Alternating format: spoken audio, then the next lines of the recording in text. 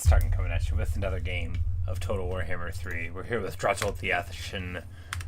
You know, we're doing great. We're doing fine. I just was cycling through some items and equipping things and such. So Grimgor is over here. He's fallen victim to one of the classic blunders and gotten distracted with his Wa. So he's over here, and we are just running over here to make sure that we take care of this. And then we're going to go home just to defend.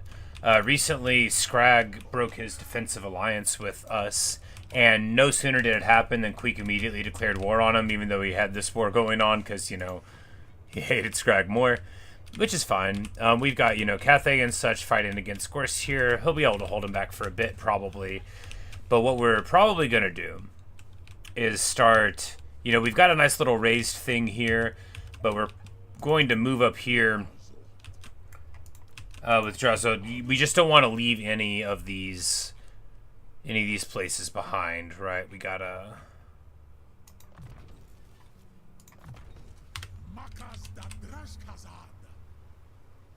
our heavy metal boys, you know, they don't maybe they don't shine, you know, maybe all they do is 9 AP damage, but I love my Chaos Dwarves. And you know, they're good. They hold still for everything else. And we could get one of these, but we should save it in the bank. Now we've got plenty of materials, plenty of armaments. Labor is in fairly good numbers, and we could rush this for 400, but I think we'll just wait. Yeah, we should build this because our armaments are fine, and this will also let us get, you know, the really good monster, and then we'll be able to have, like, you know, cool armies eventually. Wouldn't that be nice? couple of cool armies right as we win the game. There's a hero over there. I think that's a bug.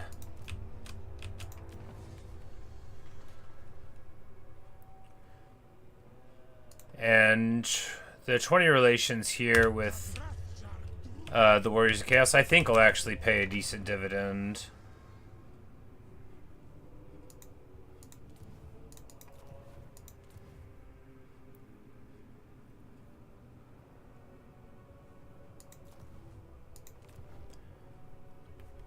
I sort of just want to, like, steal whatever people have stolen from me.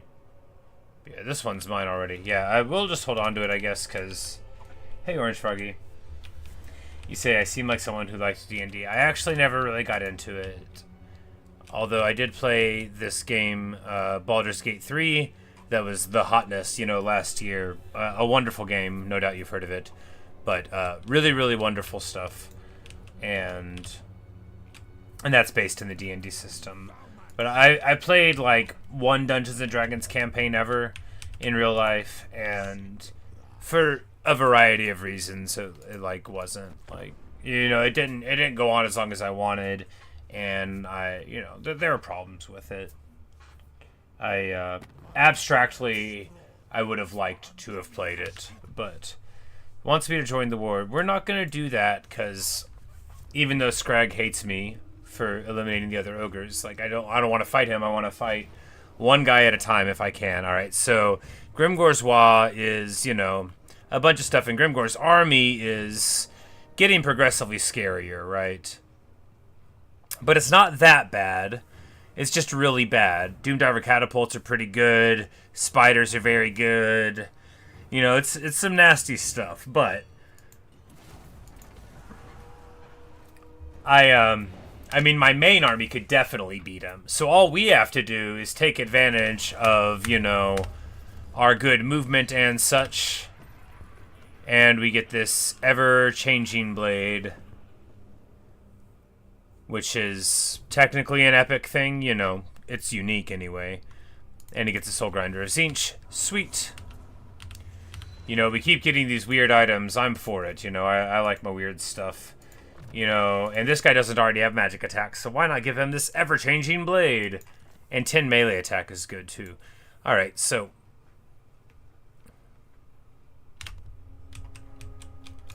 what we want to do is burn this down.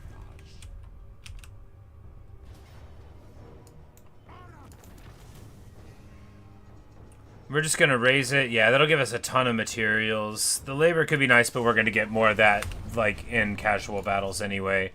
And what we can do now is we'll sell this settlement. Okay, he's actually willing to do a non-aggression pact. That is awesome. All right, so he is like cool with us now. Well, we will actually get a nice defensive alliance there. And a trade agreement. And he'll pay us some. All right, good, good. Here, well, I'll explain a little bit. All right, so basically, we're just doing some diplomacy. Our faction is called the Chaos Dwarves. We are very, very evil. We are just so evil. And most of the Chaos Dwarf factions don't like each other, right? Like you would expect. Evil people don't like the other powerful evil people. But I'm doing some stuff, fighting our enemies, and what I just did was sell this settlement to this guy up here, who previously was like, I was worried about him wanting to fight me, but now, and he's pretty strong. Oh, well, he's on the back foot, isn't he?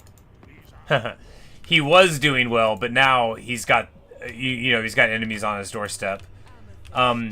This is still fine, though, because we can just absorb his faction. We would have to fight these enemies anyway, so that might be the move. Because there's a bunch of different abilities that this faction has that are special, but one of the ones here at the capstone is I can spend this unique resource. I do have enough of it, though.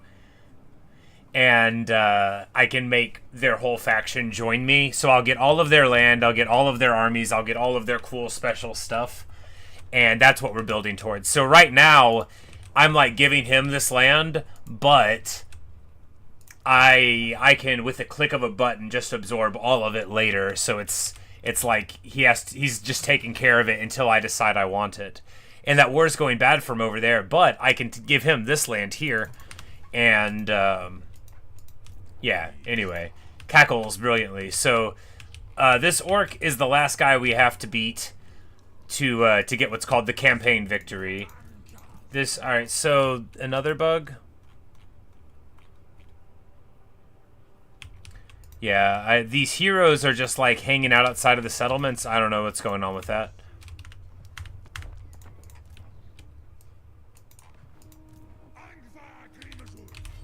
But all of the orcs' lands now are over here where he just came into mine. And the thing about my faction is I only have one city I care about.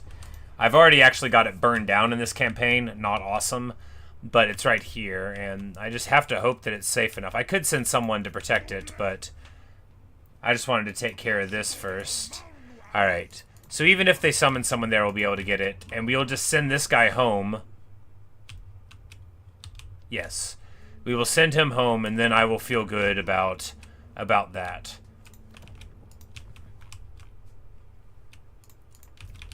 Alright. Because this army is, next turn, going to be able to just swing over here. There's only a few places to go, and then we will have a glorious battle against the orcs.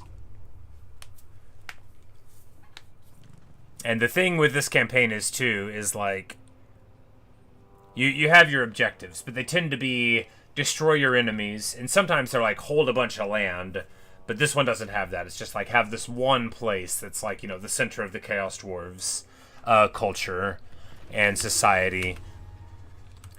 Here, Zar Nagrund, but you know, we don't have to like build a building there or hold it for any amount of turns. All we have to do is hold it for any time. We can also click a button and do that. But, and then, like, occupy, loot, razor, sack 60 different settlements. So, basically... sorry. Your brain's open. In short, all we have to do is win a bunch of fights. And once we win one single fight over here, all we have to do... Like, we don't have to worry about anything else. Even if we were to lose everything except my main army that's, like, super awesome... It wouldn't actually matter. Here we take the labor, probably. Yes. Sack, occupy.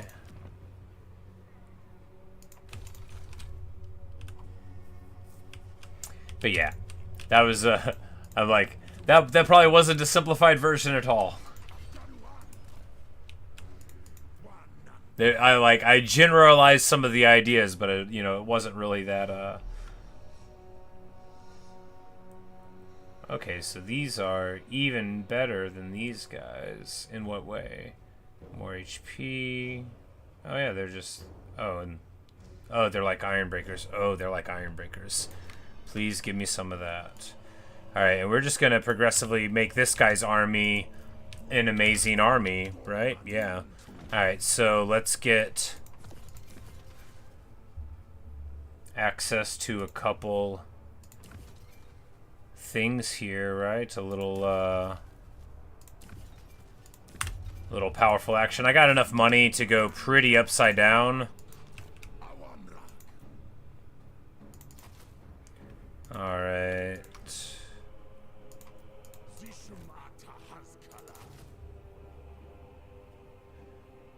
Alright, do we need these wolf raiders? Not in this army, I think. And then we can get artillery again, and then that'll give us... This is a solid army, then. We don't need these goblins. If we're going for just, I want a very expensive army, we don't need them. We can get another one of these, and that'll serve us well, right? Or we can get a flyer thing. Or some of these bros. Couple,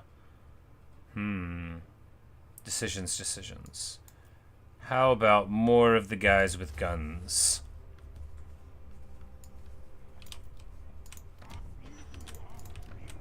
Alright.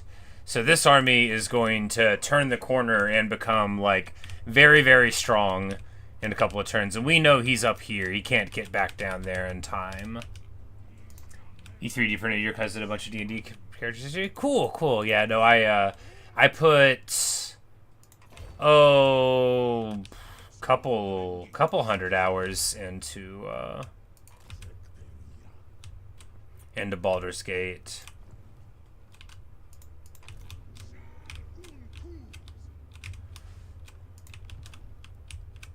And it's like, while selling these settlements off to Cathay would be funny, it would make my other friends angry, and that would be, you know, bad.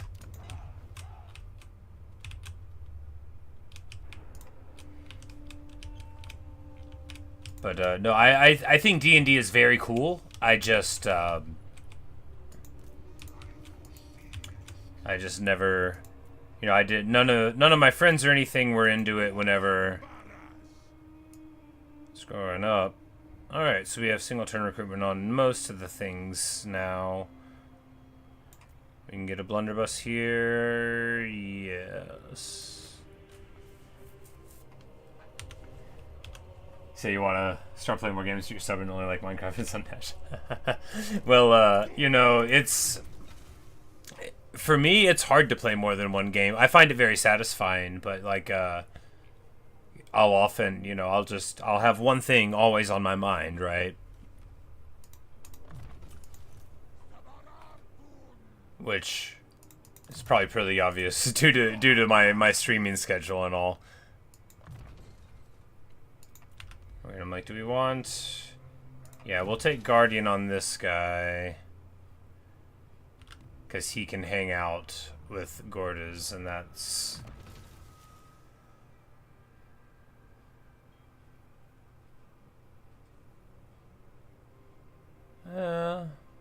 No, we'll go for straight damage all the time. These guys are punchy dudes. I like them. I believe. I want to believe. I want to and do believe. All right. Do we want to get some of these guys? No. I mean, like, it's just not very much in the front. More sneaky. Nah. Yeah. It'll be fine. Yeah, but I do, of course, like my Minecraft. I just, like, I'm sort of in between projects at the moment. Although I have them, it's like, you know how it is. You know, you're at work, or, you know, you're doing whatever you got to do with your time, and you're just, you know, paying enough attention, but really thinking about what game you want to play. At least that's my whole experience in life. And lately, you know, it's been these things. But man, Hades 2 is coming out. And, I mean, I know it's been an early access, but I have, like, a whole thing about it. But, Yeah, I'm excited about that. You say hey, something's gonna happen. I'm gonna whoop you too. I mean, anything is possible, I suppose. I think I'd like streaming with 500 people in chat? I think it would be cool to have that much attention, right? I feel like it would probably get. It would just change like how all of this functions for me, right? Because right now I do have time to read everything, to think about everything people say, basically, unless it's like some crazy stream where things are a little different. But normally, there's plenty of time for me to, to see people, to remember who they are, and to miss them when I don't see them, that kind of thing. But because the more popular you get, the less each individual person can mean to you. I feel like I don't know. I've never been popular, so I'm not sure. But yeah, it's in a way, it's like sort of like a strange and sad paradox. Like, if I ever got popular, the thing. And I feel like this happens a lot on the internet, actually. Like, people get popular and then they lose what made them appealing to the people who liked them in the first place, And that's the thing in life in general. Like, it's hard to stay what you are, to drop a Saves the Day album title in there. But it is hard to stay what you are and to be the person that you want to be. Like, that's tough, especially when your material conditions change. But, I don't know. Obviously, I like to say that at the beginning of sentences, even though it's not necessarily obvious. Like, obviously, anybody who puts videos on the internet, dreams of being more successful than they are. But,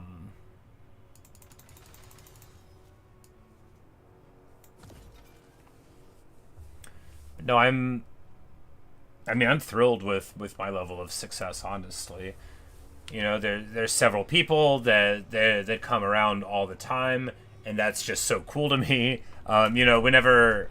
Before I started streaming, whenever I was just doing videos, I was doing them almost every day, but, just like 15, 20, 30, 45-minute Minecraft videos was all I was doing when I was coming back, and then, like, sometimes, I would get a comment on a video, and sometimes I wouldn't get a comment on a video, and then eventually I started streaming, and then, like, it was cool to see that people would choose to, spend their time with me just doing no value-added video game streaming, right? Just, like, me just talking to myself, and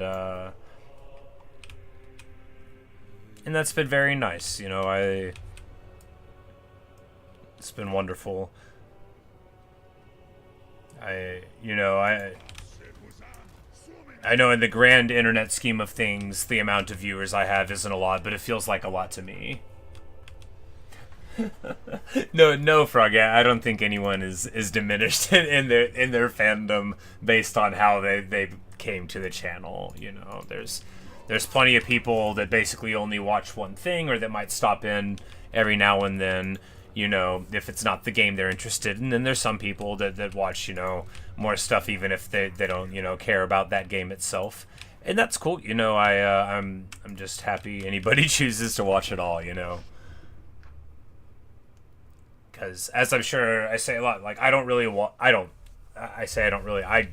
watch content like what I make. I don't watch this at all. Like, I principally watch commentary of real-time strategy games. Like, that's my bread and butter. That's what I get on YouTube to watch. I mean, and sumo. Right now there's a tournament going on, but I digress. But so, it's not like I know what people are looking for, but I'm always pleased when this happens to be it.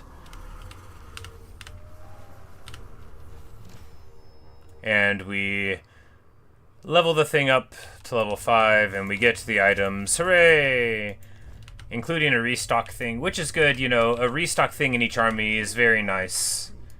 That just lets you get, you know, infinite ammo.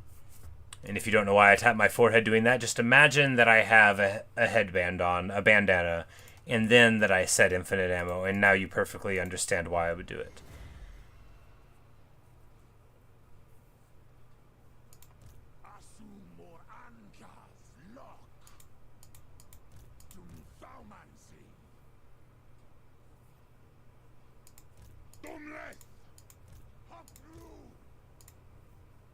I'm like, do we want to give this guy... Yeah, I'd much rather him have, like, a potion of healing.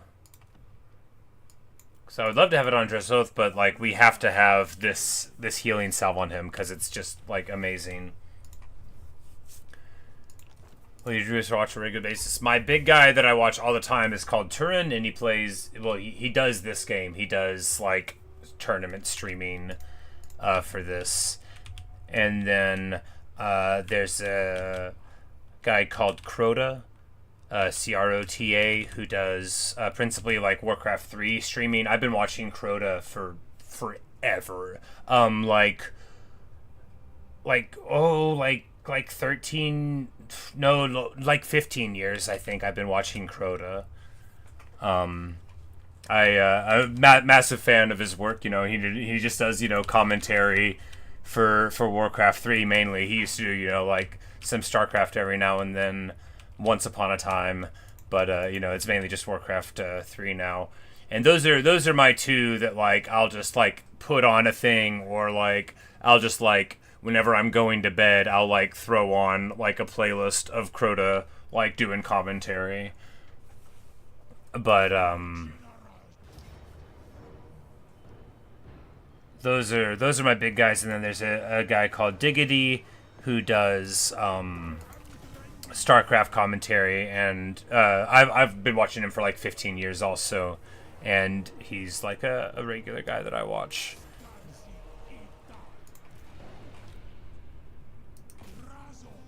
We sack Occupy.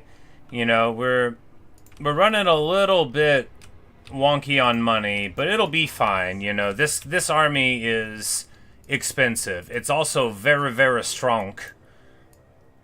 And now we're at level 5 here, which means we get to do all the cool stuff. Because the mortar, you can get the mortar and get it pulled by a train. So the thing on the back is like shooting its awesome, you know, like you've got the artillery piece, and then you also have the pain train in the front, the Iron Demons. But we're gonna get this, yes, and then all right, that's fine. I'm like, I feel like we don't build any of these buildings. I mean, like, what, for money, for recruitment rank? I mean, those are okay, but yeah, let's just build up.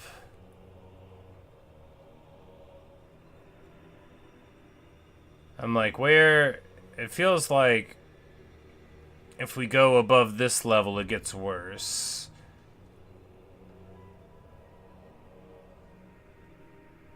You lose like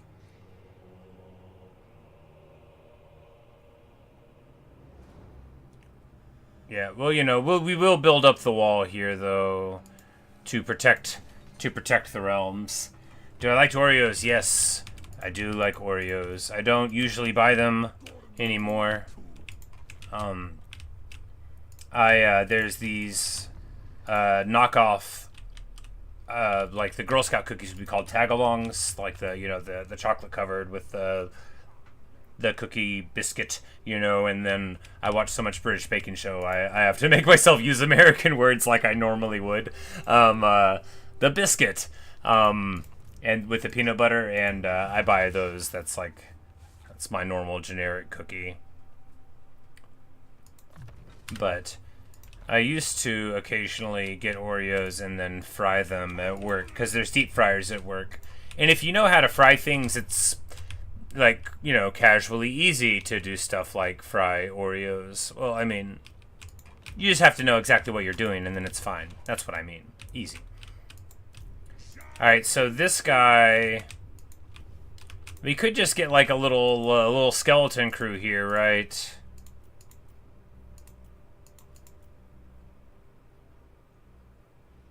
You know, 8 ward save is really good. But 50% experience is probably better at this point in the thing. And he'll just chill here and make a whole nother army. I mean, that seems excessive. It doesn't mean it's a bad idea. We could just have him here to, you know, that actually could be a good idea. We'll get them in these places to just hold down the fort, right? And then if they win the fights, then that'll be good. And if they lose, you know, no big deal.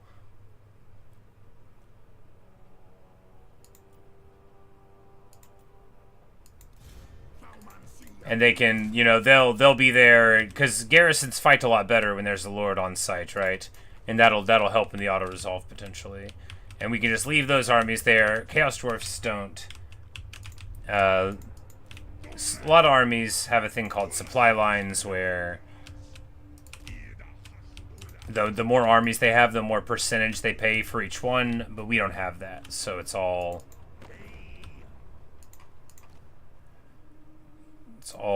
good for us. Now we can get a trade deal with Archaon. We would have to pay him 7 grand. What? Ridiculous. Of course, we're like bad guys, so even though we've never done anything wrong, the only people we fought were dwarves and elves, and no, I like both of them, but you know. You're really gonna get mad about getting rid of some dwarves or elves. But we're going to be able to get some really, really heavy metal stuff before too long. Just in time to win the game, of course.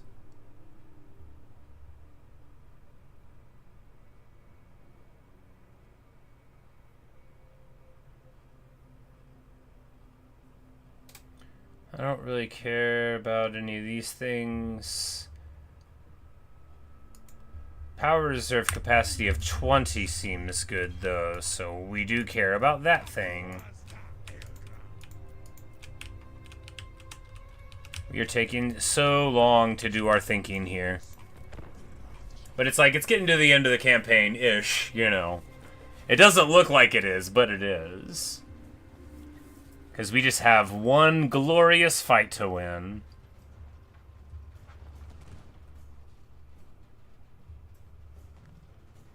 And it looks like Clan Moors is still over there, and... Or not Moors, that's Mulder. Moors is still our defensive ally. Alright, so we are under attack by some Cathayan, or rather, we see a caravan. We're gonna draw weapons and destroy them! Hiya!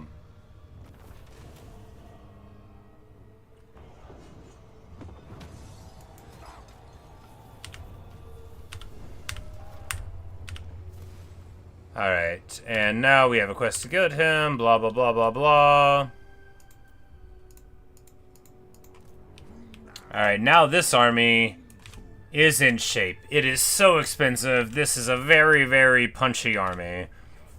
You know, it could be better, but it's still real good. I believe in this army.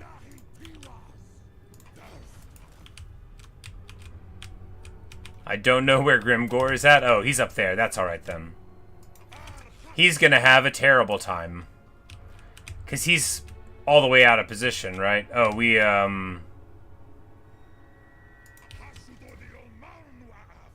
Speaking of all the way out of position. Well, that's actually perfect, because Drazhoath is on his tail. So he's gonna what? He's gonna go up there? Try to go home? Either we're gonna have a massive fight here, or we're gonna ambush him and then beat up on his army some and then beat him afterward, because he's got a big reinforcement army tagging along his. But the thing is, I'm like so much better at fighting than he is. Like so much better. Not really. I'm a little bit better. We're gonna take this special armor.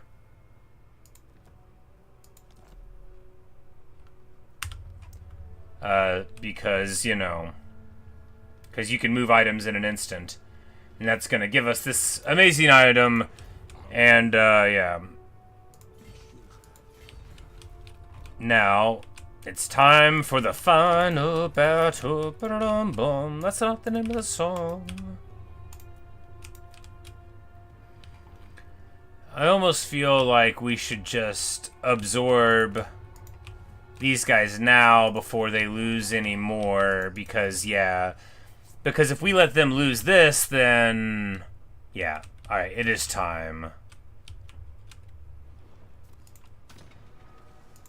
If we let them lose their main place, then we won't be able to take over their main place so good. And when we do this, we get all of their stuff that used to be in this tree, that used to be pumping up their army, is now stuff in my army.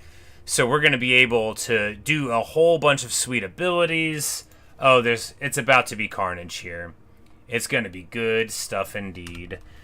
And that means I actually should take this tech, because giving me more of these abilities is very good indeed. Alright, so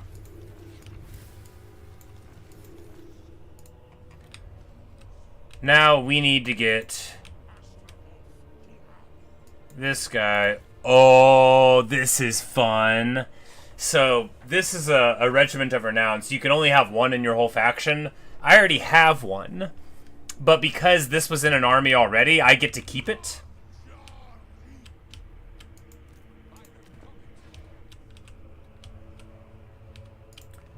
And that is nice. Now, we're hoping that she'll, like, Elspeth, she, the lady in charge of this faction, will just sort of, like, turn around and be like, man, that's so cool that you stopped being antagonistic to us. We're hoping that's what will happen.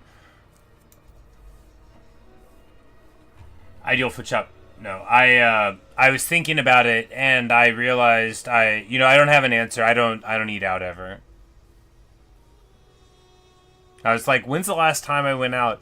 I got, like, pizza at Little Caesars maybe, like, 6 months ago. But,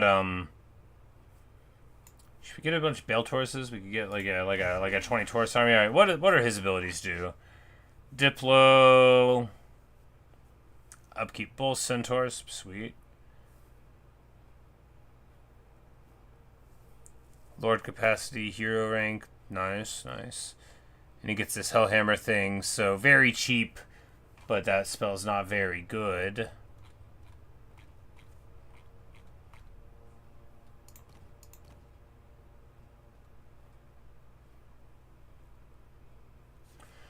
Oh. Going to the grocery store and grabbing my normal items. I just go to the old neighborhood market by the major corporation that runs it. I buy, like, vanilla yogurt and granola and occasionally Mountain Dew and like frozen burritos and salsa and avocado and habanero hot sauce. That's very important. You got to have your hot sauces. I used to buy bread, but then bread got more expensive, so I don't buy bread anymore.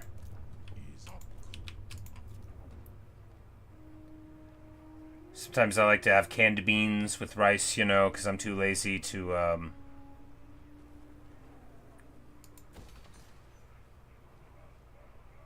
Oh, that's nice. Nice little landmark there.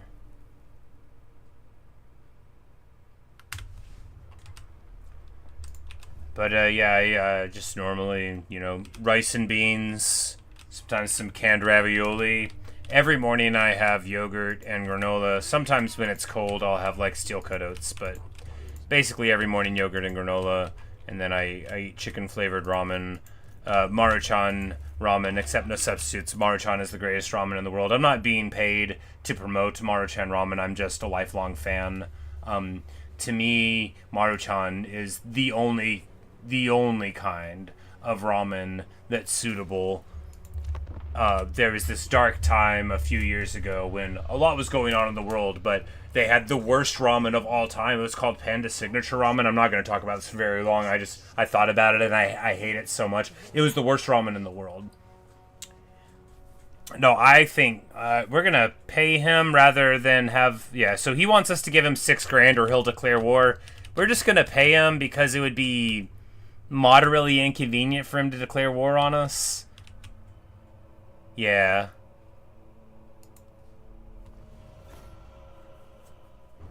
Frozen pizza, diner and huggies, and box mac and cheese. Nice, nice.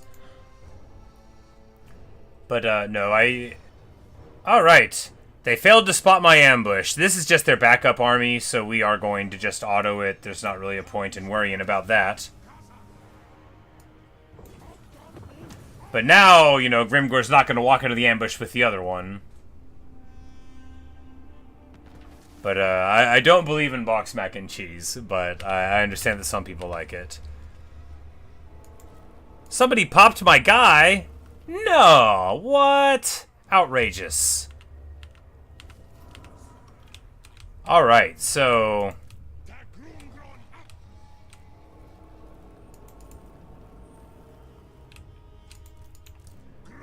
Well, that's rough.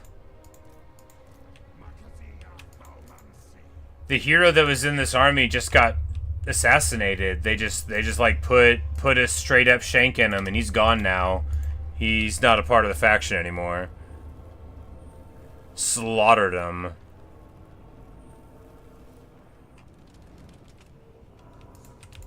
I'm like, then why can't I get any more? Because they're in one of these armies that I just got, right? Are there somewhere on the map? I don't know. Where are my other heroes? Oh, they're wounded. Those guys are wounded. Where are these heroes? Okay. Well, this guy at least is level 36, so... You know, maybe the guy... Maybe they wanted to get him and couldn't, but we're just gonna bring them home. I guess they gave us these heroes all the way over here. Well, this must have just been where they were at, right? Good. I like ravioli. I do like ravioli. I even eat the canned ravioli, even though it's not very good. I still enjoy it. I love, like, proper ravioli. Alright, we got him! Yeah!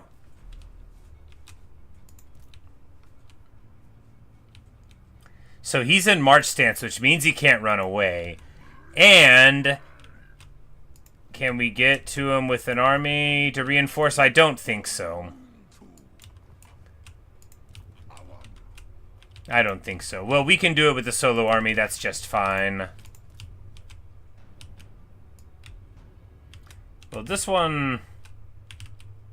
We're actually going to spin this one off this way. This is the heavy metal army. This one can just burn this up because we don't need help with the other one. Even if we could get it, we don't need it. I mean, we're about to lay the most savage of beatdowns down. It's about to be a beat down. You make your pasta from scratch, then freeze it. Nice. I do not make my pasta from scratch, but I do have a couple of dishes that I do very well whenever I cook at home.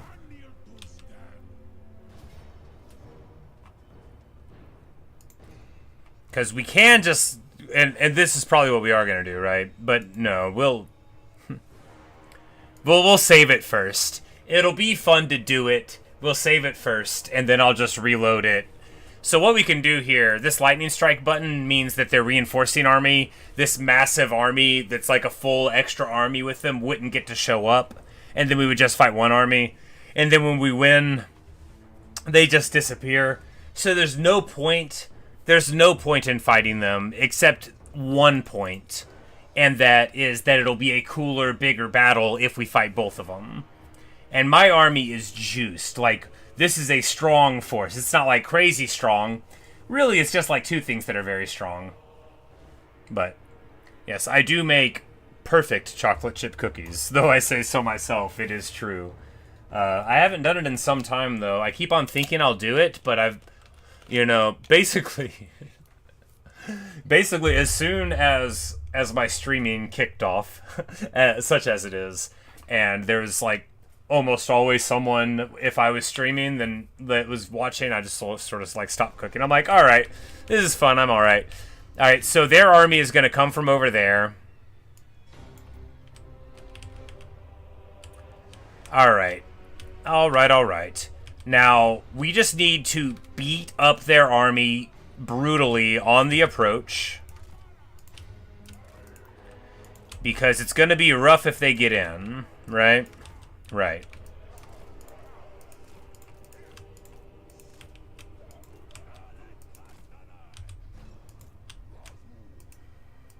Now, we very well might be reloading this, okay? We very well might be.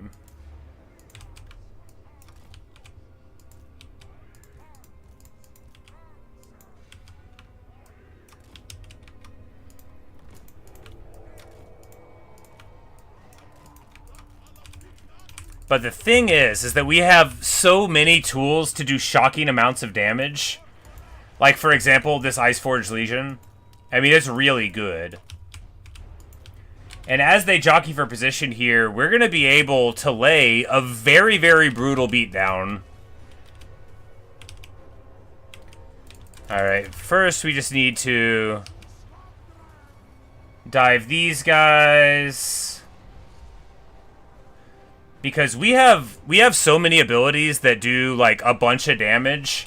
I think, actually, while they're trying to figure out what they're going to do, we're just going to delete them. I think that's what we're going to do. I think we're just going to rip them up, and by the time they try to respond, their whole army is going to get just gone. Your allergies are worse right now. I'm sorry to hear that, man. I had very bad allergies for quite some time.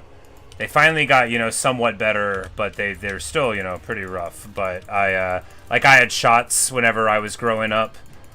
I had to go to the doctor like every week basically, and then every 2 weeks, but for years and years. And I would get they would give me injections that were supposed to help, and maybe they did, because now now I don't have as many problems with it. The Bull Centaur Torok is caught out on these trolls, so obviously I'm gonna dive them. That's smart.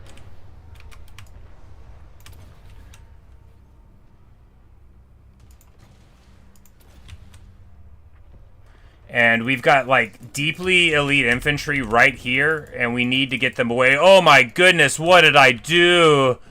Okay, it looks like they are shooting at my fire glaives with their artillery, and that it is, pretty scary stuff.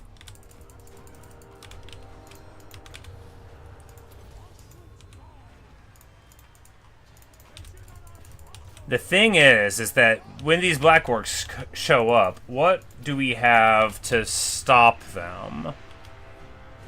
We've got our blunderbusses online.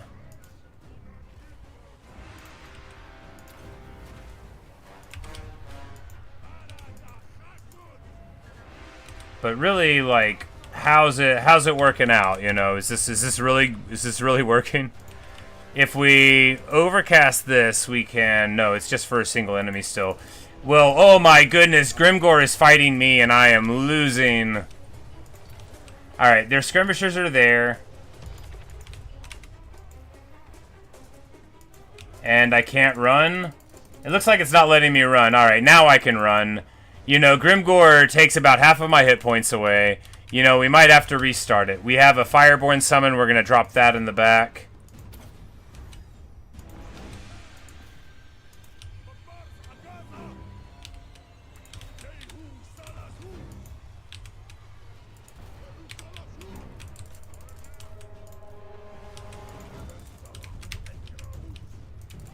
Yeah, it looks like my feelings about the superiority of my army were greatly flawed, because look at the beatdown they are doing.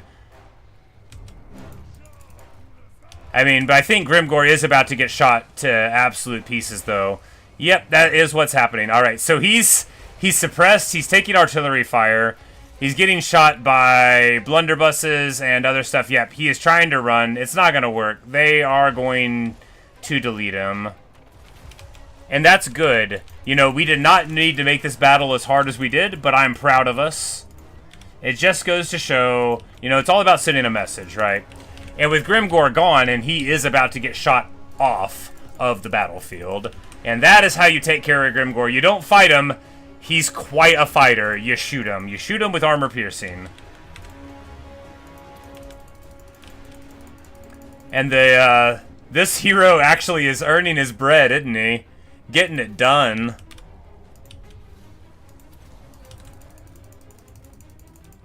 And with Wayfarer, just a menace. And now, actually, so it occurs to me, yeah, no, now we're set. Because now everything that they have on the battlefield has to walk through artillery, and they don't have those big punchy elites, or at least not so many of them. They've got some of them. Yes, they do. Yes, they do. All right. Speaking of them, let's get our artillery shooting at them. Shall we? Oh, no, no, no. The blunderbusses. Getting too antsy. Because, you know, proud as I was of our results there, we still got to work it out. All right, and now we're going to, boom, shoot. Oh, my goodness. This is a very elite unit, and we just delete them. Between the charge and everything else, I thought we were going to get him to charge off of the battlefield. Well, that next burst of artillery fire will certainly do it.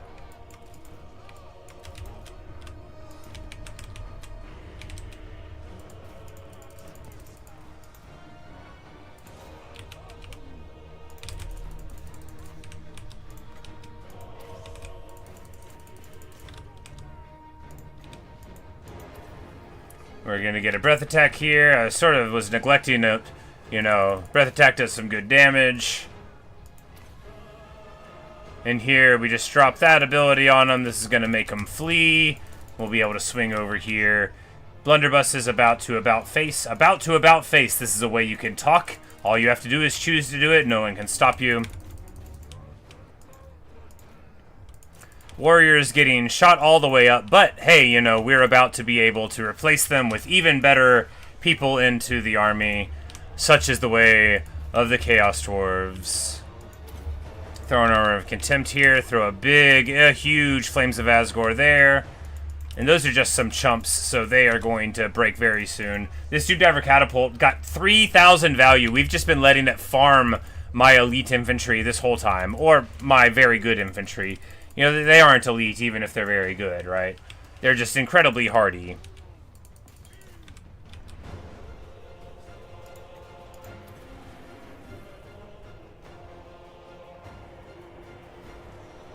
And then boom, boom, boom, boom. We call in the artillery right on our own head. That's a lot of damage. So your uncle actually plays this game? Cool, cool. He plays Civ in this game. Yeah, yep. You know, strategy gamers do like Total War. This is, you probably heard me say, this is sort of like divisive in Total War in general, because some people like the historical stuff basically exclusively. And, you know, until recently I hadn't really played one, but then I was playing the Chinese one, the Three Kingdoms Total War. I don't know if you caught any of that. I think you caught some of it. But that was, you know, I loved it. But yeah, and Civilization, also a wonderful thing. Are you heading out, Froggy? Well, thanks for stopping in, man. It's always so good to talk to you. You wake up, go to work, home, sleep for hours, watch stream. Well, you know, it's, you know, it really is a cool feeling to know that you penciled me into your day, you know, for a little bit of your free time. You know, I know I say it all the time, but it really does mean a lot to me that somebody would choose to spend. You know, we only have so much time in a day. And for someone to spend their hard-won time that they've taken away, you know, from the job and all that, you know, wonderful stuff. Oh, hey, Luke, what's up? You know, but anyway, good night, Froggy. Sleep well, and I hope the allergies eventually stop visiting so much upon you. 600 kills. But yeah, Luke, we caught Grimgor in March, and we could have lightning striked the wall off, but I said it'll be more fun to fight it, and I was right. And I was right. It was so much more fun to fight it. The Raisening is going very well. We confetted Astrogoth because Elspeth's coalition was moving like way too far up in here, and I figured they would burn down Uzkolak if I didn't do it like right now. Did they change Armor of Destiny again? No, that's just a few times ago. But yeah, we so there's the catch on Grimgor. We got one dude over there. I don't think he's gonna be too long for the place, right? But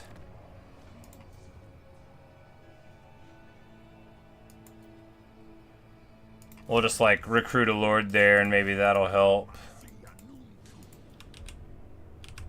Can I recruit my fun units? Oh yes, we actually have a fun army over here. It's not the funnest army, but look at it.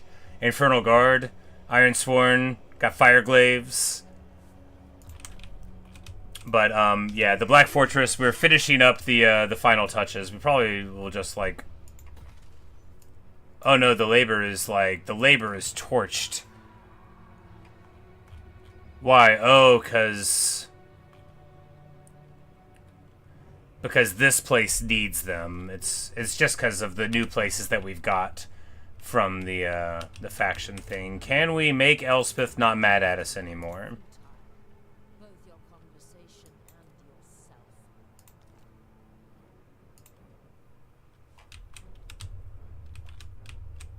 You know, I don't think we can make her like us. She's got 38 lands. We just took it, and it's not accepting labor. We confederated him, I think, this turn. No, it was last turn. And he's got this weird Dreadquake mortar that I think shoots, like, the crazy bullets. But, you know, we also got, you know, some really sweet army abilities out of the mix. But we're going to move up to Uzkolak. We're building, you know, walls there. And then we're going to try to, you know...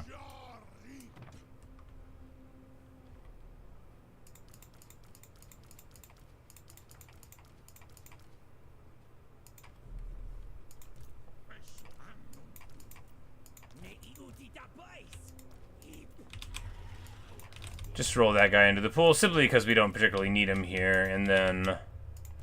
He did have, like, a level 36 Bull Centaur Toruk, so that's nice.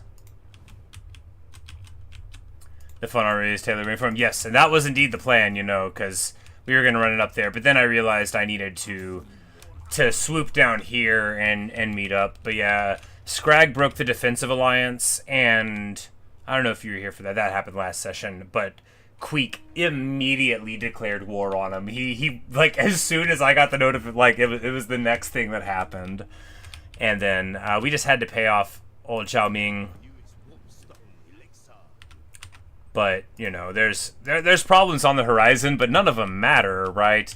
Because all we have to do is take Zarnagrund and then also, you know, do nothing. I think, yeah, 6 more settlements, finish off Grimgor. You know, it's all basically in the bag.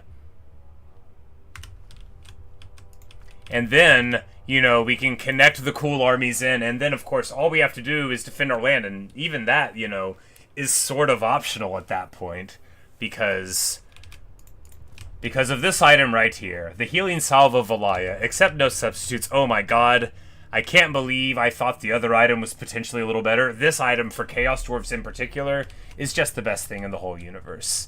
There simply can't be anything better. We're gonna go here and go to ambush and hope that he'll either attack here and then we'll mop him up there, or else, because, you know, Archie's coming in through the land, you know, there's all this going on, but, you know,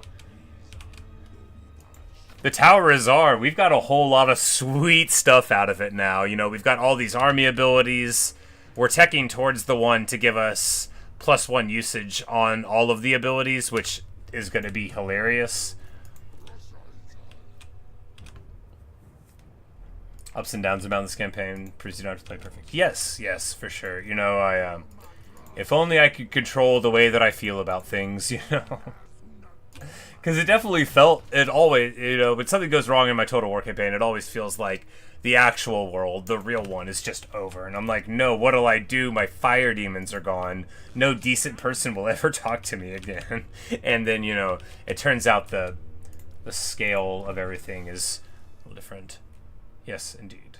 It's important to not get discouraged, and so difficult to remember. But the Centaur Torok that I had been training got murked. Probably by Shady here. Yep. But, of course, we all know that Goblin Big Bosses are one of the reasons why it's miserable to fight orcs. But, you know, we're going to be able to mop up the last greenskin settlements in just a couple of turns. And then worry about Elspeth, who hopefully will walk home. Does she have other wars? Okay, yeah, she's at war with the World Walkers and with Wars of the Apocalypse, but not with Mulder. Not with Mulder? Oh, Mulder's weak, okay. This is a whole army over here? Well, that's gonna make... I've just been, like, straight trespassing for ages here, and I didn't even realize we picked up this army. Anyway, we also are...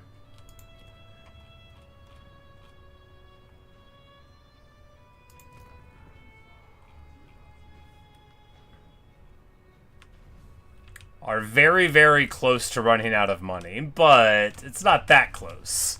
We can just declare war on somebody. Alright, here we drop an elite dwarf for the Immortals? Yes, because this is the fun army. This is the cool army. And we can recruit them in foreign territory from ambush stance. That's good. Elsa's doing a Malachi. Yeah. Especially with Chaos Dwarves, because as I remember now, you pointing out, you know, like...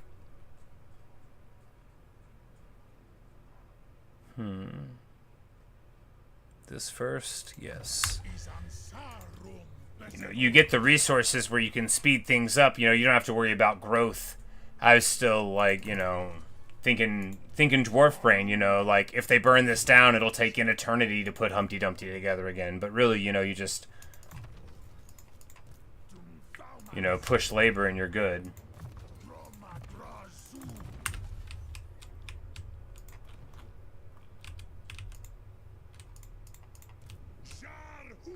And we just left this dude at home, you know, to send a message and to soak up mentor experience. But yeah, we're so broke.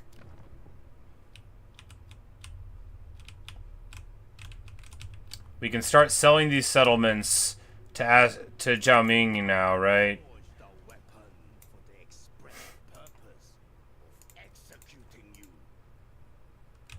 We could get more out of him if we made the military buildings, though, right? Yeah.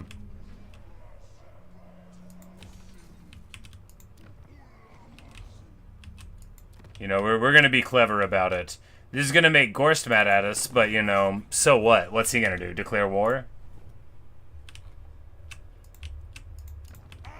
Because soon enough, we'll be able to get, like, the cool stuff. We just need to not be broke by the time it arrives. And even if we are, I just need... I mean, truly, one army. We don't really need to hold on to this place. Not really. We're getting so many armaments a turn, though, so that's good. Because we might need some unit caps for things. But I think actually not, because now that we have the tower seats, I think we have most of the good ones for getting the units every few turns. Aw, Queek! How could you? You know, he's probably annoyed that we didn't help in all the wars he asked us to. But even if we did, I mean, who's to say that we would have been fine? Alright, so what we want to do here is do the fights, because I bet we can really beat up this army with army abilities. And then it may not matter. Have I started upgrading my units with armaments for return? I have not.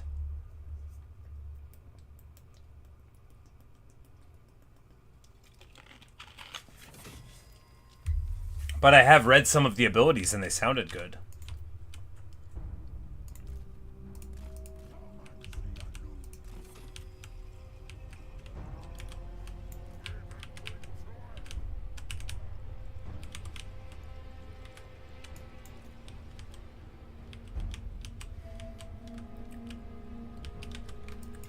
And really, we just want to, like, get these Crimson Killers, so... So we're just going to go over here and try to fight them. And then, you know, and because if we don't get, like, something good here, that's fine.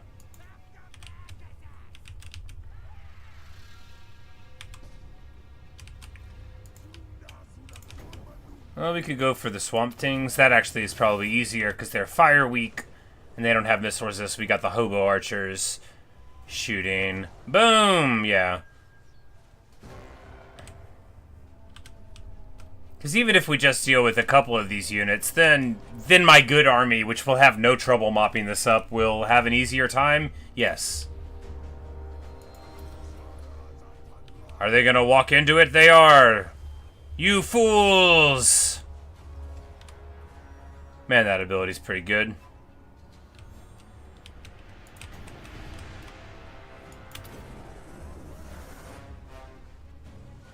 And the worst burning head you've ever seen comes in onto Warlord's Boys. But actually, does a nice hit on Crimson Killers and then a sweet turn. Oh, curveball right into the Swamp Things. That's what it's all about right there.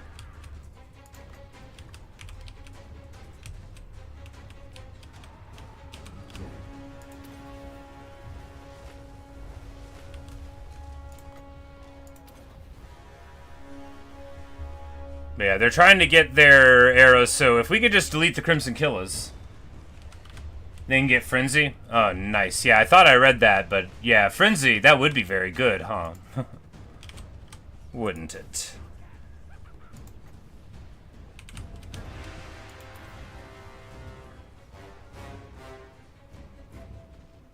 Well, that didn't hit at all.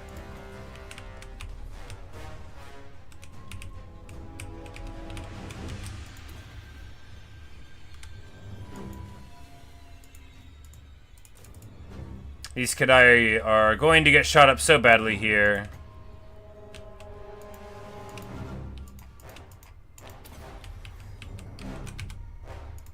But the good news is that the Swamp Things are getting shot up. We're gonna fireball them and go for the kill. You know, probably no kill like overkill, but you know, it might have just fireballed into the Black Orcs instead. That is amusing. Now, the Laborers will match up very nicely against Black Orcs here. No, because we just have Cascading Fire Cloak and not Sword of Ruin. Well, they'll match up okay against them. And we'll just walk out the door at their leader. If we kill the very last Swamp Thing with the tower, then they'll definitely not come back up, no.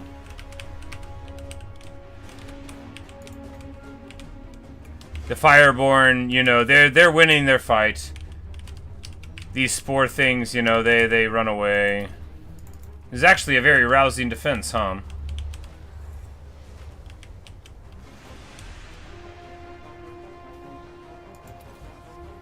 And we'll drop the artillery in right on our heads, right on top of the Crimson Killers. And the Laborers, you know, too. And also the Laborers, obviously. We can't forget about their, you know, brave contribution.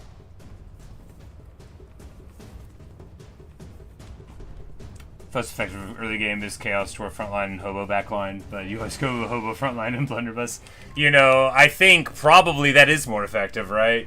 Sneaky gets in the front, and then you get your precursor ammo, and then another little checkerboard of Sneaky gets, and then Blunderbuss is behind. I wouldn't have the micro for it, though. Not that I have to tell you that. You saw me try to play Elspeth. Not try. I did play Elspeth. I mean on hard, not on, you know, not on very hard, but... you know, I did play.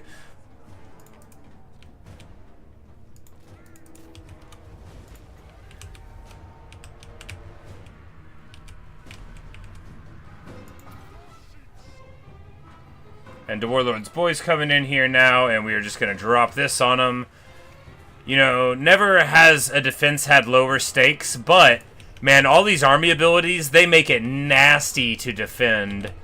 I can totally see how, you know, with even just a little bit of a garrison, you could totally make it work.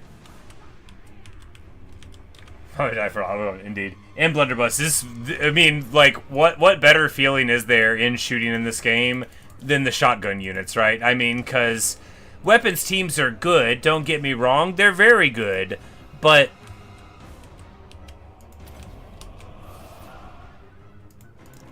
you know, it's just when they have to get close and then you just open up. Oh, it's so good. Yeah, Crookback Mountain's really been going through it, no doubt. They've been having a whole time of it here.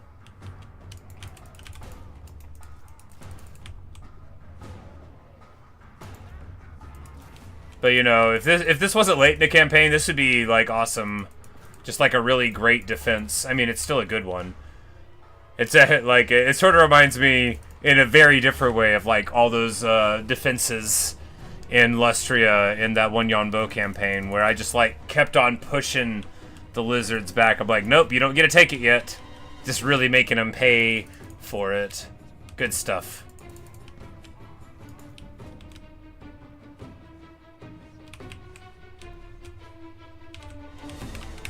And of course, they're just going to get in eventually. I mean, I say of course. It's not like a foregone conclusion that they get in eventually. It's theoretically possible that I could win this. I don't think so. I mean, maybe. If I had set up a little better, maybe. Because, I mean, really, if you think about it, a lot of their stuff's already gone. And I still have 3 units of dudes and a whole bunch of winds of magic. So, I mean, maybe.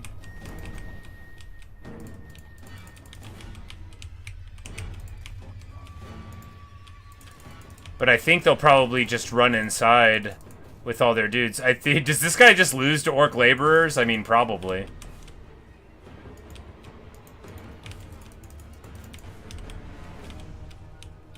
Yeah, because they're just backcapping now. I'm like, I don't know. Orc Biggins and River Trolls. I mean, like, they've got some nasty stuff here.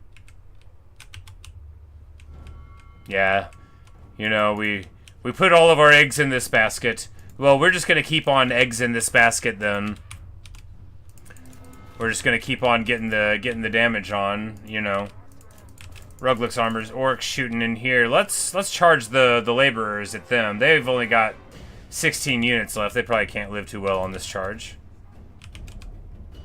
Get a shatter on the Warlord's boys, and they are veritably out of commission.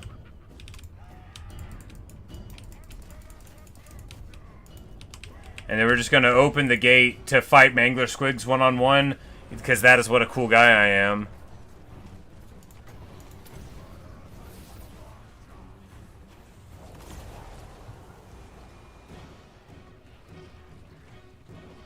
Kazaran Lane's Laznafist, you know, he's no slouch. He's no weakling.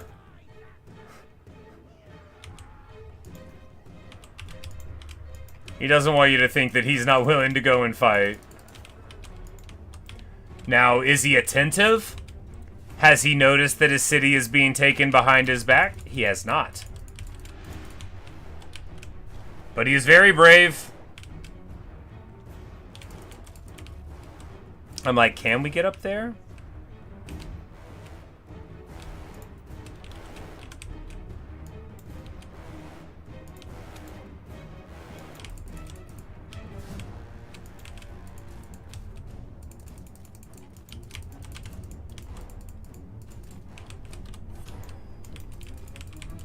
You know, we could have built towers. You know, there's a lot of stuff we could have done to do this better. It's fine. We're just going to get on this big boss who is much better at fighting these dudes than that shaman was. But still not, like, amazing at it. Yeah, it looks like they're taking it there. You know, we really could have... We might have been able to do this. Yeah, they got, like, the splash and all that, right? They got all of that nonsense going on. Well...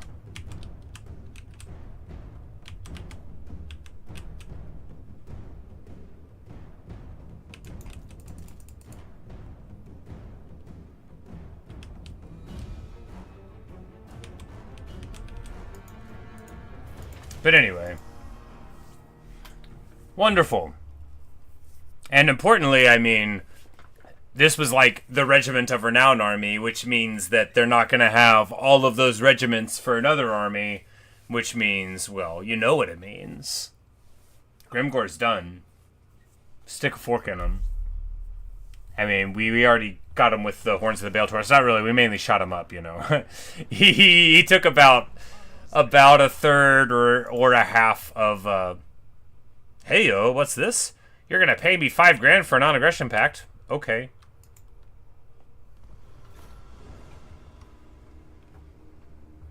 Look, if I could be friends with Chaos, why wouldn't I want to be? I'm not, like, afraid of Archaon. Worst he could do is annoy me. Send me a letter. Oh, and they didn't even take the city. It's been through so much. You know, we beat them up so much they came back here. The Swamp Things didn't get taken out with one unit remaining. You know, that's something, all right. But, you know, we're just going to auto this. We could use our good army for it, but I think we'll have an opportunity to show it off soon enough. Yes, and he sacked it. A smart guy.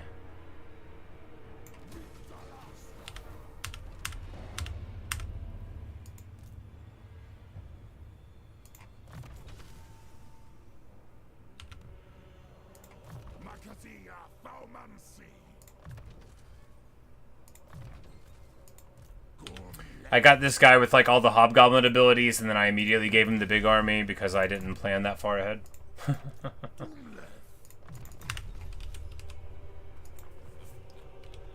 But yes, so there's that.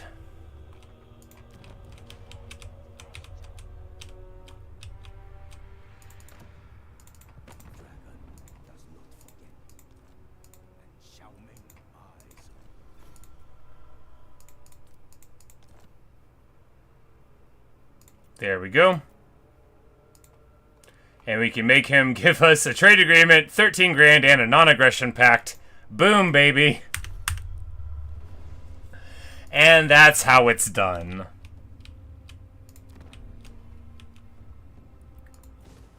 And we'll probably just start, you know, because we can do that. We'll do the same thing here. We'll red building sell off there.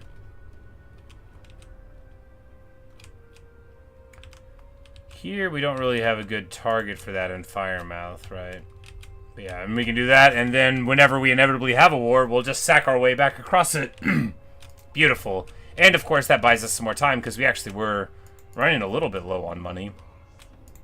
Can't imagine why, with this one army that costs like 6 freaking grand.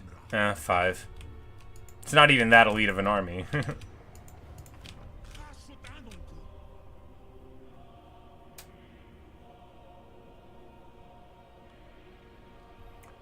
I guess we could, you know, like, pour materials into money. Seems wasteful.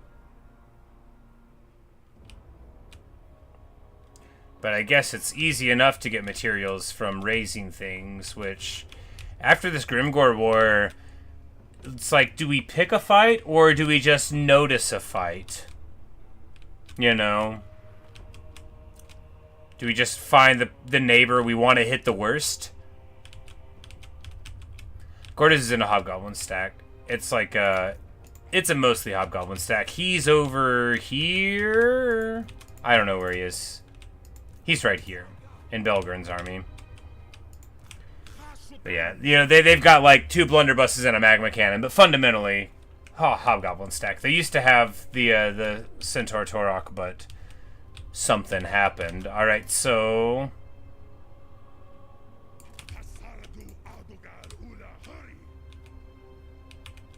Alright, wonderful. So Hack does come over here.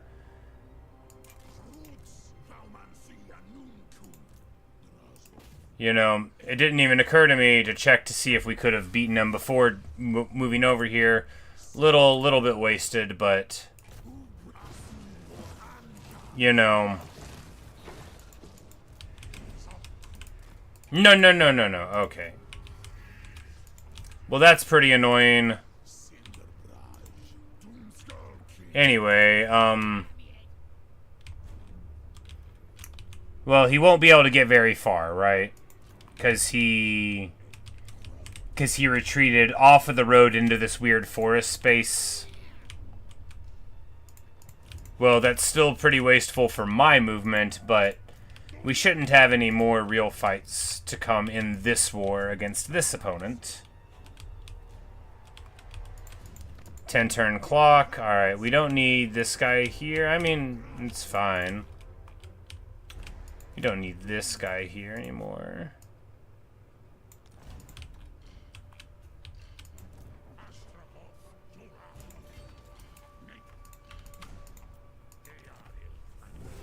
And this army's so expensive because of this thing. I don't...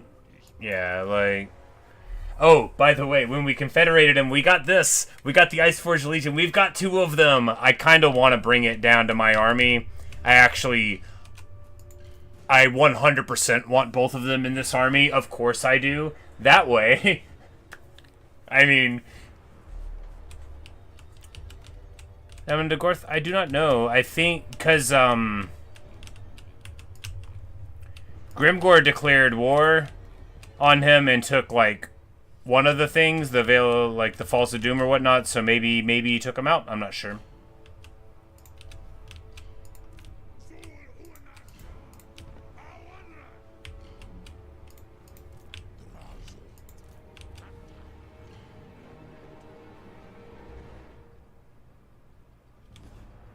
It's like they got all these good things, but I'm like, man, does he need them? I mean, we're not getting rid of the cool extra hell cannon, but the trained magma cannons, yeah, they are at tier 5.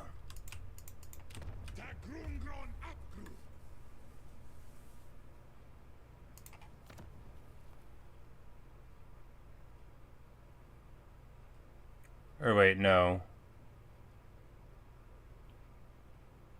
Are the trains only to pull the Dreadquake mortars? Do you just attach the train to it in the battlefield? I don't see a Toad Magma Cannon one. Yeah, the Dreadquake mortars, exactly. Yeah, no, they're tier 5. But yes, you know, I have been dreaming. I'm like, you know, maybe I'll just get a ton of money and then I'll have an army with, like, all trains. Just a big train artillery army with Cinder Breath over top. Yeah. Iron Demons just crashing through everything. The mortars going crazy. And then there in the sky, Cinder Barrage. And then I'm like, why don't I have an army with like 19 Iron Demons anyway? Like, that would be a good army, right? It counts as 2.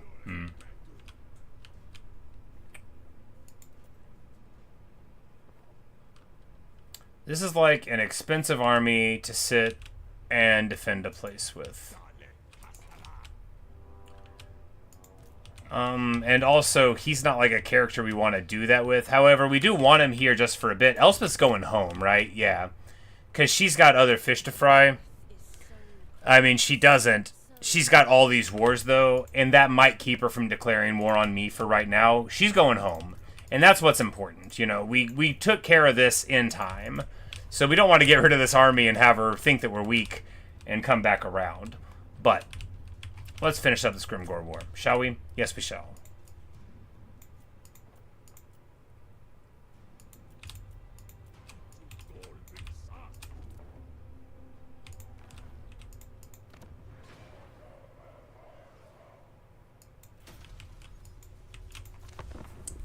And there'll be a rebellion here. Time to play whack-a-mole. I just don't work with it. Yeah, you know, he decided the shortest distance between where he was and Elspeth was through my land, and I'm not, like, mad, you know. He paid me $5,000 for a non-aggression treaty, and I believe him. I do. Wardzog wants $5,000 or he'll declare war on me.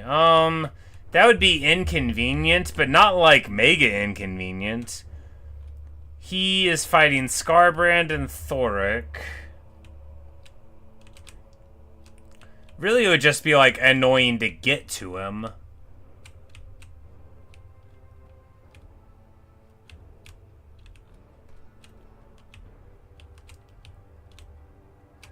Yeah, I guess we just pay him off just because it would be annoying to get to him, and I don't want to send someone, and I don't want to have to worry about him coming in and bushwhacking me.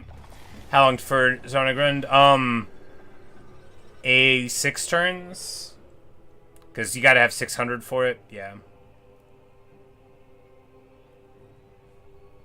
Oh, because I keep on getting technology that spins it.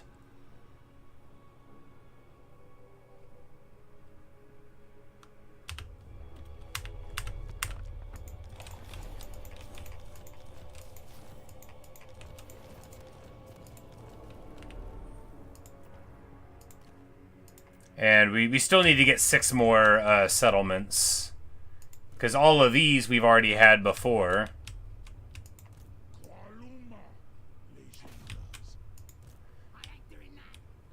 And if he, like, gets away by going underground again, I'm gonna be, like, so mad. I'll get over it.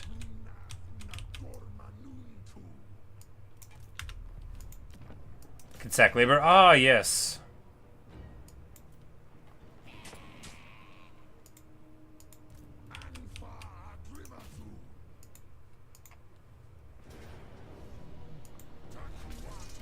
Hiya!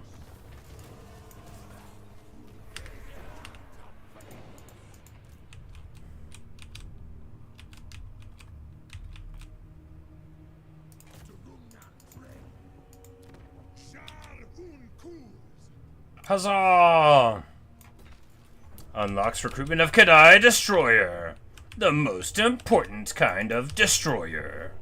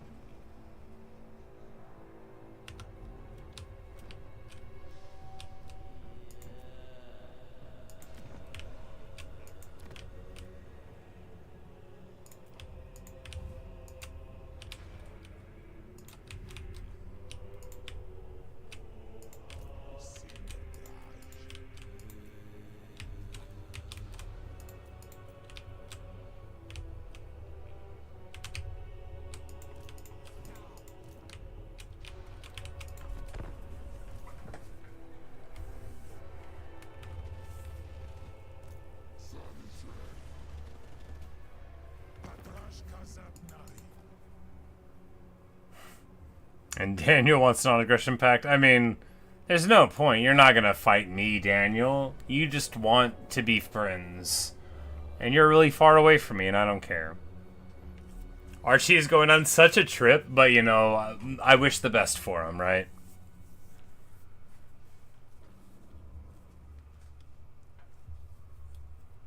Could have called labor, not the other thing, because they're state property, not privately owned. Perhaps. I think it's mainly to differentiate it from the Dark Elf system. I think... you know, I don't know, like...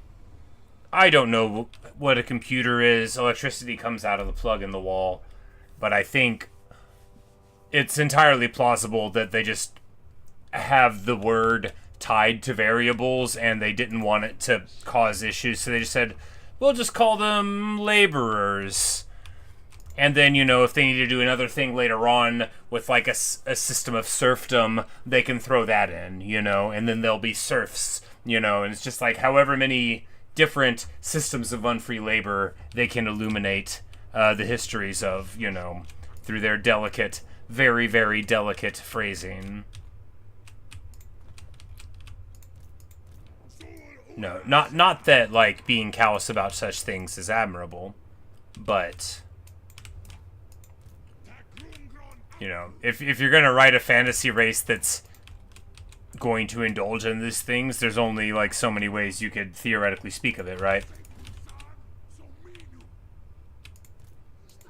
And they're like, wait, what did we say they did as a society? Oh man, that's rough. Are we sure? Okay. Alright. Who designed the Beastmen? And you're like, oh yeah. Yeah, I was afraid we would get to that. Alright, so we're gonna go to ambush here. No, we're not. We moved too far. We're not gonna go to ambush here.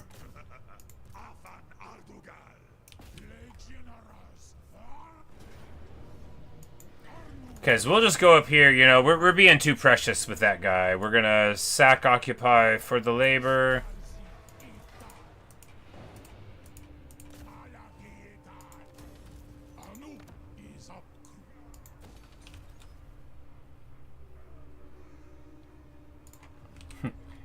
Interns, yeah, that's like one of the streamer that I watch for Total War. You know, he's always like the orc unpaid interns, and I'm like, very very catchy Bo Burnham song.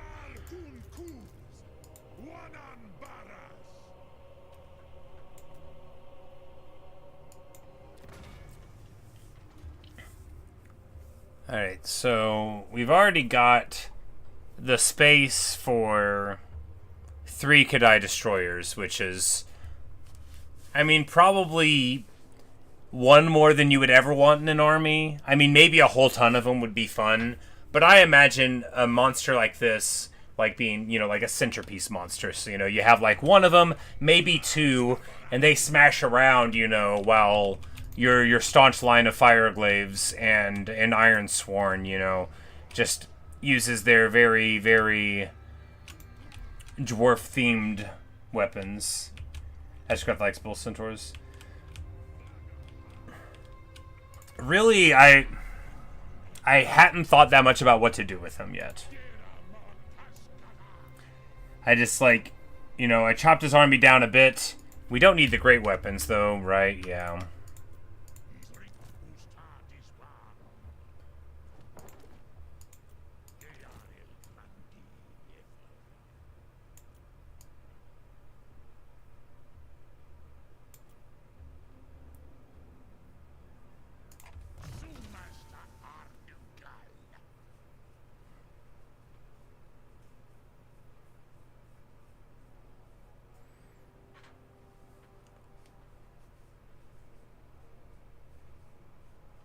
$15 ward save for him, too? Yikes. Craziness.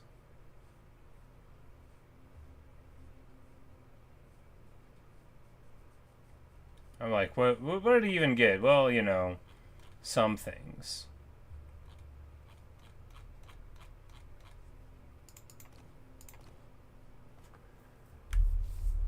Hero and Lord Recruit Rate +3 seems fine. Actually, hero capacity seems fine, too. All of this seems fine. It also seems like we need to respec him when we get a chance. Maybe right now. Yeah, right now. His build's trash. Because this makes Hellhammer very effective, and so that's fine. But there's still no reason to have... Oh, he doesn't get Burning Head. I'm like, where's the Burning Head? He doesn't get it. Man, his spellcasting lore is trash. But, I don't know. We'll just take Mentor and think about it later. But yeah, we don't have the unit caps for the Bull Centaur Torix, basically. Or the renders, rather.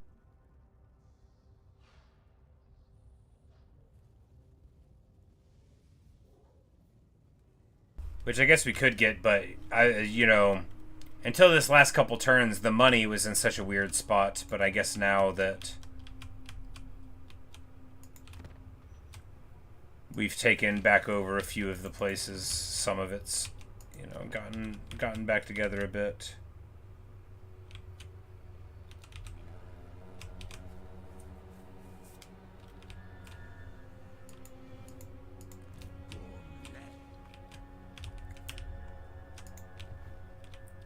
Very hardened mobile, yeah, because he's not mounted, right? He just he's perpetually walking on his little spindly things. He's quick though, right? Yeah, he's very quick. He's got that big AP, 7k HP, very heavily armored.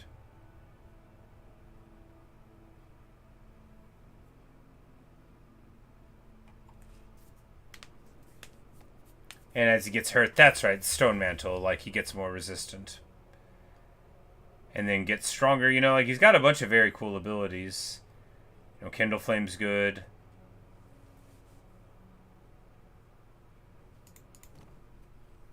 Speaking of abilities, we should give him some better items, though. No, he's got fine items.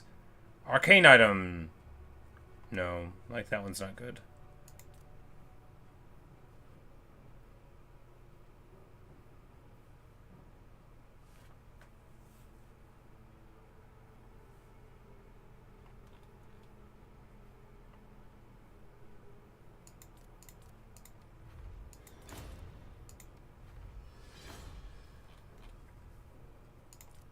Just, hey-oh, there we go.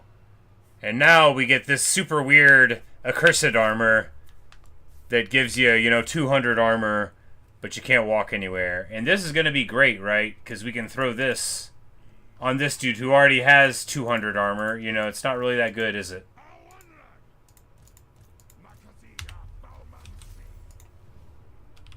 Does he count as large? I'll have to check. I don't think so. I think he is a small character. I just think that abstractly because of PvP, yeah. Yeah, he is small with 2,500 mass, yeah. Yeah, if he was large, he would be much worse for, you know, a million reasons, as I'm sure you can immediately put it together. You know, anything that spears match up well against is not going to be that great. You know, there's a reason why Vlad and Grimgor are so good, and it's because they're not big. I mean, there are many reasons, but that's some of them. All right, so this dude will attack here, and we will win. I guess we could start recruiting. What? No, we couldn't.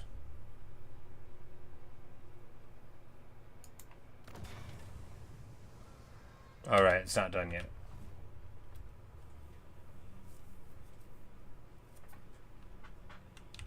You play 3K, you know, to make this. Yeah, for sure, for sure.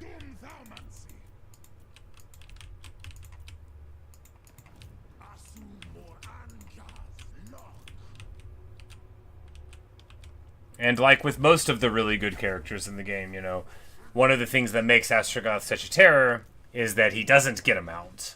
And that means you're always going to see him in his worst form. You know, if they just put Vlad on a dragon, it wouldn't matter.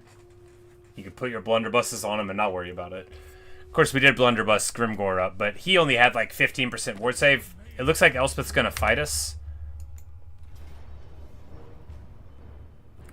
Oh, wow. He caught the Hobgoblin army out. Well, let's see how it goes. You know, I have a lot of Hobgoblins, lots of stock, a lot of good fighters. He's got Hammer at Gore, Goblin Bolt Thrower, a bunch of really, really scary, really big stuff, plus Grimgor, who we can kill with blunderbusses if we can keep him alive.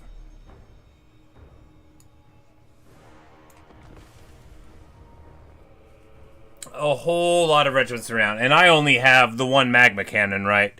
Which will be able to shoot up some of the stuff. And I have, you know, a flyer. I have a flyer. He doesn't have a lot of a barrier. It's just 1,000, but you know, he's a real guy. He's got his Bale Taurus. We have all these army abilities, including the Dreadquake battery. You know, there's a lot to love here.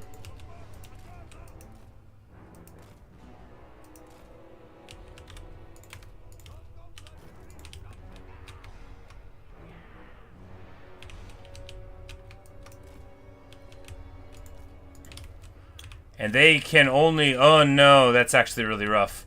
They can only see my artillery and the blunderbusses, so that's all they're going to be able to shoot at. Not ideal.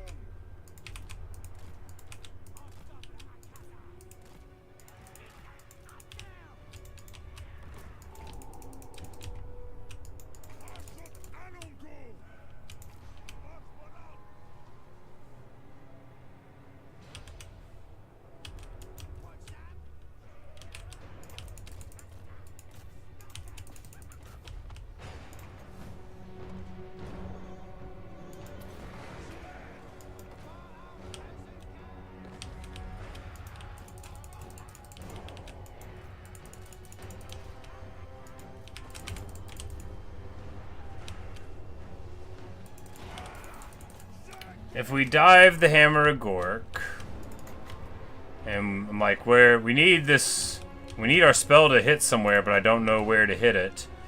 If we drop this on the Rusty Arrows for some damage, nope, it misses. That's all right. So Grimgor is going to try to lock us down, right? So we just need to get out of here.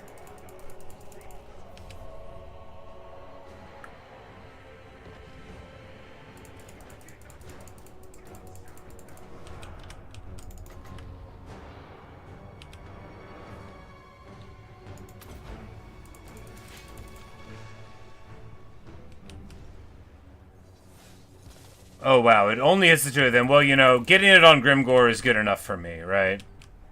That's at least something. Alright, speaking of something, they are in and among our forces. Not ideal, but Grimgor's not here. We need the Fireborn right back here to get on these guys, so that'll deal with that problem. Alright, Armor of Contempt here. Sneaky gets going in. We just need Gortys in here on this Colossal Squig. Oh yeah, we gotta summon there. Gotta remember all the things we've got.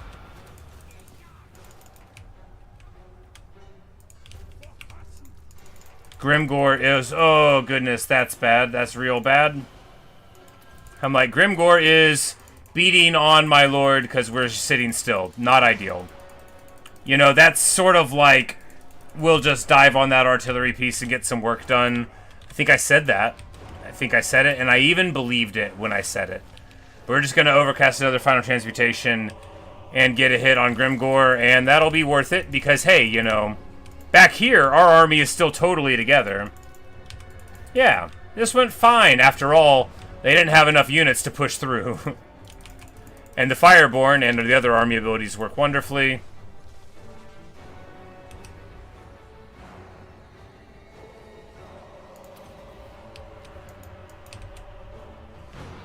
And the Fanatics get thrown right at the last moment. We hit our Dreadquake there. Why not? No reason why not to.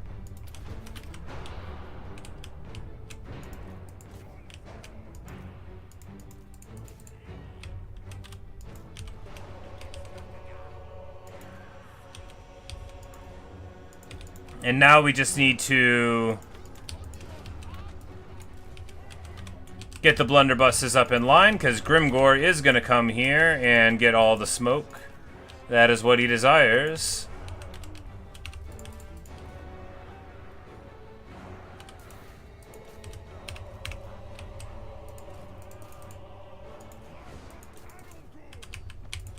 Couple spider hatchling summons. And then we'll just go shoot at Grimgor there. He's going to charge through. He's going to want to fight, you know, all of our guys, but that's not what we want. You know, what we want is not what he wants.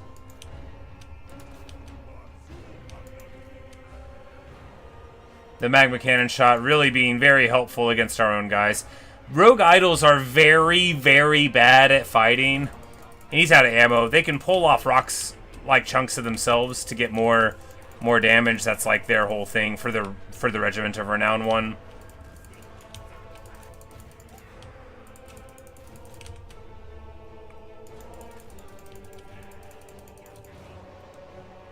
I'm I'm like, alright, you guys, you're not splitting well enough.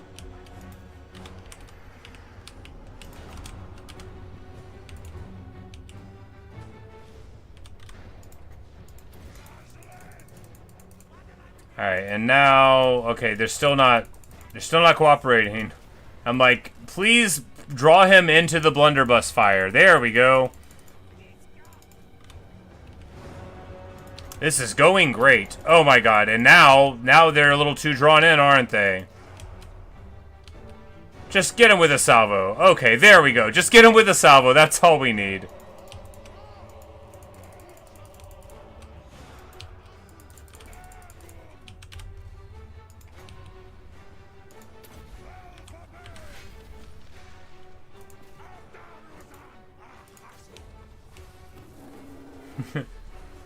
Dude, what about this was here?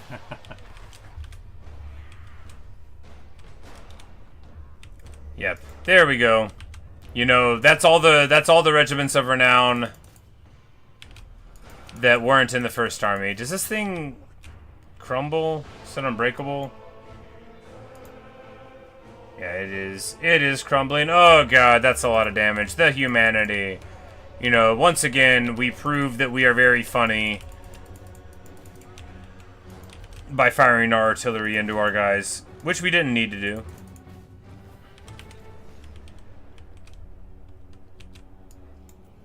You know, wonderful stuff.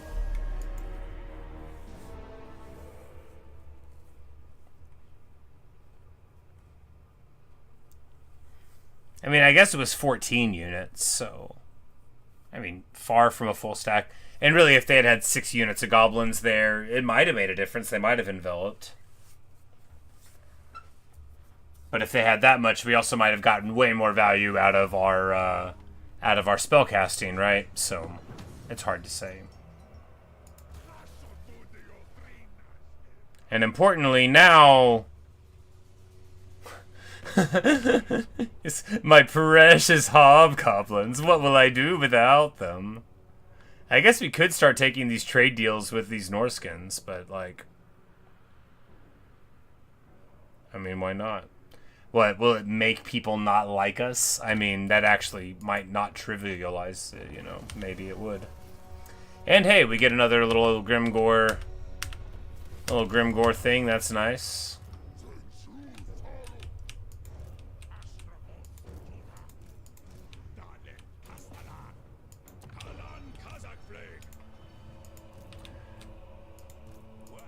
Alright, so yeah, I guess, like, they are here, like, mad at... Probably mad at them for just going through my land, but, you know, I'm fine with it.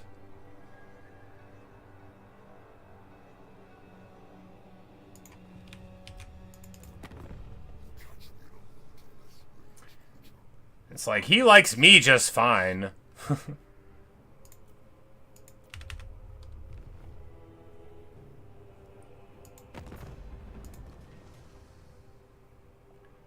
You can't even vassalize anyone as...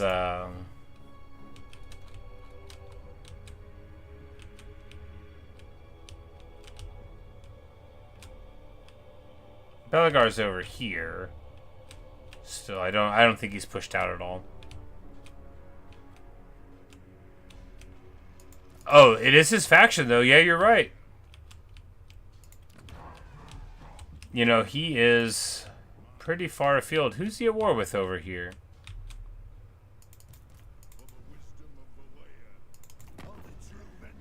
Oh. He's chasing... He's not even chasing Grimgor. He doesn't care. He's chasing, Archie.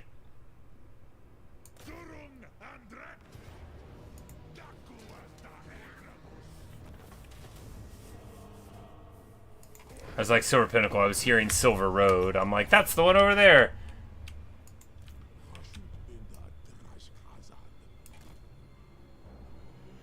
Like, literally everybody is just, like, walking all over my land. And I don't actually care, but I feel like I should. You know what I mean?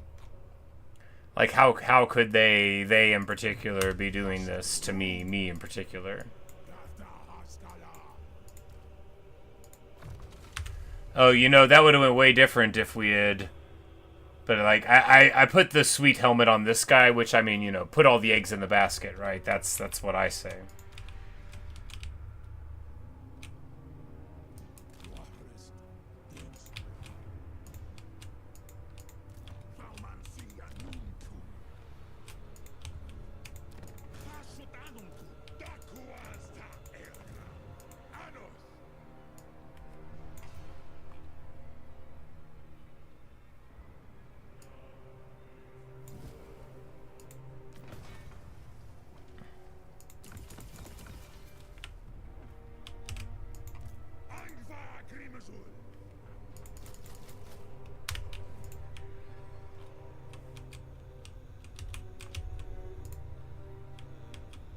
Like, actually, can I recruit them up here? I can recruit them up here. Then I don't need to recruit them down there.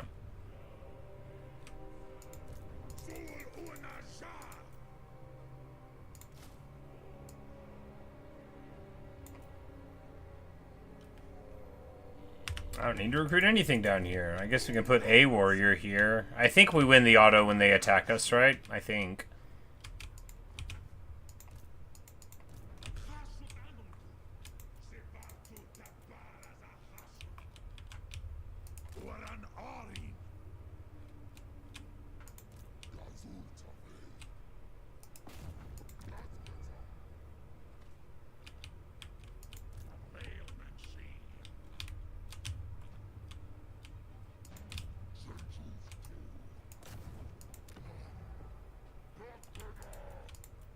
But yeah, it looks like due to my neutral position here,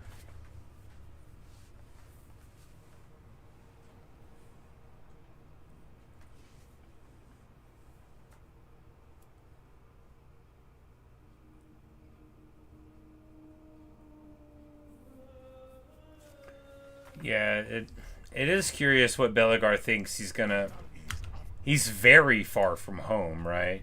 And on the other side of Clan Moors, who, if they're not at war, they can't be friendly. And there's the end of Thoric Ironbrow. Destroyed because he declared war on me. And, you know, I didn't have to fire a shot. Alright, we got a little convoy. This is coming back soon. Alright.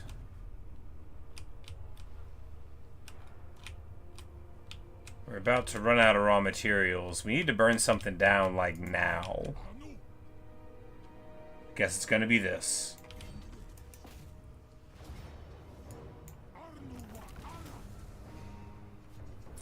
$680, that's barely any.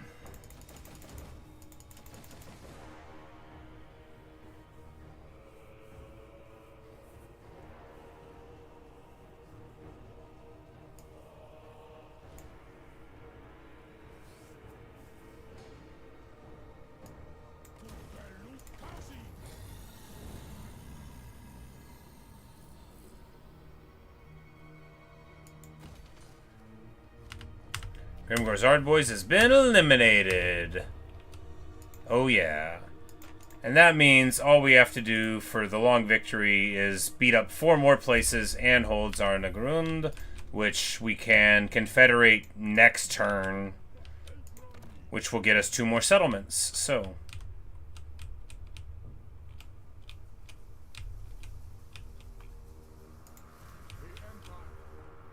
Yikes. You know, and now we end the campaign before we have to fight armies that look like this. Yikes! Like, what? I don't want to fight that.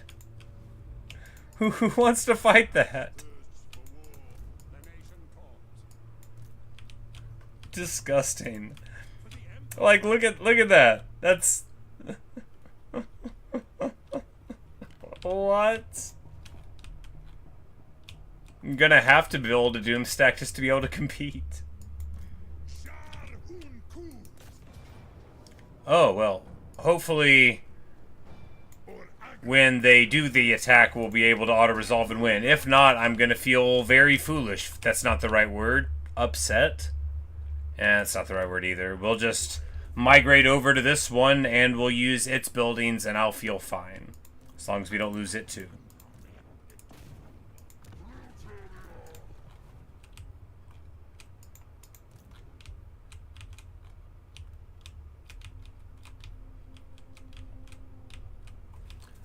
So it's like, do we just fight Gorst because he's easy? Do we fight Scrag to punish him for betraying our alliance? But I don't want to fight against ogres.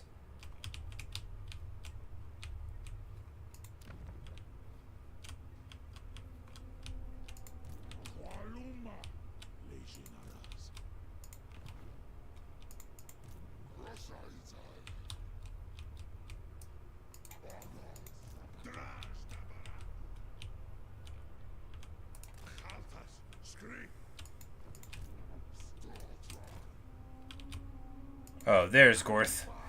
Gorth the Cruel.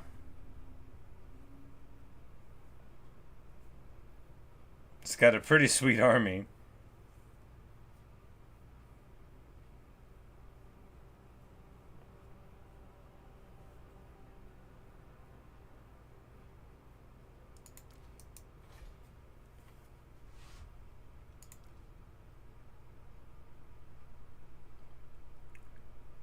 I guess I thought these guys were just wizards, but they also have like a buff to war machines. So I should have recruited from one.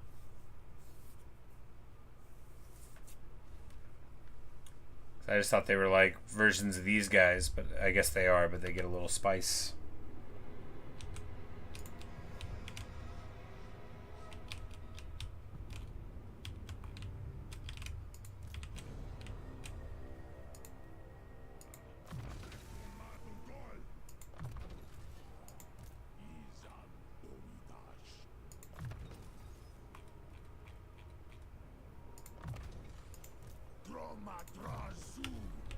But anyway, man, now I don't know what to do.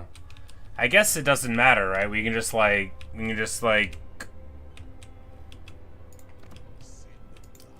try to soup this army up, you know, get it together, and then just have a party, right? Yeah, that's all we got to do.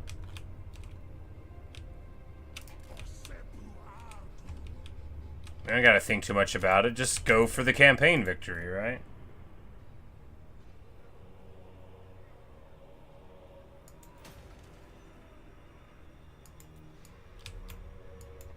And then afterward, keep on having fights. I mean, we could just like move into the mountains with our super elite army, and you know, see who wants to brawl. You know.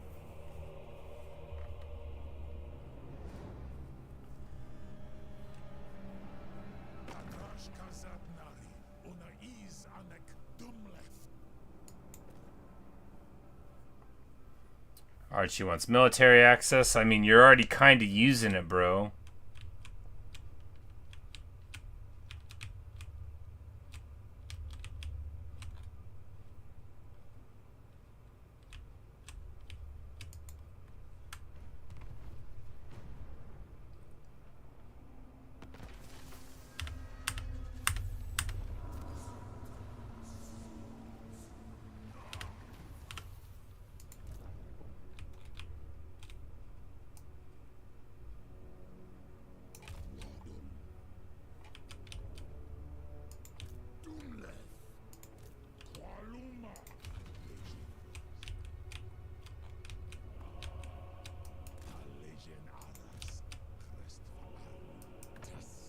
And the time is now.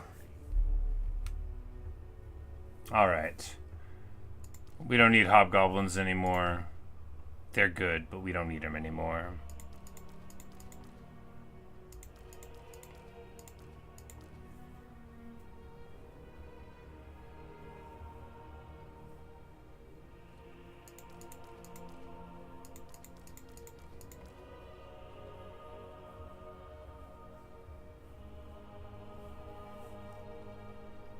Like, do we get rid of the blazing beards? I mean, maybe. For an iron breaker? I mean, yeah. Because that'll take us to 4 fire waves, and then we have this heavy metal front line of the Ironsworn, which, I mean, I want them and not the Infernal Guard. I obviously want more Ironsworn. But,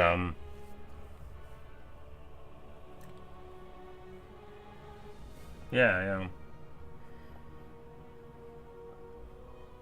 2 blunderbusses plus the Granite Guard feels fine.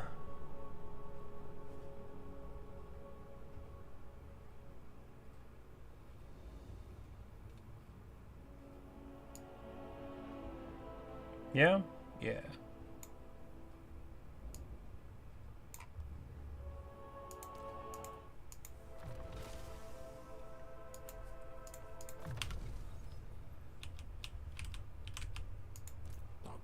All right. Good stuff. And of course, all of these Ironsworn have bonus versus infantry of 15, which is nutty. All right. Finally, a scary army again. You know, it's not the scariest we could have, but it's good. It's a good army.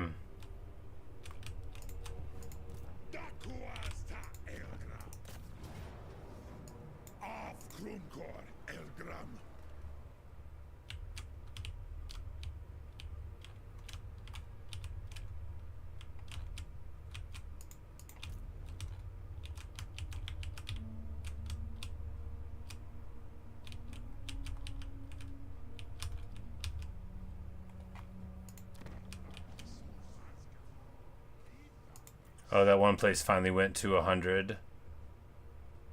You know, none of those cults ever happened. But I guess now, you know, all of the lords are immortal, so that's good.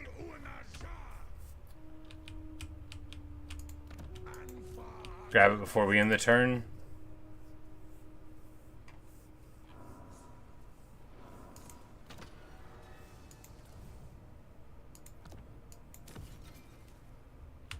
Alright. Now we have the Plain of Zar. And now I've got this cool guy's cool army too. Alright.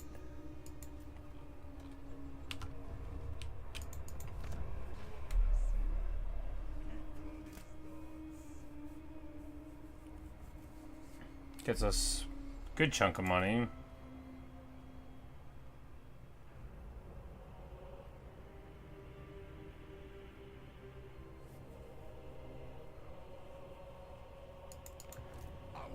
This army's so expensive, but you know, you don't want to get rid of any of it, right?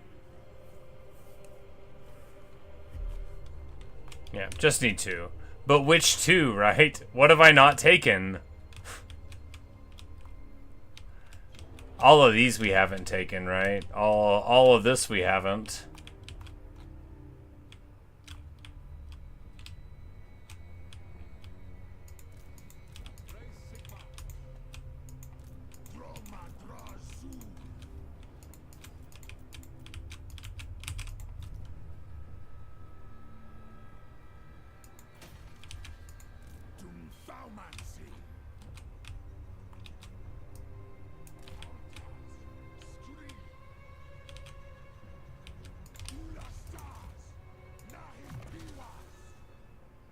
This guy should have a special trait.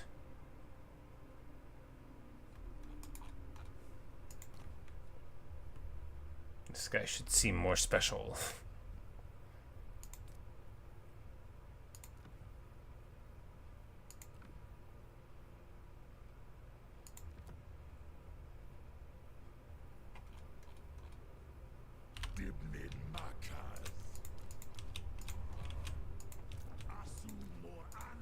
Alright, so these guys just have... Oh, they have a heal ability. And there's that one, and then... Oh, you gotta have one of them because it gives Strider to all of your war machines. And obviously you need... And Vanguard.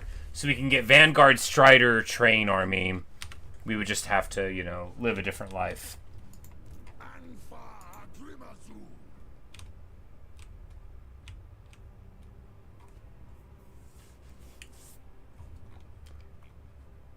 Scorthicrul is like supposed to be like, because he's the guy that lives here, and this is like the Chaos Dwarf capital, right? Right? This is where it's all about. And they're all like, yeah, you know, it's really a list of suggestions.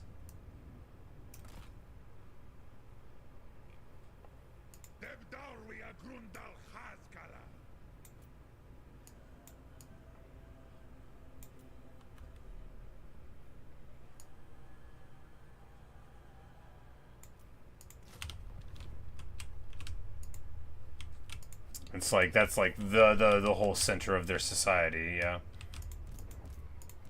Like, when they get kicked out, that's where they get kicked out of. The Rome. The Rome of their, diseased people.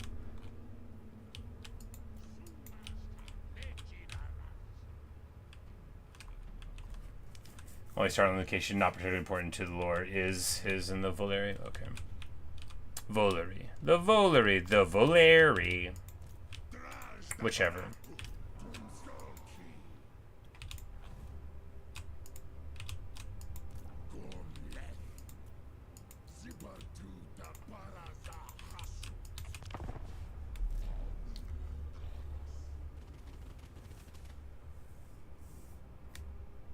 That poor guy can never catch up with the army.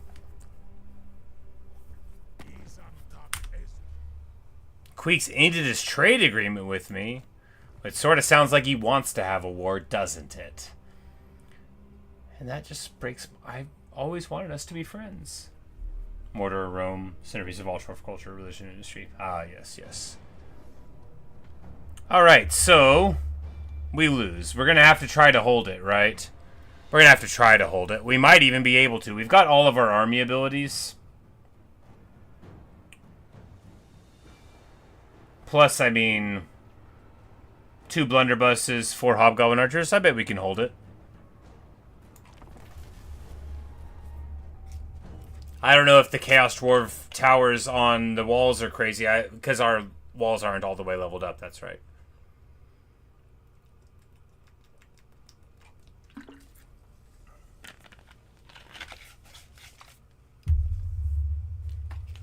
You know, there is their version of Kraken. I see.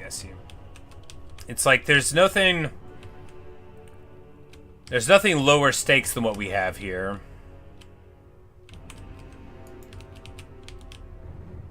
Because we don't need to hold this, but I want to.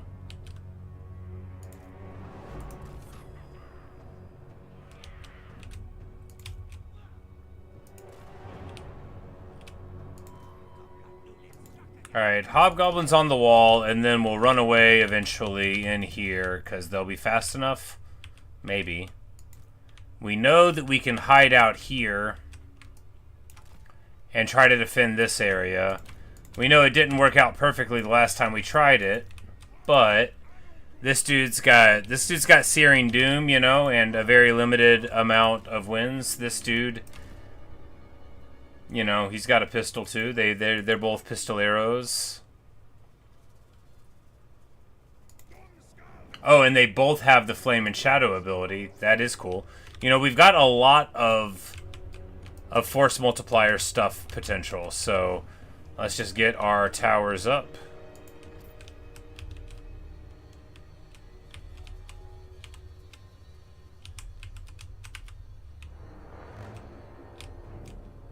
This spot controls these 2 towers, so we'll build them here and here.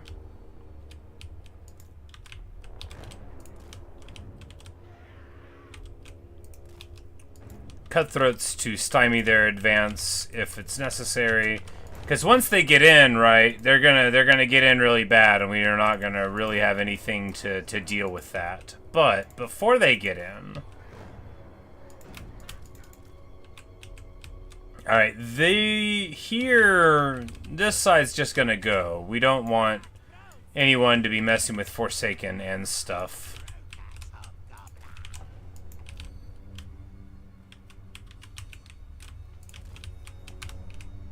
Really, it's going to be all about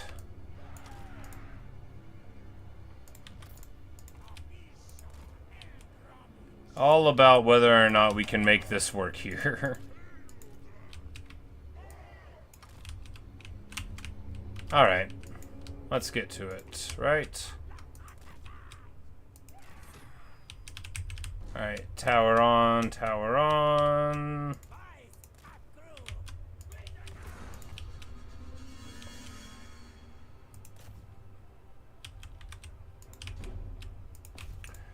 And we're just going to fire at the chaos spawn originally here.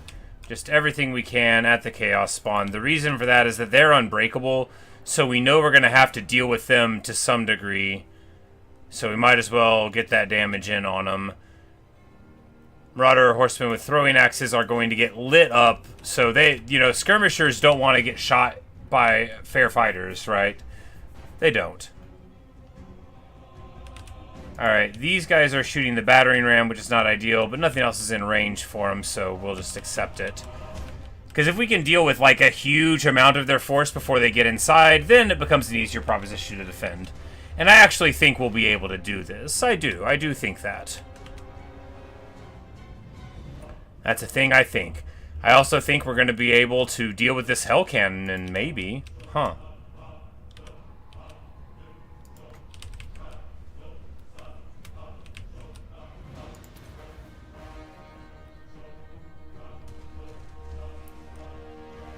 You know, that worked a little bit. I wanted it to do a little more than that. Because the battering ram is just going to get through. You know, we're not going to be able to stop it from getting through. But if we get most of these chaos spawn down before... Which we might be able to do. We're just going to drop this, like, right here. So if we drop that, like, on the Hell Cannon crew, we might be able to get it out of commission. Are they going to run away in time? See, they're, like, trying to shoot. Boom, baby! Oh, yeah, that's what I'm talking about. Because they need, like, an amount of guys to operate the machinery, or they just can't operate it. You know, they gotta go home.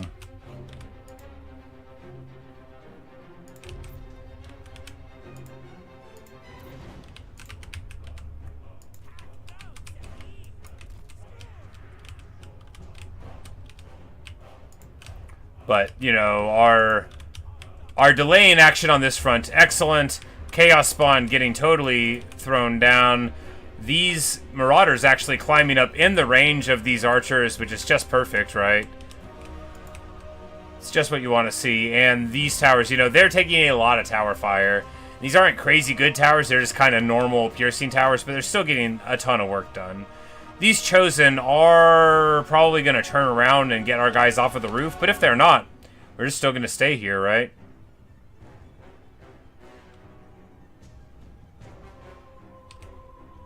Because if they try to take the wall, we'll try to just run this way. There's no point in trying to fight Chosen hand-to-hand. But I don't see what they're doing yet, you know? Are they trying to take the gate first?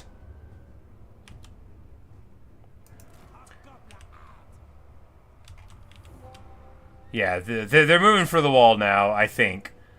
So we're just going to run over here. If they go away, then we'll come back for these towers again, but...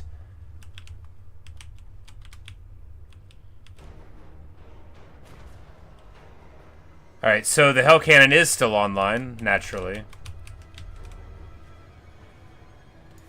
But it's only got 400 hit points. We need to get the towers firing at it. You know, it's unbreakable. It's got 400 hit points. It's not going to be online for much longer. And that's going to render this tower play as a fantastic success. We've already basically gotten rid of so much of their army. We can speed it up a little bit here, even.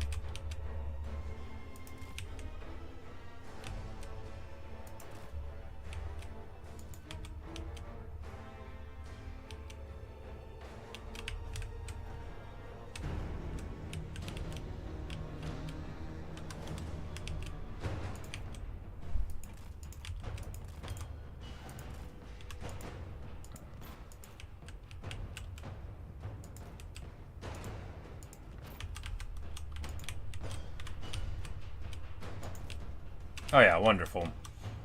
They're being big old dummies about all this, and I'm gonna take advantage of it.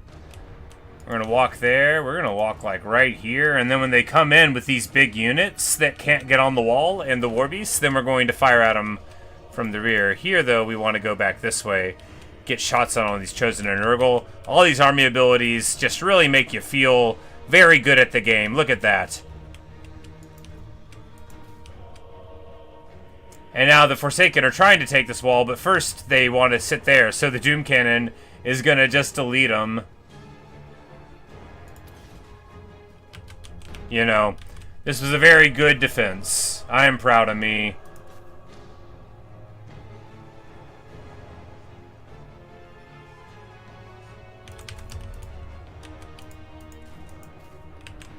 Chaos Warrior Halberds go into this blunderbuss fire. And now they're going to run here to fight these guys. And, you know, that's smart.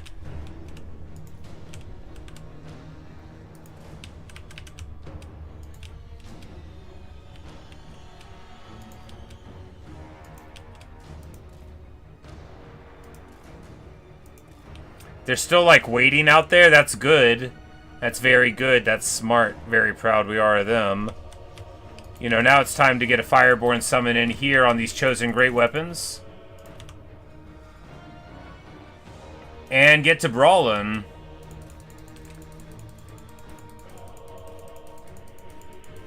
Get out a little bit. Let them take the heat. Let them get beat down. And then right as they think they're going to take the wall, swing in again. Boom. Probably take a Hell Cannon shot. What are you going to do?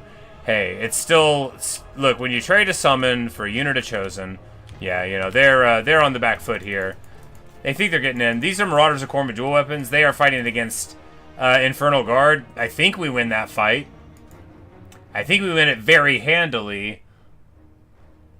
Because we're heavily armored and they aren't. We got huge melee defense. And yeah, that I'm like... Those guys are like Longbeards. Oh yeah, we gotta...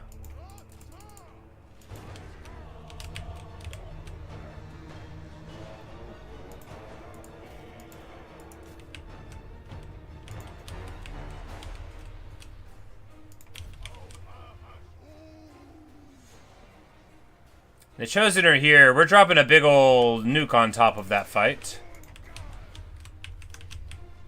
Because that is how the Chaos Dwarves roll. They're like, good job, guys. Boom.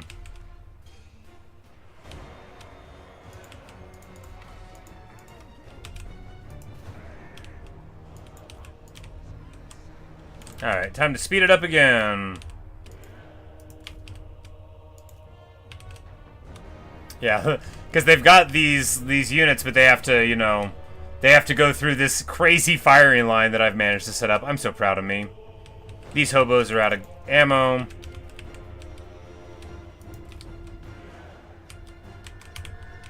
Yep, there we go. We have... No, you can't get back-capped because they have to have this. You can't take the main building until... they take the key building. So all you've got to do is defend the key building. Or the main building, but it's easier to defend the key building here. It won't even let it move over. Won't be able to contest or gain victory tickets, yeah. And I think it's just these cats, these chaos spawning cats here left in the fight, because they're unbreakable. But anyway, yeah. We see the power of the army abilities, and actually of, like, just identifying where you want to be in the deployment, you know, because it's only 15 units. You're like, hey, that's a lot of stuff that can't even get on a wall. I bet we can get some work done. Yeah, not even close. You know, the auto-resolve doesn't believe in me, but I believe.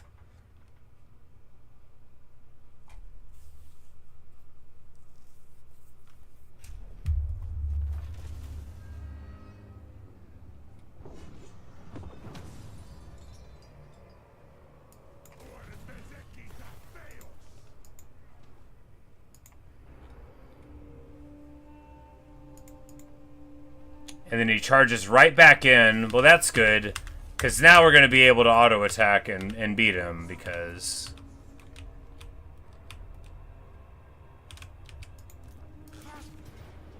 decisively.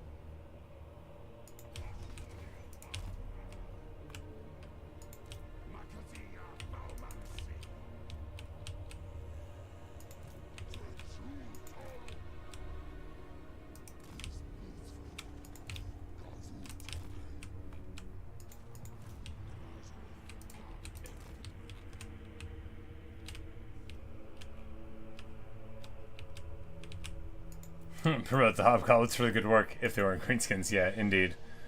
No, you can't go too nuts. Oh, and these are all of those castellans who were wounded earlier when we got the faction. They're just like popping up randomly. Got it.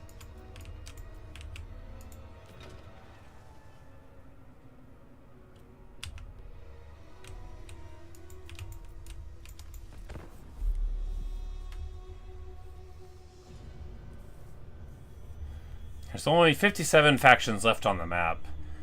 Only 57 people to raid. And Drazhoath wept, for there were no more people to raid, pillage, sack, loot, and trade with. You know, trade. That's what we're all about, after all. And in 3 more turns, we're going to have one more use for all those army abilities, which is just cartoon stuff, right? Like, that is silly. It is silly to let you do that. I'm for it. Don't let me be mistaken. I'm for it. But it's silly.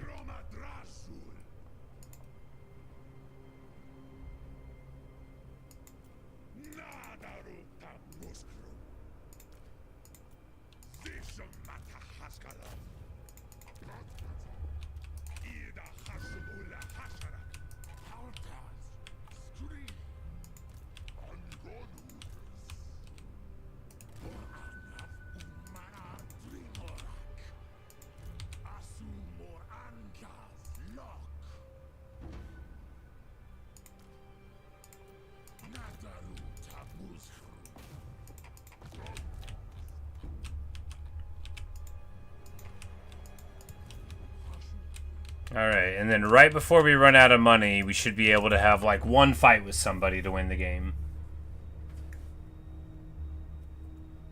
A couple sessions ago, you mentioned not taking the Scaven forever. Where you're there? Yeah. You know, it's, especially the Scaven around here, like, what do they do?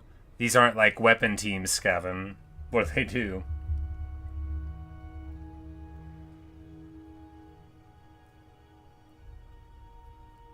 Because Rattling Gun, Giselle, sort of Warp Lightning Cannon, you know, that could... You get hurt. Wowza! Oh, we lose Hobgoblin Cutthroat, which I think we do so that we have a space for something cool. And then we'll have a much better army for a little bit. After all, it's just a Hobgoblin.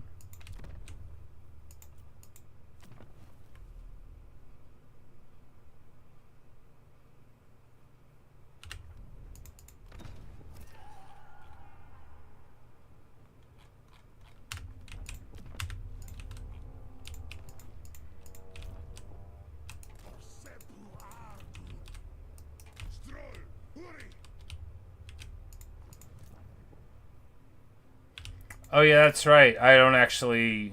Because of the Slanesh corruption, we don't actually have Diplo penalties anymore. I forgot. That's funny. So now they won't even be able to be put out of sorts that I'm here.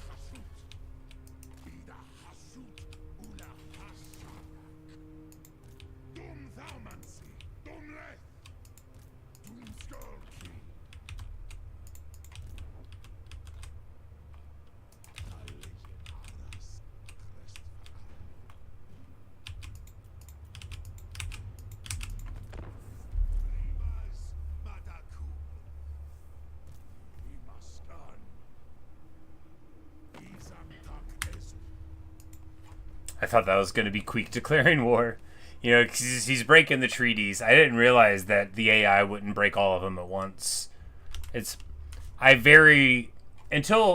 you and your advice came around, I basically never made an arrangement with somebody that I thought I would eventually go to war with. I was like, you know, there's no point in signing a non-aggression pact because they'll just, you know, betray me. But really, it's good to do that. Oh, Sundering. Nice. War Hydra. Nice. Alright, Savage Blow active. Not ideal.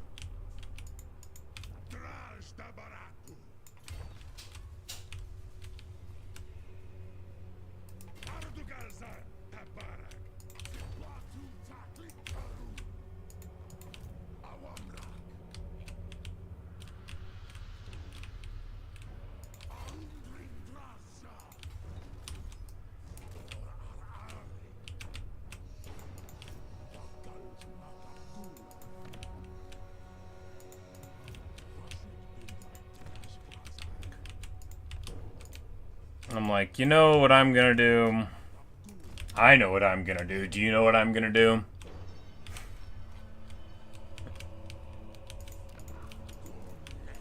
Because I'm so offended that Queek ended our alliance.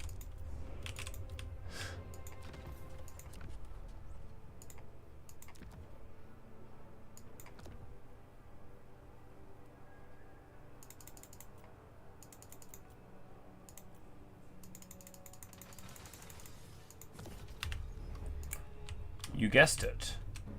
I'm gonna steal the Declaration of Independence.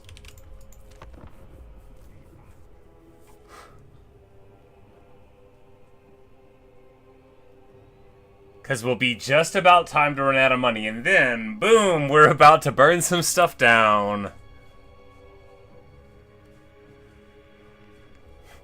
Little treachery never killed me. Wahaha. I actually, you know... I know we both already know this. I know we all already know this. But if I could just control my emotions about things, I would have such a better time. But, you know, like... For me, thinking that the campaign was torn when we lost our seat, and then just being able to essentially recover, very nice. You know, we didn't get the most elite of all of the things ever, but very nice indeed. And I'm just going to swing on over here, because I don't think he'll bushwhack me, and even if he does, well, what are you going to do? Martin Gorst there.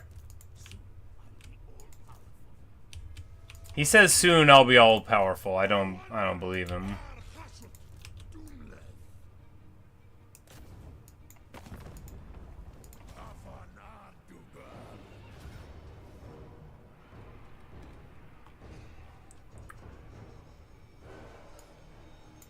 It's like we're gonna fight it just to see what it looks like, you know. This is Gorst the Cruel's army. You know, we'll have this army to back up, but, you know, we're just going to put it on auto, probably. Yeah. Anyway, we'll get to see... you know, we'll probably do it in fast forward, you know, but... I'm really... Oh, well... I don't know why I thought this wasn't going to happen to me. What a waste of time.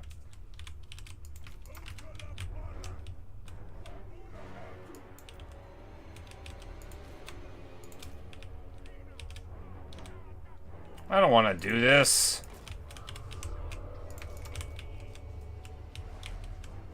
At least it's a minor settlement. I don't want to do this. Oh, the other army will come in. Man, I was sort of... Whatever. I really should have looked at the battle map, huh? Because this is boring, you know? Like, this isn't going to let us see what the army looks like on a battlefield. This is what it's going to look like in a siege. I already know that.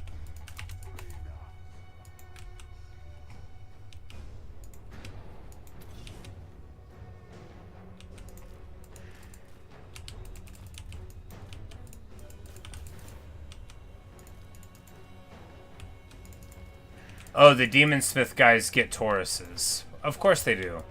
Well, now I kind of want more of these heroes.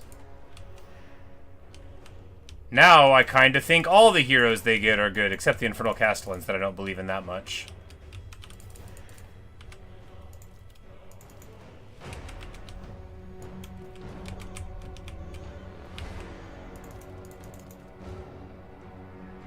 Like, what are we losing to? Vargeists, does that make sense?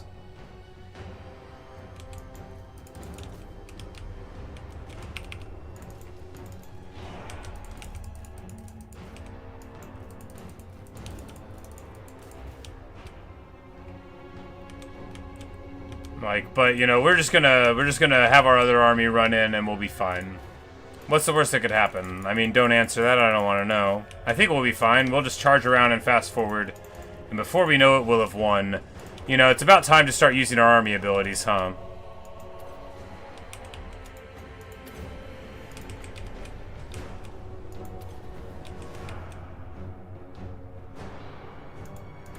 Yeah, this is fine, you know?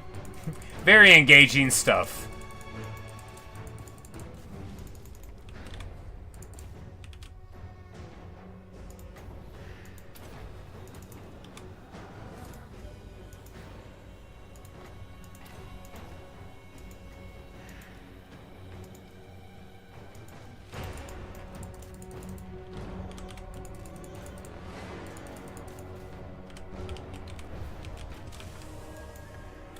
Yeah, because a hero that heals your trains and stuff that has a pistol in the air and good magic, like, that's very nice indeed. Even though it's,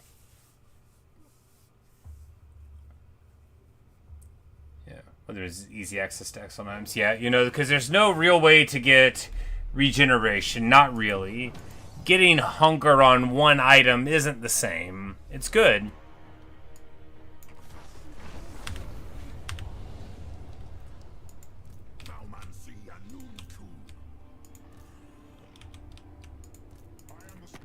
It's like, hey, buddy, what's up?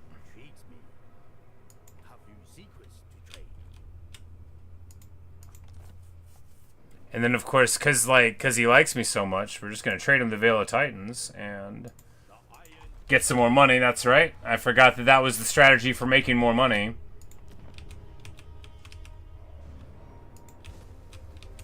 Because, again, if he's closer to us, these are like weak places far from his base of power in an inhospitable climate. And then we could just burn him down right afterward. I know how.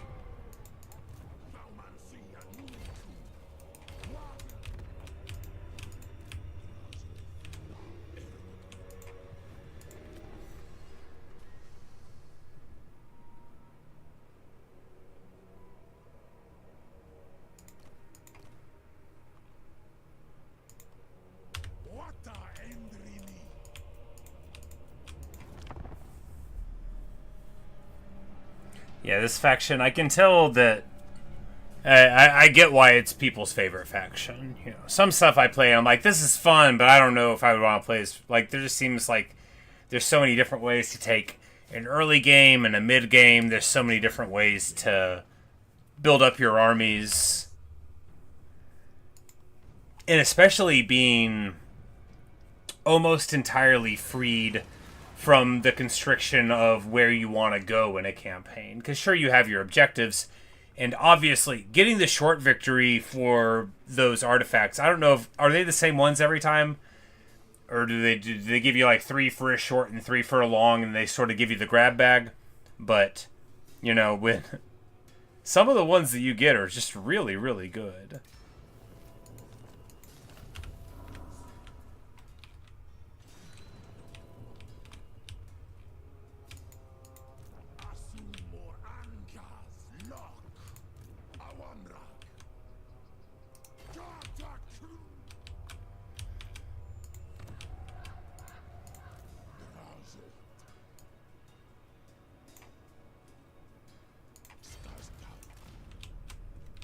And Drazhoath, moving through the mountains very stealthily, very sneakily.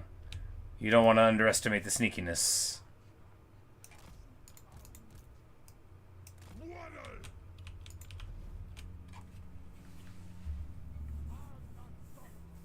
All of them got to get Grimgor. Yeah. Because even then, like, if it's get rid of a faction, depending on who they are, you know, you might prioritize it or not. Emmerich, I mean, you don't want Emmerich to get all his dragons and stuff, but if you ignored him for like 100 turns, I've never seen Emmerich take over the world. I would not like to. I mean, I bet it'd be fine.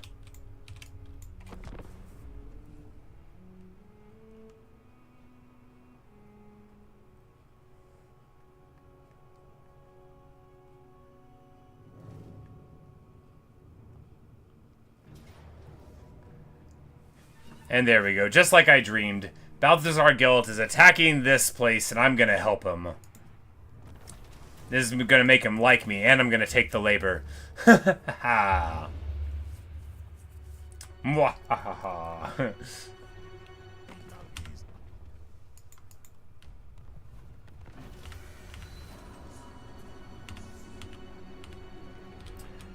You know, it really is all about just having a good first 10 turns, right?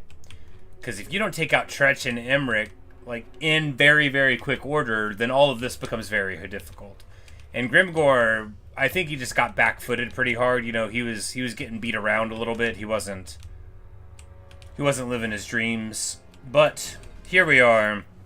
And, of course, marvelously, this will be our 60th settlement fight.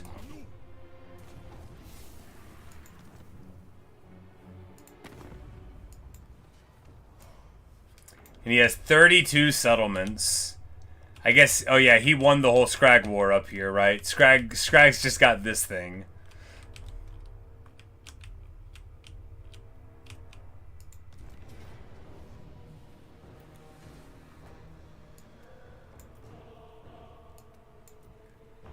And it's like, there's not really a point in doing this. We burn it down! There is a point in that. Sons of Ashut and Engines of Ruin. We win on a single-player campaign and on very hard. Hooray! And then we get these 3 items. That's our reward.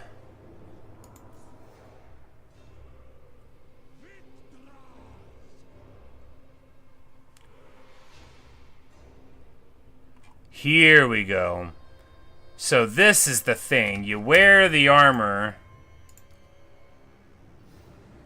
We would lose the mirror shield, but, you know, you wear the armor.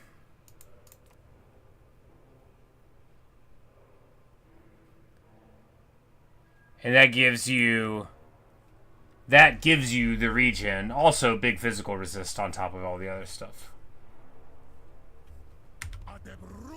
And we got a grudge too far. I didn't read it. Oh, yeah. The end is nigh. That's right, yeah, because I did set it to have the crisis at the end, and you know I'm glad too, because honestly, that'll be an engaging thing to do at the end. Exactly. I can't believe I've done this to Queek. You know, he really should. He should do some thinking about why I'm so much better at scheming than he is.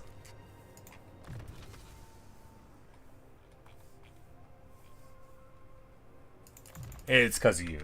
It's because of my advisor. You know, the Skaven have no fine advisors such as I.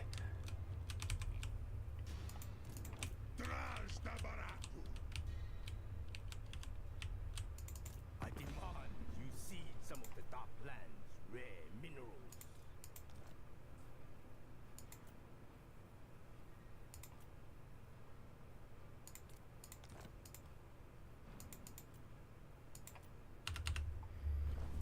I'm like, we just need a red building in there, and I bet we can make you, like, a really funny guy.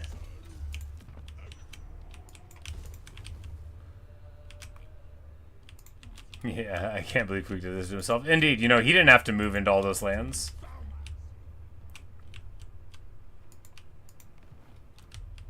He didn't have to, you know, break his agreements with me.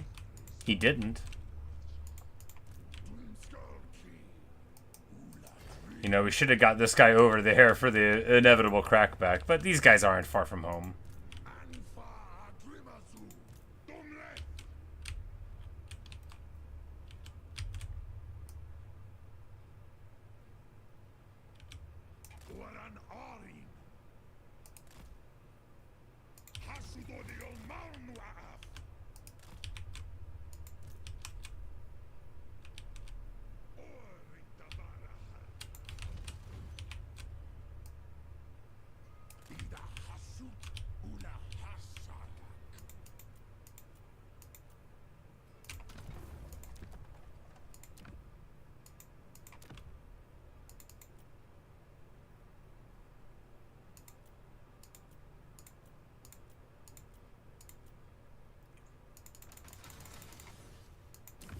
Like, I don't think there's any way that one's coming out, but it might.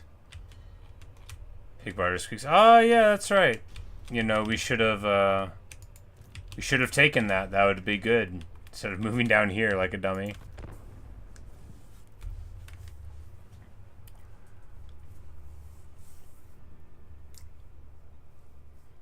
Because we can just move through and burn down all the level 5s as we go. Oh, the high place. He's over there on the road. Well, you know. Sometimes you walk the line and sometimes it walks you.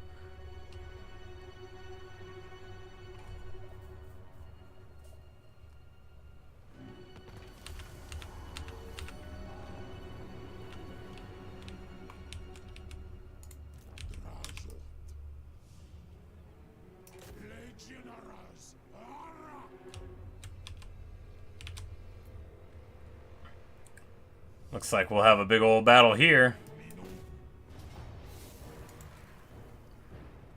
But we can just lightning strike them off. I just don't feel like doing another fight with walls here, you know. Like, we did a few of them in the campaign, right? And here, we burn it down. Why? Because I don't care. I replenish everywhere. And there's my raw material problem dealt with, right?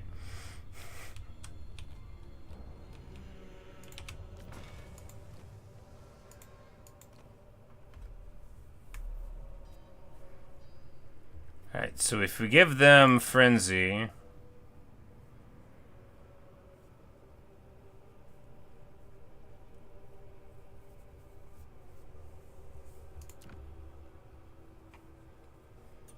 And Fizz Resist? Yeah.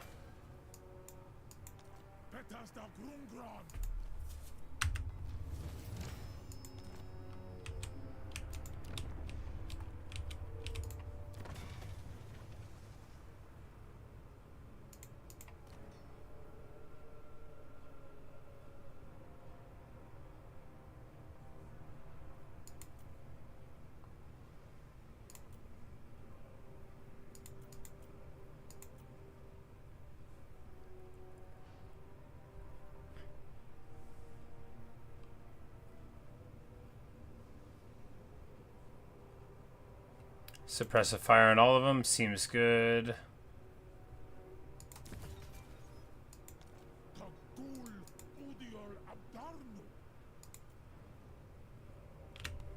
Yeah. And then, you know, that'll spend a lot on them, but it'll give our armies cool abilities.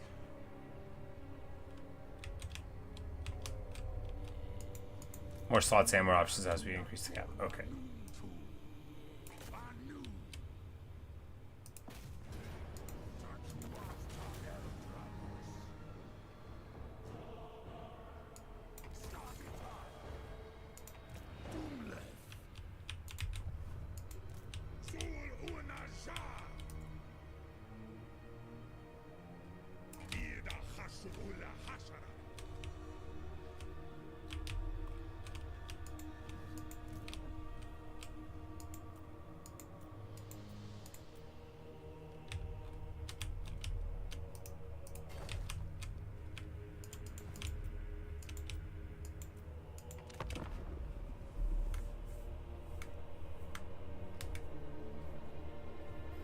Yeah, I like having the endgame crisis on when you get your long victory.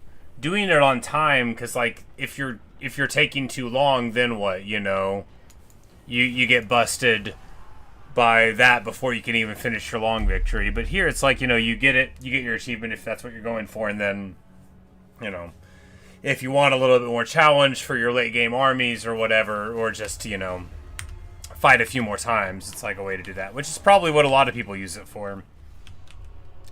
I just left it on the default settings basically always, or turned it off. I didn't even think like, oh, why don't you read it?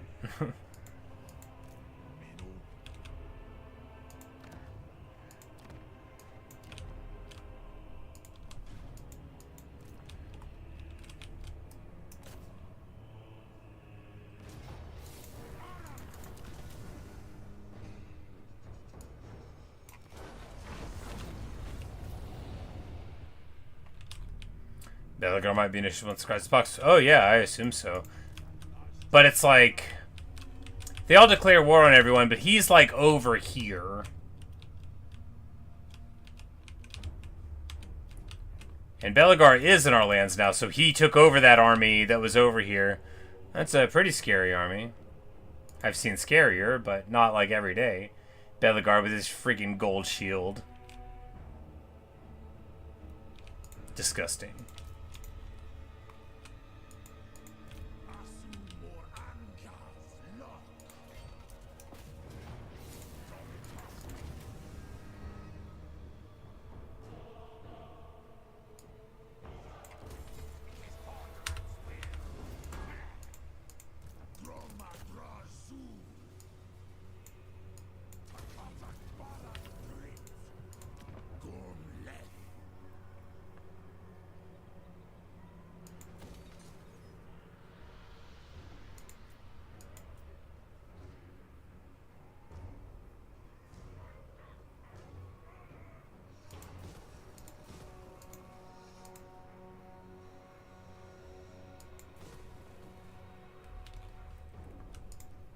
Oh wait, we're doing that there, because we can. Forged sorcery intrigues me.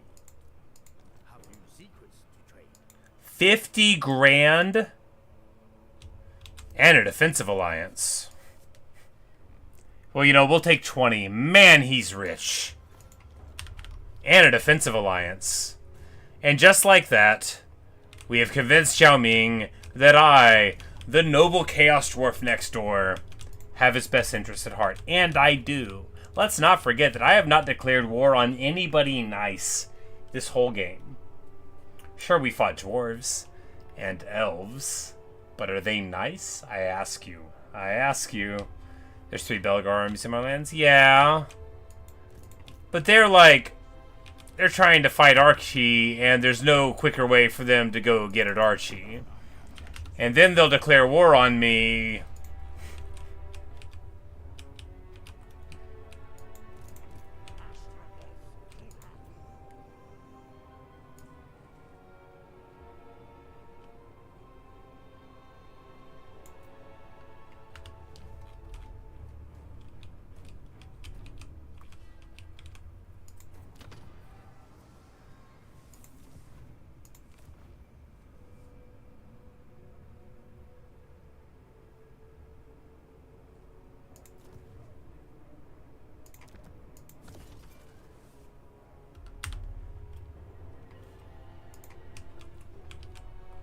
Oh yeah, the war dwarves declare me a neutral or evil faction. Yeah.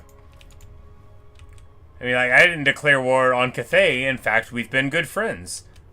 I mean, Greece has declared war on me, and ogres are hardly good, right? You know, and I rid the world of Grimgor Ironhide. Like, if you think about it, they should give me a medal, and then right on cue, I get to level 50.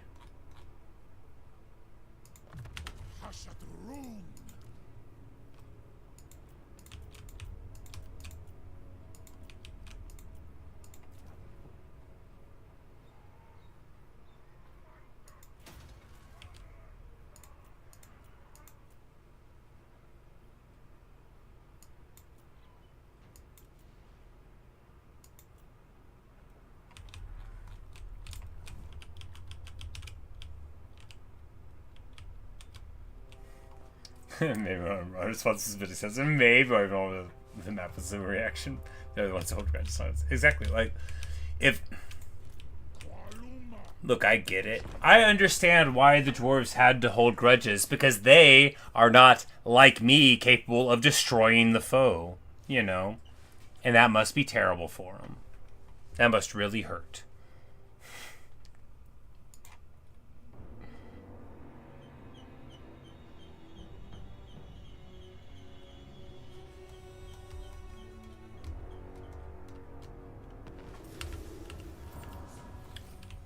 And they're building an outpost on our lands, you know, because that's how well we get along.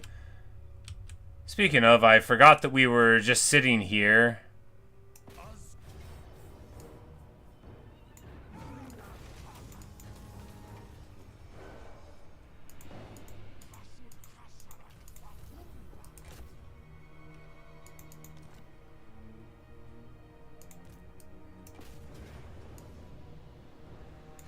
What? My Infernal Guard? I just don't want to do the fight, though.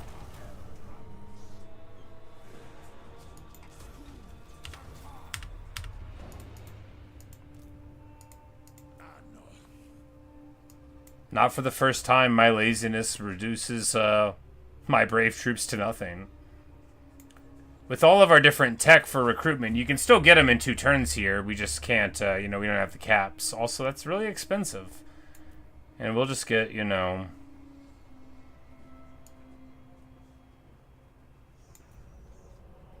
It's not that expensive. 1,300. It's barely more expensive than a warrior.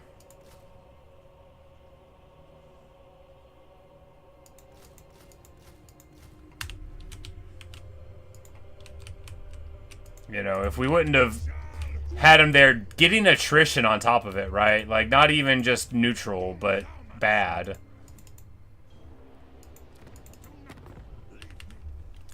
And Gorst only has a couple of things there. Doesn't he give you, like, poison attacks or something? That would be nice. I mean, it could be. Does poison and fire interact? I always forget.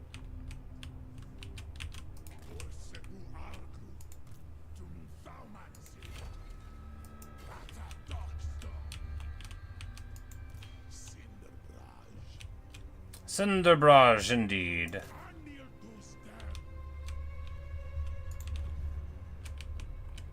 Yep. You do it like, I'll sack occupy, you don't have the movement, or like, you know, you move so far away. Saves on upkeep, indeed, indeed. This army looks, you know, interesting, but like in a way where it's some Doom Wheels, which are very good, but are not like good against Hell Cannons, right? They're not good against a 4-stack Hell Cannon. Speaking of, I totally want to grab the other one from Astragoth and just have eight freaking Hell Cannons in 2 slots. Yes, indeed, devastating losses. Can't believe this has happened to us. We shall never see their like again. That's what we meant. Gorth the Sentimental, they'll call me.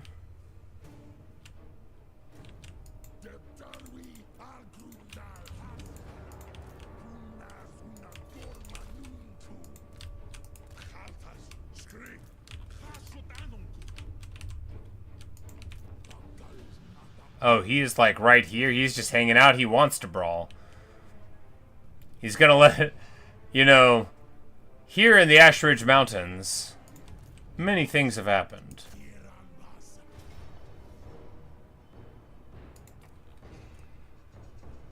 Like, no, we'll just let him run out there. Why not? So this is what a fair fight against a Scaven force looks like. Oh, it's a choke point battle.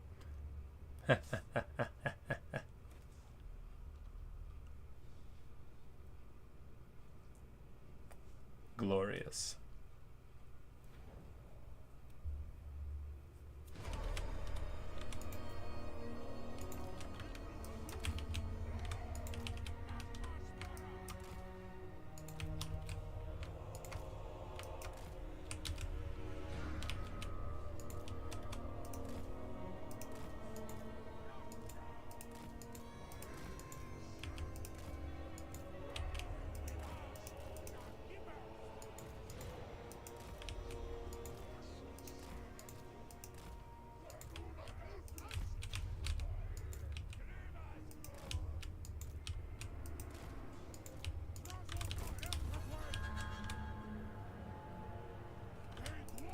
They're gonna have such a bad time. First of all, I'm gonna charge right in here on the globes.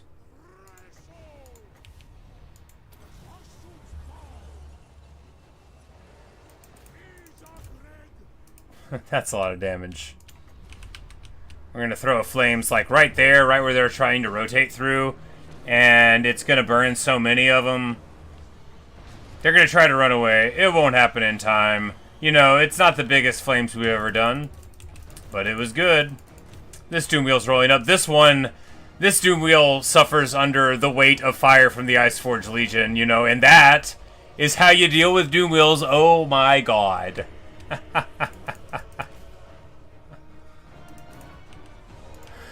Yeah, that's the good stuff there. Let's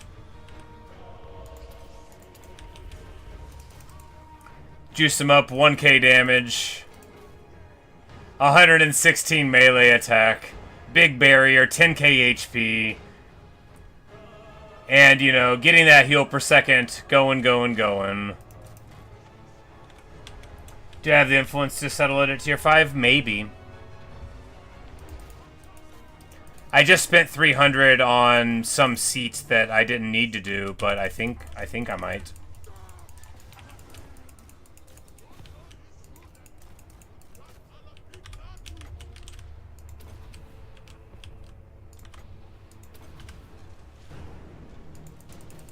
The Globadiers try to get in here, and then right as they were trying to do anything with their lives.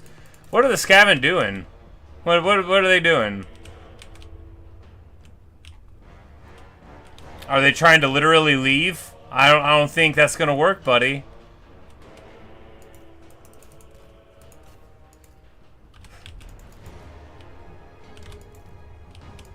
Like, I'm tired of getting shot, boss. I want to go home. Well, you know what happens to people who try to go home. Dreadquake Mortar! Doom of Drazhoath! Flames of Asgore!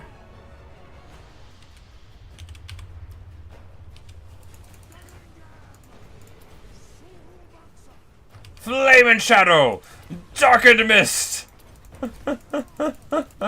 I mean, like, what a cartoonish nonsense to be able to do. Let's Doom of Drazhoath, all of the things.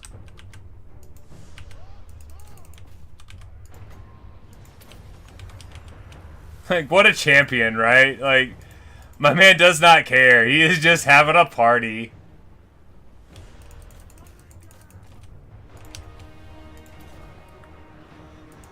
Ashen Triads, Plague Monk, Censer Bears? Yeah, sure, whatever.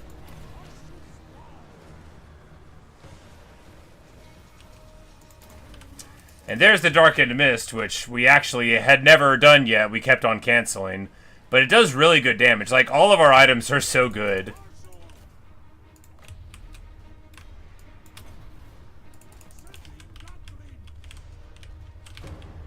Yes, I do remember that Doom Wheel. That was a long time ago, you know, before we were on this road. Actually, it does very well against the Infernal Guard here. You know, with the impact damage, it doesn't matter, you know, what your defense is. But once we get onto them, you know, the fact that we have 67 melee attack will start delivering hits. And we're like, wait, no, Drazhoath did the thing, run! And we even do get enough of our troops out where it's worth. You know what would do good against the Doom Wheel? This boss guy that we have just waiting. I'm like, you know, maybe it was smart for them to do that. You know, they were trying to get away from my reinforcements or whatever.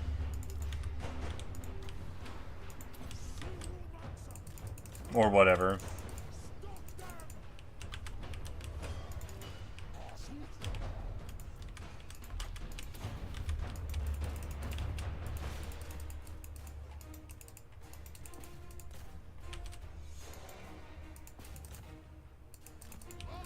Yes, a devastation. This guy should never have come into my lands.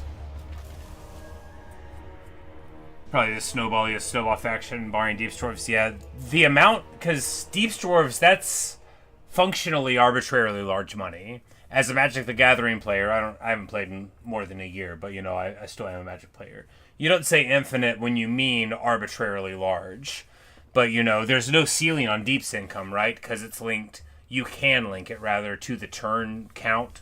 So all you have to do is keep on playing, and you will have far more money than literally anybody ever could, right?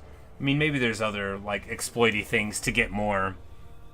You could probably, like, integer overflow to get a whole bunch of money, probably.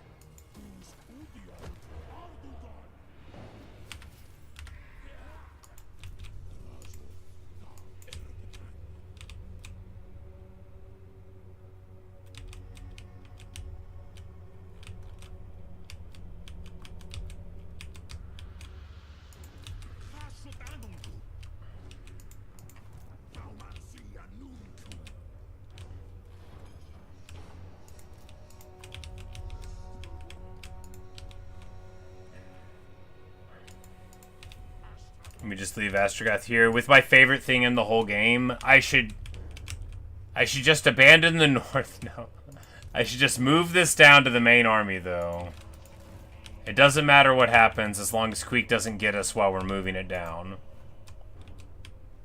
Because honestly, Drazhoath should have both of them. He should have 2 Iceforged Legions. That's just so very clearly, manifestly, obviously true. A lot of effort to get him going. Yeah, for sure.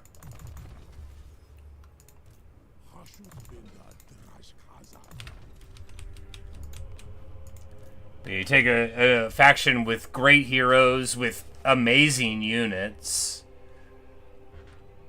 Because it's got really solid infantry. I mean, these Ironsworn are no jokes, right? Like, you take essentially an Ironbreaker with Fire Glaives, which are so good, and then, like, the ability to turn your special items into huge faction-wide buffs, like, that's so good, too. That's so good, too. Gorth the Cruel being very Gorth the Reasonable over here. You know, I bet we could just hold it down here and, you know what, even if we lose the army, we'll have learned something. Don't do that.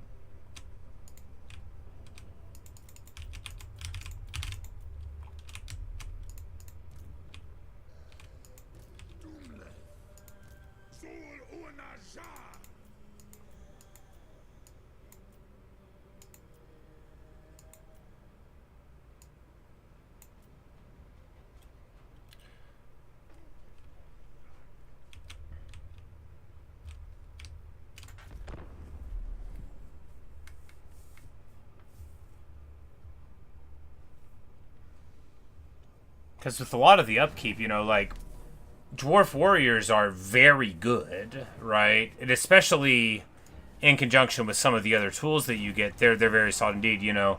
If we were really trying to grind, we definitely could have taken that fight and killed a lot of stuff with army abilities, but really this is just about, you know, the joy of the game. We already won. We're just like, maybe we'll get a couple more cool fights, you know, before it's said and done. And with that said, I'm thinking maybe... because I'm not going to keep on playing this campaign forever, right? Maybe we just...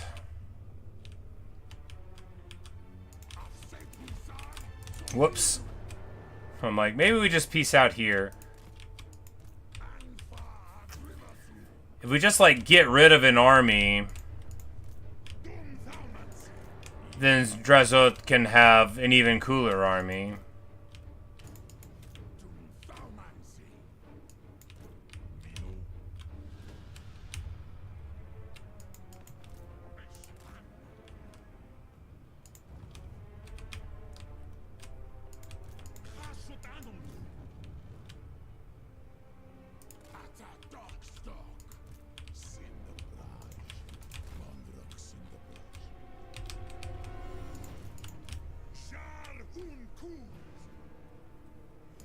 But alternately, I'm like, we're really playing fast and loose with the ability to ambush, but I think I have a hold on the armies that are around here. Been wrong before.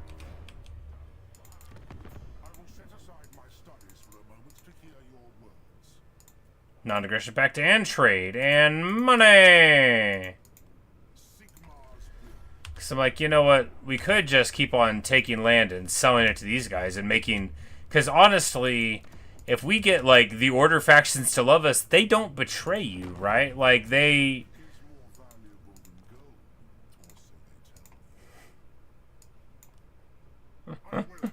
they're very staunch friends, the Order factions, right? You just don't make them mad once they like you, and I feel like we've achieved it, you know? Now Cathay and Gelt love us.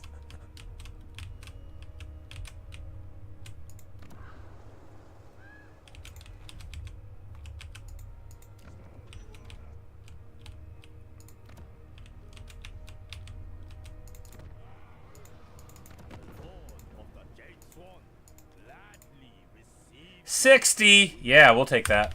Alright, so Zhao Ming just has too much money. And now we have 120 grand. And we can just, you know, get a slightly cooler army than before, and that's okay.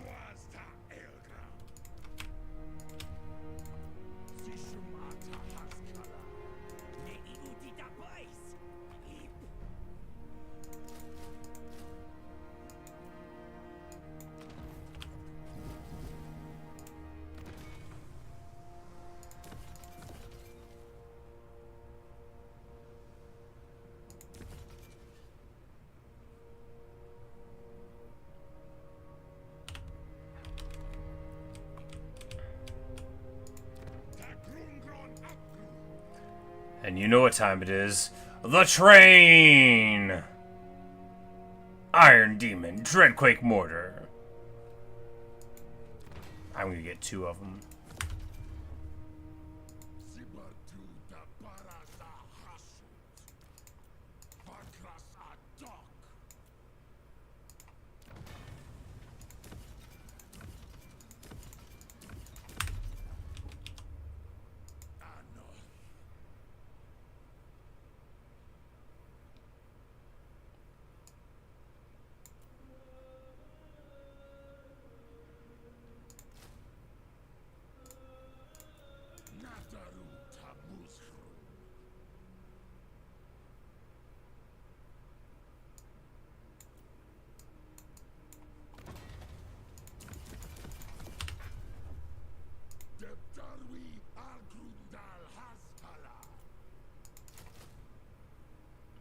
Yes, this is what we're doing.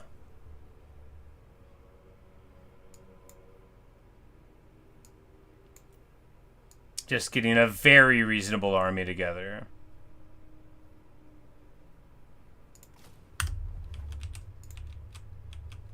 $70 stacks of hobgoblins. Just means, he will probably also give some of the other stuff over to Astragoth, probably.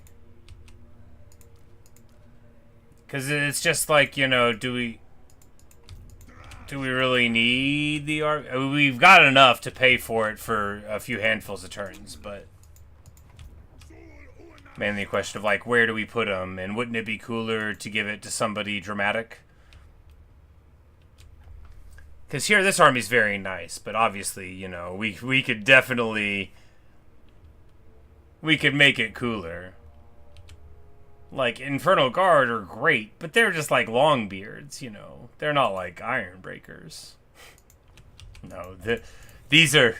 I mean, with these abilities on them, you know, with 20% physical resist and Frenzy, they're a little beyond Ironbreakers.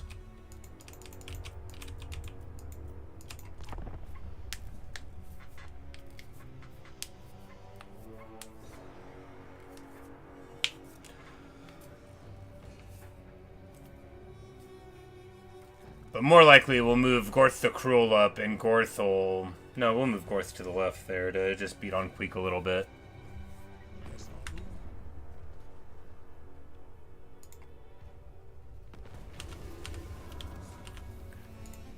Because honestly, if I, like, end the game by making friends with Cathay and Gelt, and then eliminating all of the evil from the world, and then it's just me...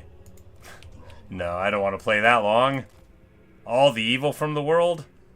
That sounds like it would take a long time.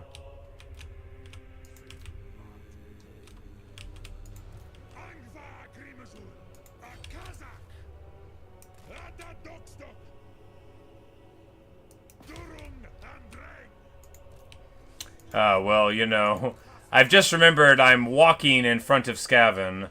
That's bad. Well... Can we get there in time? No, we cannot.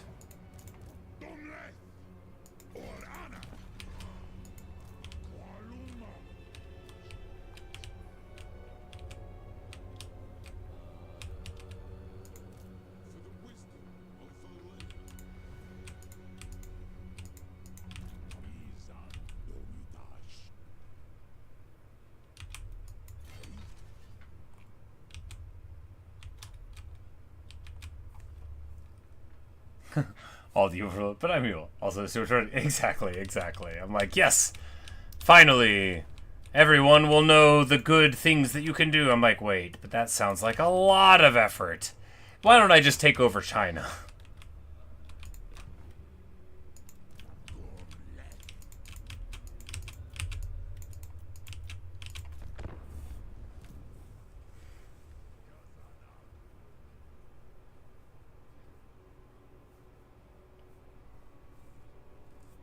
That wasn't as far as we can move.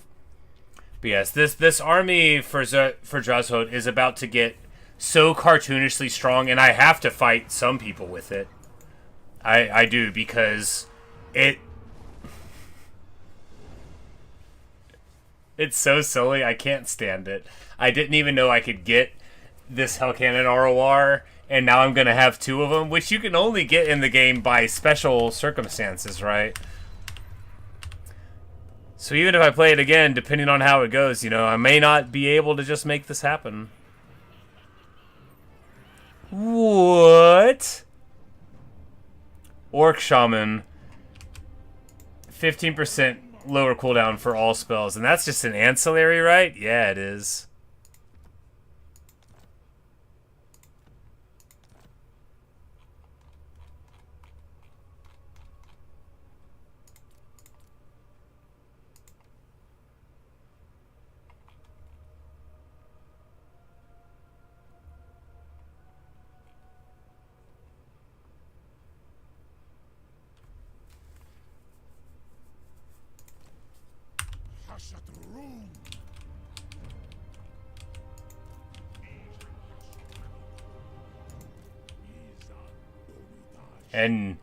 And old Foghorn Leghorn has finally completed the special delivery.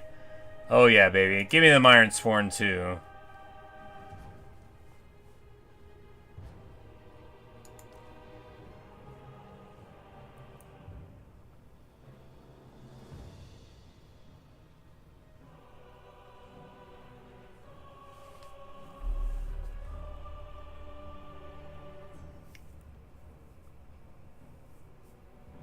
I'm like, what do we give away here? We can give a Kadai, because we're just going to have, like, one Kadai in here. Well, we're about to get, like, Destroyers, right? Now, like, you only want one of these for, like, backline support. Once you have the Destroyers.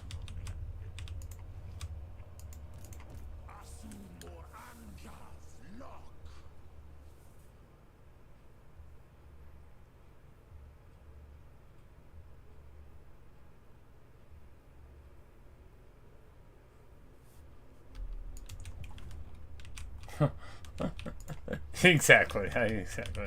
I'll see. I'll see. I love it. He just runs around on his silly little chicken legs, just being the maddest boy. His big ol' angry face.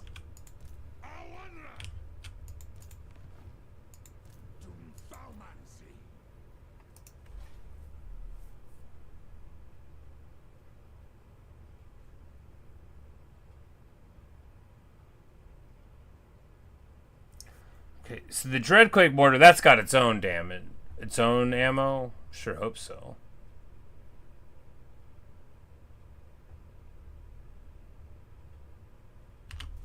Never used one of these. I think, yeah, I think like the ammo it lists is different than the ammo of the thing that it's pulling. Which is just so funny that you get both of the units in the one slot, right? But we'll see how it pans out.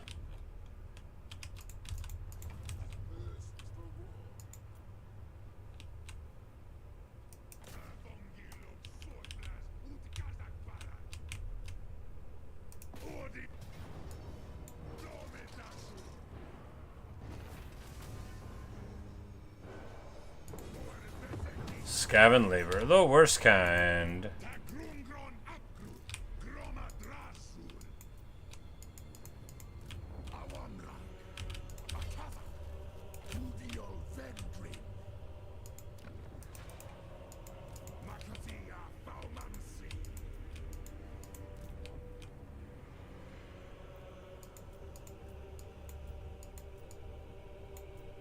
I mean, just when you think about the potential of two Iceforge Legions, I mean, what's better? What's better? It doesn't matter if you can think of something, because nothing is better. That's as good as it gets. Big Winds Reserve seems good. Yeah, 722, yeah. I've been thinking, like, we should just confederate him, and then we can get all of his cool things.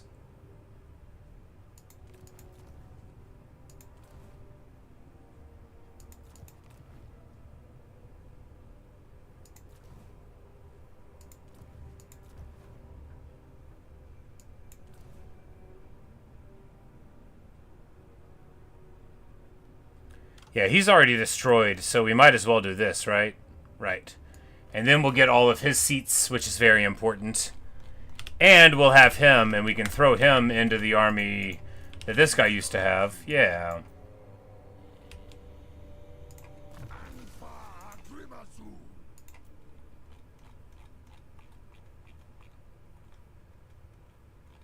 No, he's not in the faction yet. That's right, because it'll happen over the end turn. Because, yeah, at 65 a turn, too, because I feel like, yeah... we'll be fine. Be fine.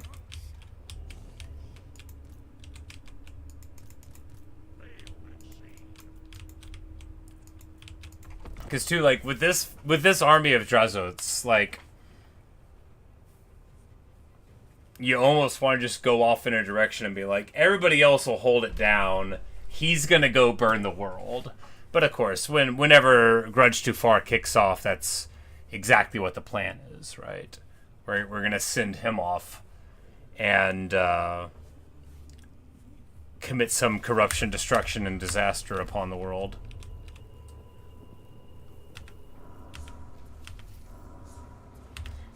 And, of course, now all of our seats are generating. You know, we're getting free things. We're getting... because you get free items. You get free unit caps every couple turns. It's really good. It's really good, you know? Like, I just... You want to play more than one faction, right? I mean, I guess some people don't. I hear people online talk all the time about how all they ever do is play Karl Franz, which, you know, good for you. But...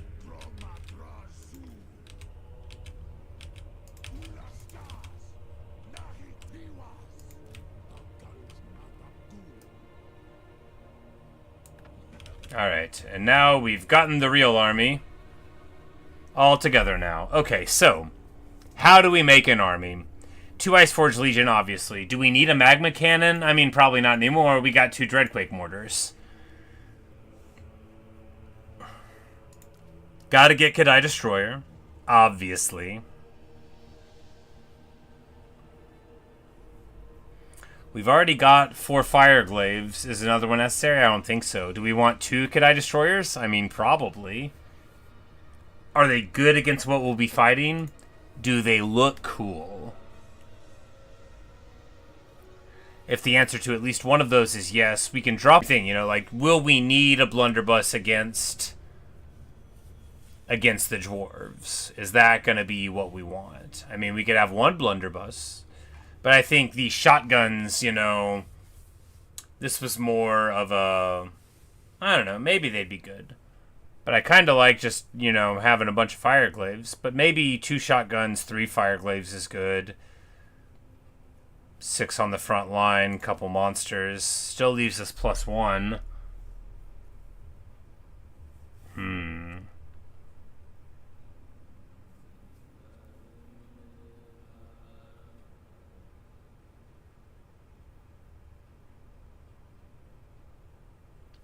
Drop an Infernal Guard, because the Fireglaves are sort of like a front line. They're like a secondary front line. And then we just got, you know, the 2 trains, 4 legions. Yeah, we can drop an Infernal Guard for that. And then... alright, so maybe this will be the final form of the army. 2 Iceforge Legions. 2 Pain Train Dreadquake Mortars. Summon the Electrocounts, indeed. You know, some people are all about that life. Kadai Fireborn. Kadai Destroyers ×2. 3 Fireglaves, 2 Blunderbusses, 3 Firesworn. That, you know, obviously the Infernal Guard, if it was Ironsworn, would be better. But a pretty sweet army. And we can even pay for our armies for a few more turns.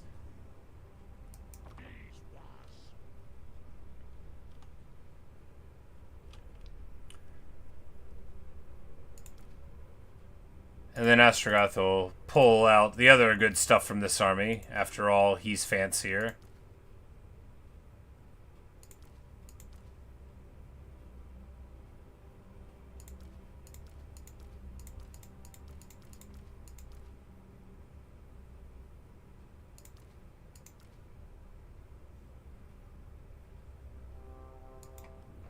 Alright. And now Astragoth's got himself an army.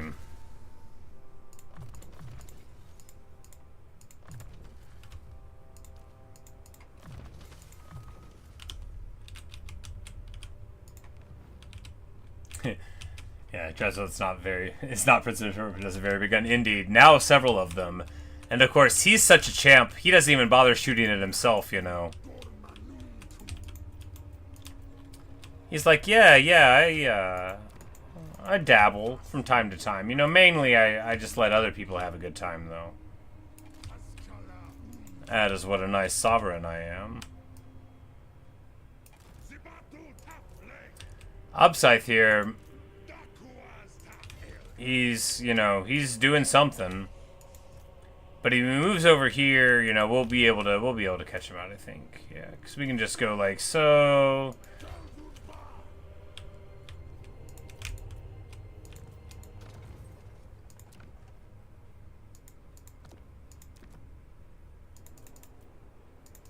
And I didn't even think of it, too. Like, in the late game, you can just, you know, you find a place that's close to you or whatever, and then... Or that's friendly-ish.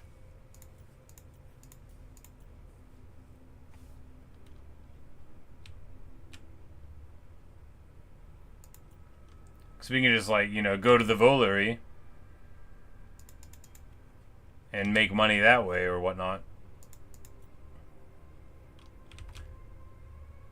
Of course, we want to send money and get things. No, that's not as good. Armaments for labor is fine. Whatever, you know. But anyway. And the convoys all come here to go home. That's right.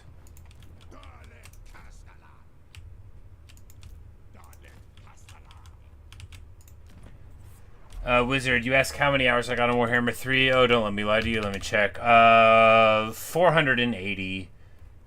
But I would have had nearly 1,000 into total Warhammer 2, I think. And then something like 200 or 300 in one. But this is my very first Chaos Dwarf campaign.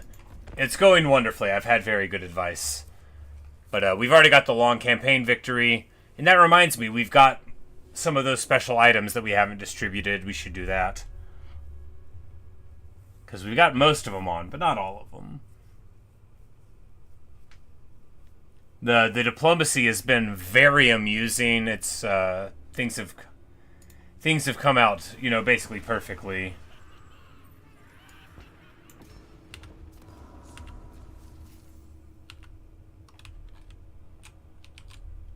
We have defensive alliances with Gelt and Xiaoming.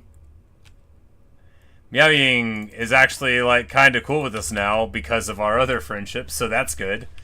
Jot that down. You know, we've got everything down to a science basically. An evil science, and I just can't wait until we get into a fair fight, so I can finally see. What a Chaos Dwarf army really looks like. So it's off to the north here to mess with Skaven, because Grudge Too Far is going to kick on soon. And oh man, it's midnight 50? Midnight 15. Ah man, well, I'm still going to play a little bit more. Started a week ago and have 100 hours back. That's a lot of play. I agree. It's a wonderful game. There's so much to like. All right, well, man,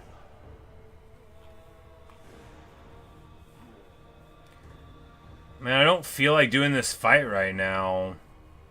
I wanted to do a bigger one. I wanted to do a bigger fight than this. We'll do this one. Is there a wall? That's boring. I don't want to do this. Whatever.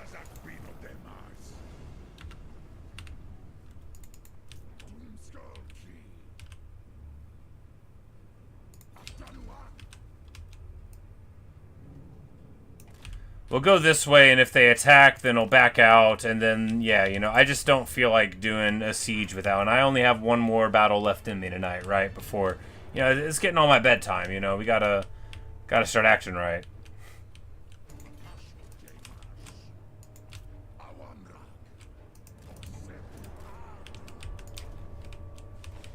Because now, like, I don't think I just don't think Cathay is going to bushwhack me, right? I don't think they will. So, because of that,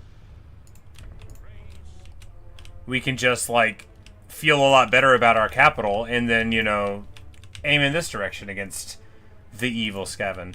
No, Warhammer, like, this game is so good. I don't know what's up with... It's just, like, putting my... It's like, these are lords, and it's putting them out onto the map like they're heroes, and it's been doing it all campaign long, right? And I don't know why. They do not show up on the Lords and Heroes column. They're just there. But no, like, the thing about Warhammer is the battles are so fun. The campaign map can be pretty interesting. Especially when you're learning stuff, but just, like, there's such variability with what you can do, right? There's a 1,000 different ways that you can play this game. Because, of course, you know, you got 100 freaking lords, basically. You know, this is the hotfix beta. Maybe that's a problem they're having with that they'll fix.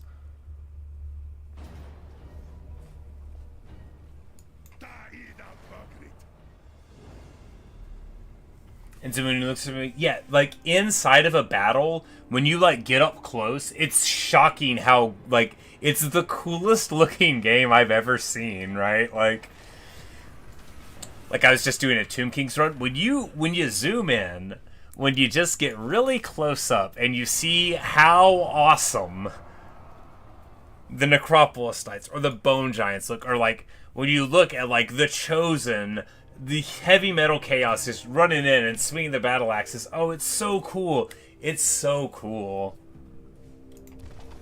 That's the bad thing about playing, especially on higher difficulties. You gotta, like, pay attention.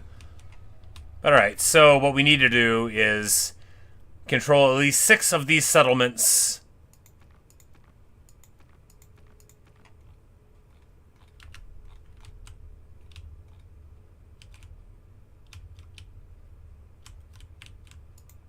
Oh, Karakazorn! Does he get 4 stacks?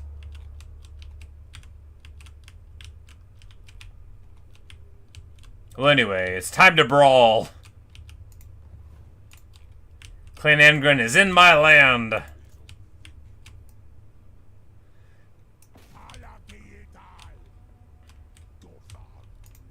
Drazhoath's gonna go that way to deal with all that. These guys are gonna stay over here to stay dealing with all this. Take Bitter Bay. Did I just see an elf?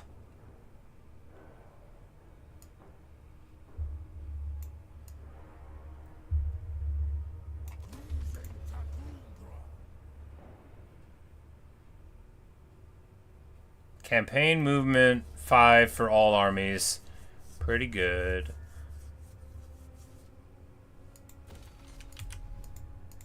Rebellion there. We're going to hit him. He'll run.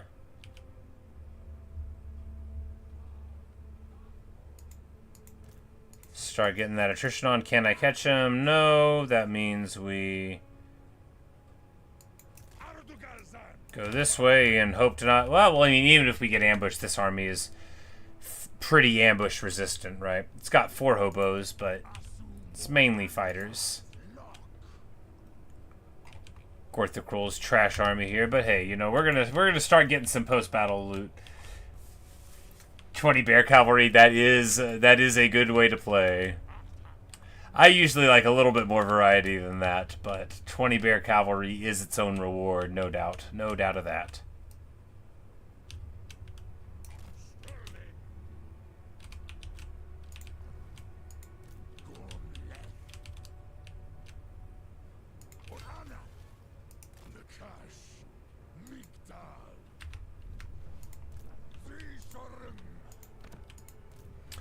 Because this guy's going to have a time, and actually, like, we got to get somebody in Zarnagrund, or we're going to be embarrassed. No, we'll work it out. 19 bears and boars, indeed. Well, he's the he's the cavalrist of them all.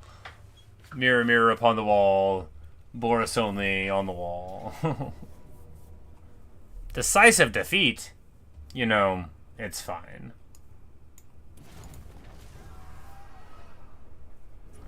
Yeah, Boris gets a bear, a big old bear, a named bear, a very handsome bear.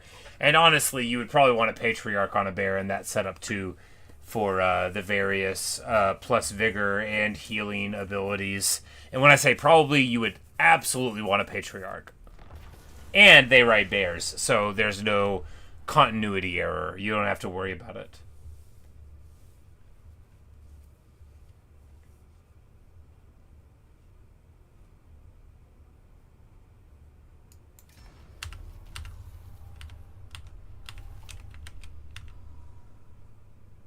Dark Mace.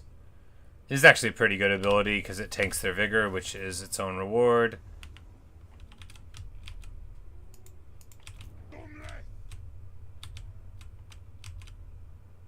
Oh. Oh, they took it and then that let these people take it from behind me. That's fun. Like, is Imric gonna support the Skaven in a fight? He is, isn't he?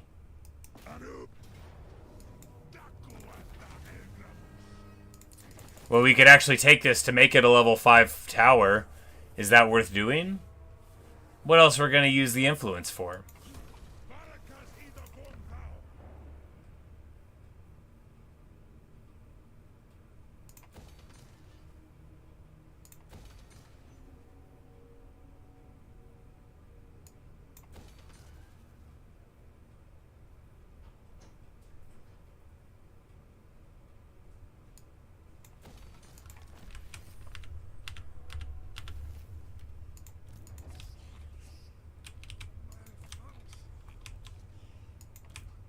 Stone here. Really giving us a headache. But the thing is, too, is that, like, because Cathay and Gelt and all that, and because we know Cathay is fine, because Zatan's gone, right? So, basically, our new best friends here are going to help us fight our new worst friends, Khazadni Stormbreaker. Ostrogoth, I think... Yeah, let's just move him back over this way to deal with that threat. Because Drazhoath's gonna move straight down here, right? Well, no, he's gonna fight all these Skaven. That's what we're gonna do.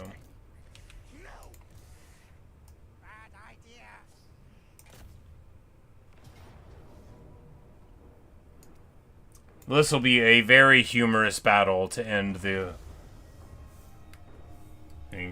Financials looking bad. You can run at a deficit for a little while. And we can run at a deficit for a long while. Because I mean, we've got probably... It's more than 10 turns. And 10 turn deficit is barely even, like, really a deficit. I typically... It depends on the faction. But usually I only get worried if it's, like, 5 or 6 or 7 turns. Alright, so... How do the pain trains work? We just shoot at them?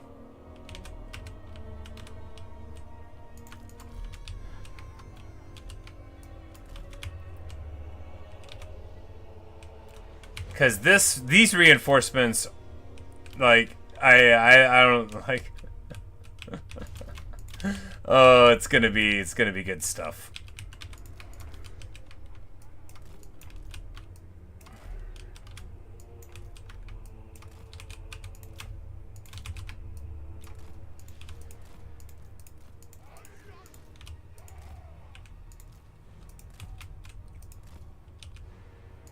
Because these two, I'm just having a real good time. And speaking of cool looking units, have I introduced you to my friends, the Kadai Fireborn? Or their older brothers? Look how cool they are! Just look at how cool they are! I can't stand it.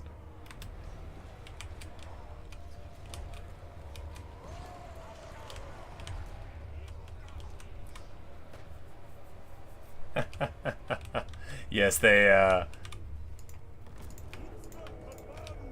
very modern economics, the dwarves. The dwarfs. But speaking of modern, have you seen what happens? Oh my god.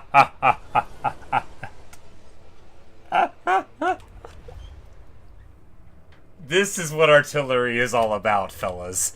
This is why we play the game. To watch your enemies just get melted.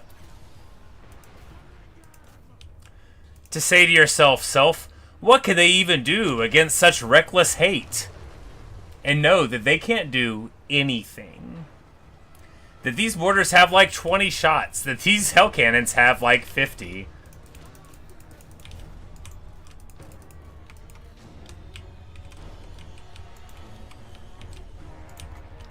Speaking of things they can't do anything about, have you met my friend, the Dreadquake mortar?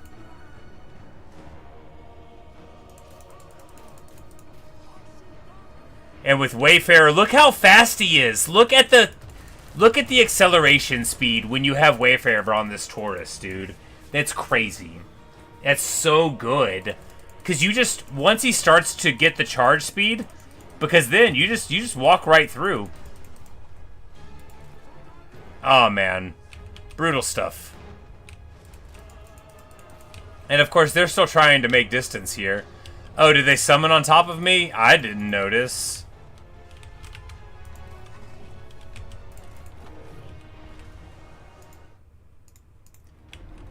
Yeah, this is... So this...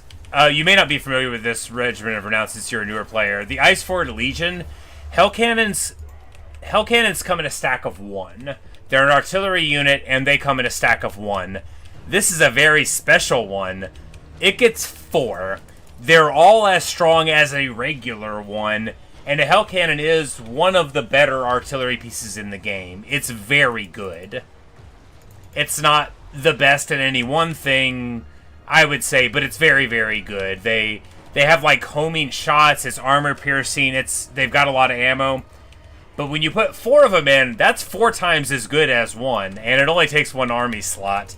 Now, it's a Regiment of Renown, so you can only get the 1 of them, but I have 2 in this army because I confederated one of my other Chaos Dwarves, and they had 1. So, this... For my money, it's got to be the best. It's got to be the best artillery piece in the game. It's got to be. It's real good, and if anything is better, you know, run that.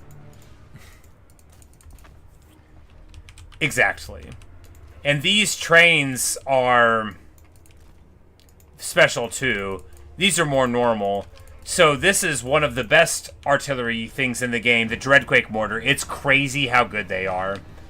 And they're getting pulled around by a train, so instead of like a normal artillery piece where it would be slow and have these issues, I am, you know, we can run it around, so, okay, they're not super fast, but they're a little bit fast. They're mainly slowed down because they ran into their own thing. So they're more repositionable. If, you know, they're running some infantry over, you can just run them away. Because they have 61 speed, so that's like... That's fast.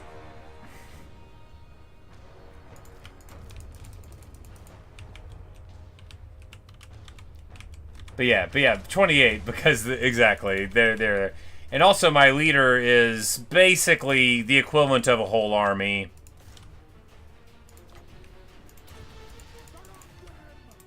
And also, we have all these other abilities that let us do a bunch of free things. It's very funny. This point in a campaign is... It's a celebration, you know. It's a celebration of all the things that make the Chorfs great. Of absolutely reckless hate. Of having... Oh yeah, and I have 2 free summons of one of my favorite units, the Fire Demons, so really it's like 30 units. Yes, indeed. Perfectly balanced, as all armies should be. Couldn't agree more. My everything about this army is just juice to the gills.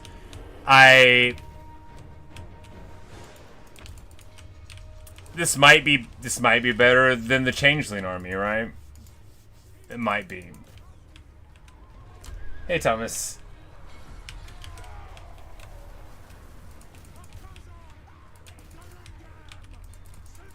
But yeah, it's very, very busted what we've got going on here. And I regret nothing. 45 physical resist on the Kadai Destroyer. Yes, please.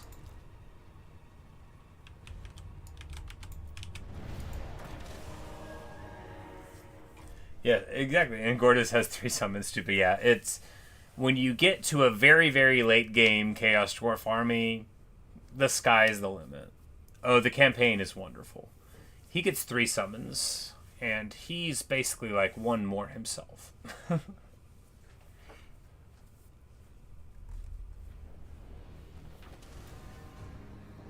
yeah, the campaign's great. We got long campaign victory.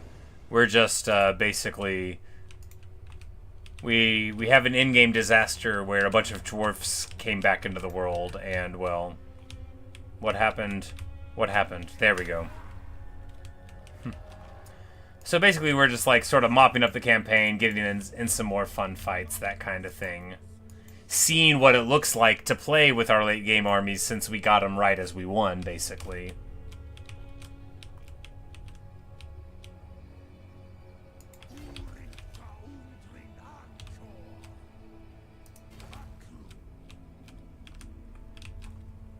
And, yeah, all the army abilities, which we've doubled up, which...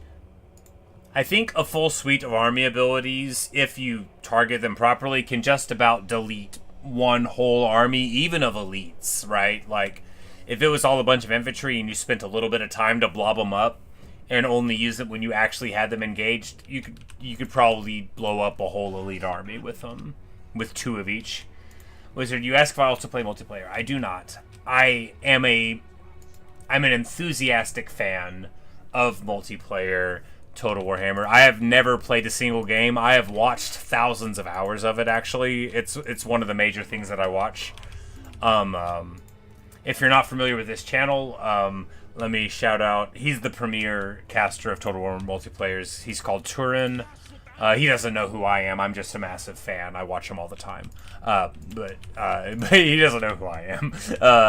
But he does really good commentary. I love watching it. I'm, like, bad at the game. That shouldn't keep me from playing it, but I just never have.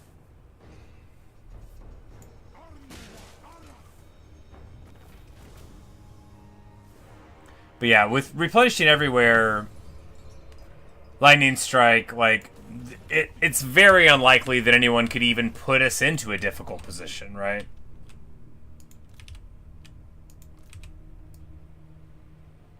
Because we don't need to take any land. We can just move around and be funny. And we know Moors is there, but what are they going to do? Ambush us? I'll just move right here. And with global recruitment, what it is, from the various things, the technologies... Like, I think I actually... Like, is there one that I haven't gotten yet? No, we already got the one. Because we didn't even get any of the industry stuff. I bet some of it's real good, you know. I bet a bunch of raw material stuff is good. But yeah, with 2-turn recruitment on, like, Fireglaves and stuff, 2-turn recruitment on Magma Cannons, 4-turn on Iron Demons, and, like, on the really big stuff, we wouldn't even have to go home. If we somehow lost a unit, you know... We could just recruit a lord somewhere to get those cool units and, you know, just try not to lose them and then ferry them over, yeah. Lightning Strike everywhere, replenish everywhere. I mean, replenish everywhere just on the leader, but that's the army that we need to go break stuff anyway, right? Right. And, you know, You know, Luke, I know you and me both like dwarves. I know you and me both like dwarves a lot. So I cackle about this in recognition of that. But isn't it funny that we're gonna go burn down Karak again? Isn't it funny that we could do that? Because how much are the dwarves gonna suffer? Like, we already raised it. If not for the deficit spinning, we could play him like a horde faction. Look, the thing about the deficit spinning is, if we just aggressively move through the world, we can pay for it.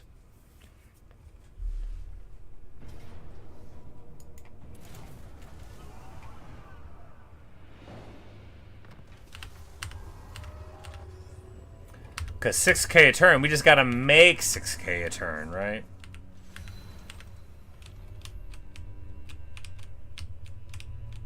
That's all we gotta do. We just gotta convince our foes to give us that money.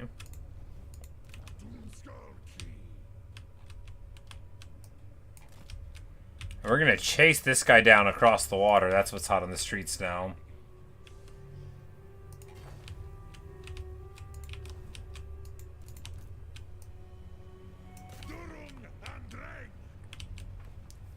And this guy's running away from me, through me. Oh my god. That's so annoying. You know that's annoying. I know it's annoying. Luke, it's alright if the dwarves lose. After all, we're still sort of dwarves, but it's just the opposite. Fair enough, man. Fair enough. All I know is hit us for screen to Scaven Trika. Indeed, indeed.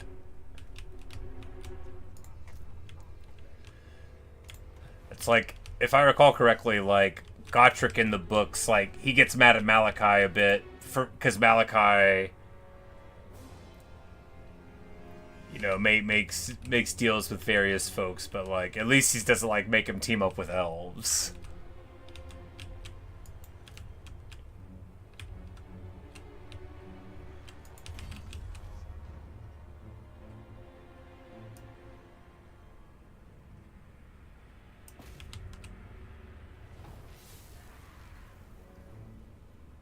Scaven revealed, I'm gonna burn it.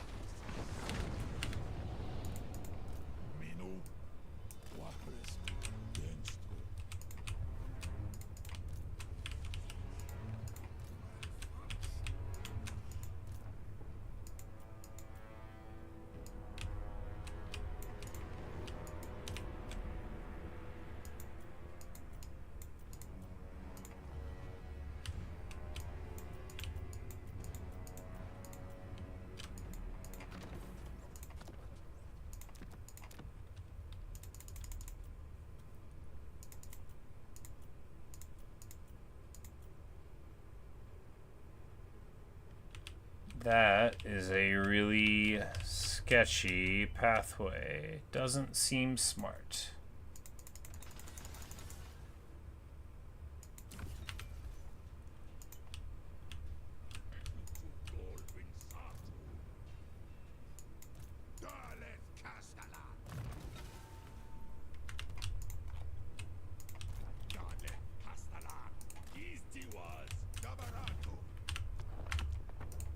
The only elf you are willing to play is Lithar, because he also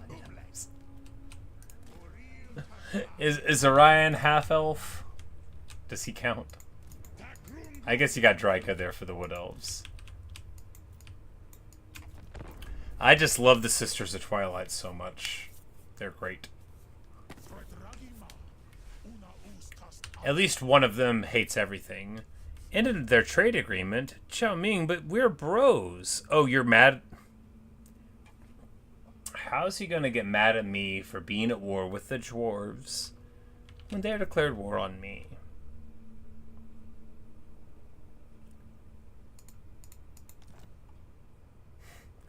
And he's like at war with Karakazorn now? Like, come on, man, make it make sense.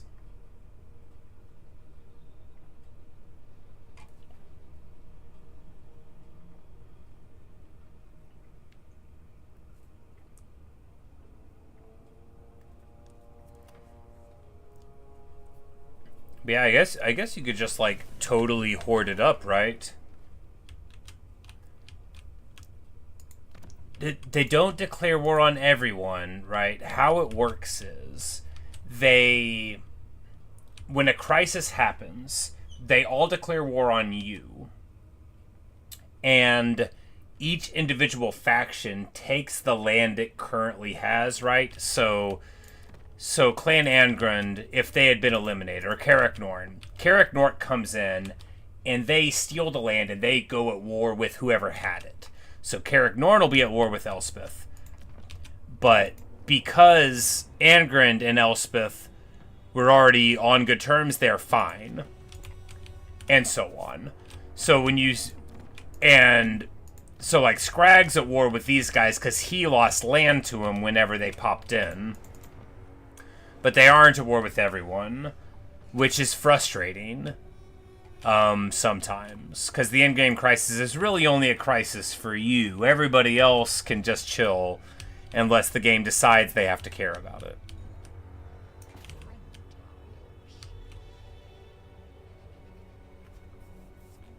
Is Karakern at war with Velagar? No. Yes.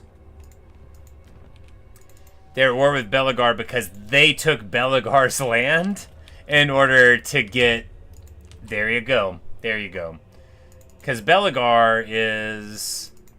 He's become immune to diplomacy, but yeah, Karakern must have...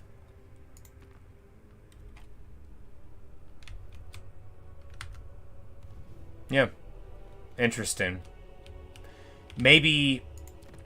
Elspeth is a defensive ally. Elspeth is a defensive ally of Clan Angrund, so that's why it happened.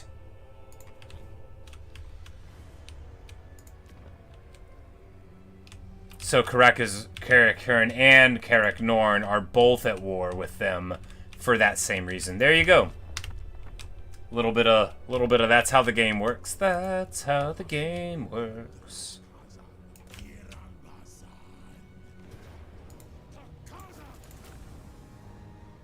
I seem to remember burning down all these lands before.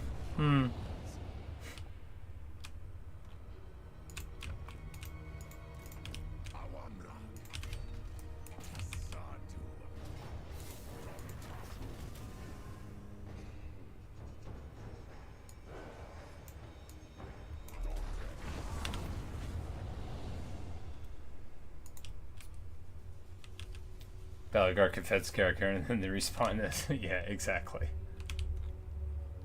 Okay, good job, guys. We've gone back in time.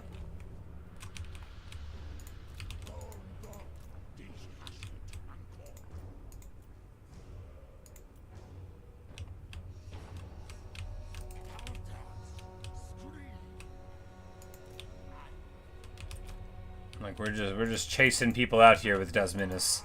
He's immortal. You know, we all are. Act accordingly.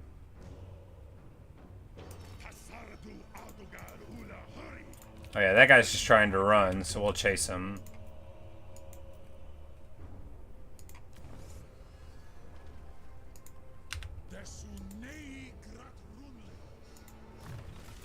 And I guess that is to like another consideration. Once you finish up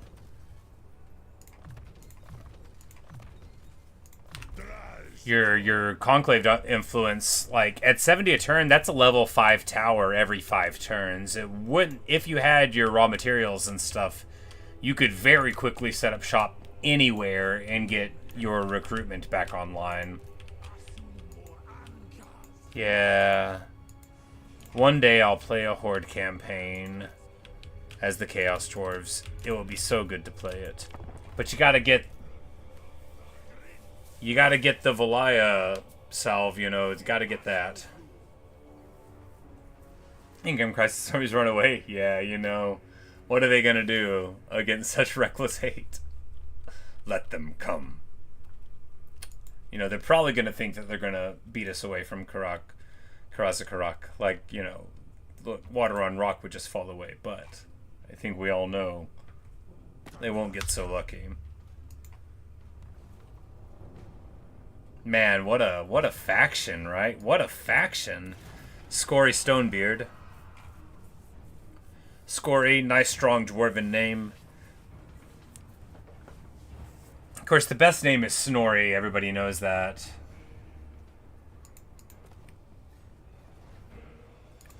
Snorri, just a great name. Of course, literary aficionados will remember the great Snorri Sturluson, the poet behind the Younger Edda, who was murdered in his basement by his political rivals in Iceland. Great story.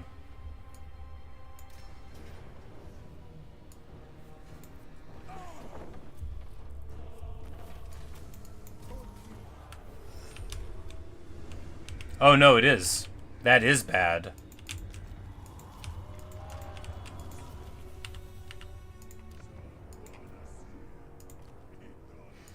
Well, time for Zatan the Black to get here.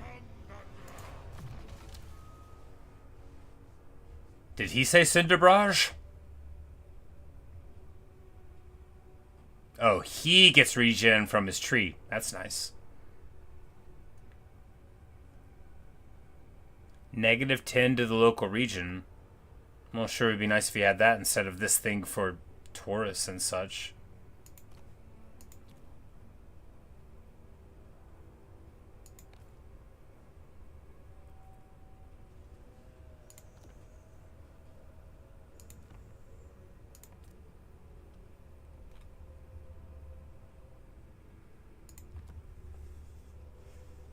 Oh, right, we got those other cool abilities, too. Like the one for 20% missile strength for war machine and artillery units in the army. Let's go ahead and get that on somebody, huh? On this somebody. I mean, a whole bunch of damage is a whole bunch of damage after all.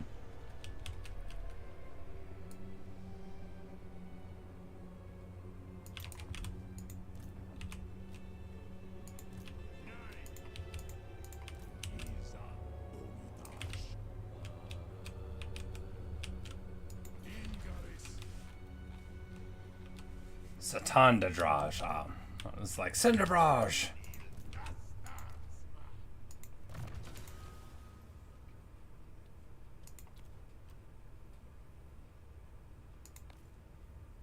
Yeah, because then he would still be very beady. Big AP. It's not primary AP because it's 5 less than primary AP, but very big AP.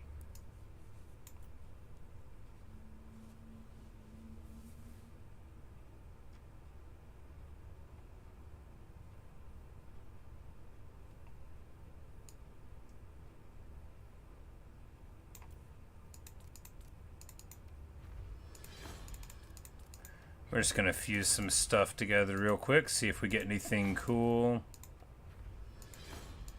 You can get a purple item this way. You know, you got to burn a lot of random junk together, but you can get one.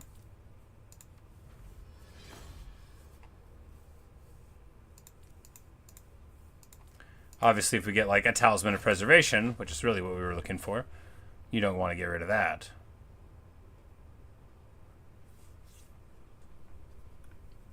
He has no magic. Oh, I didn't realize. You know, I should have done. And then as he gets hurt, he gets more of a ward save. I knew he had the snare. Well.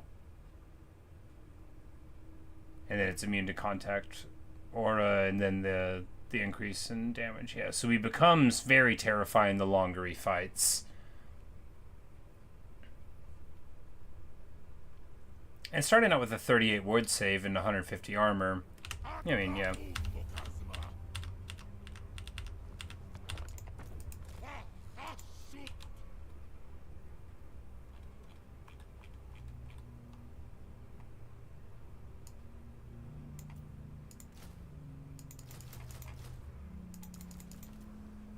It's like, we need single turn recruitment here. We need to fill this army up right now.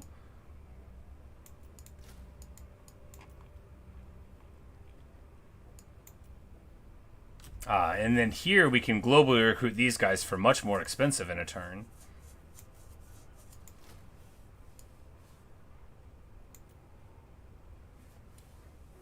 What? What lets me get a Kadai destroyer in a single turn?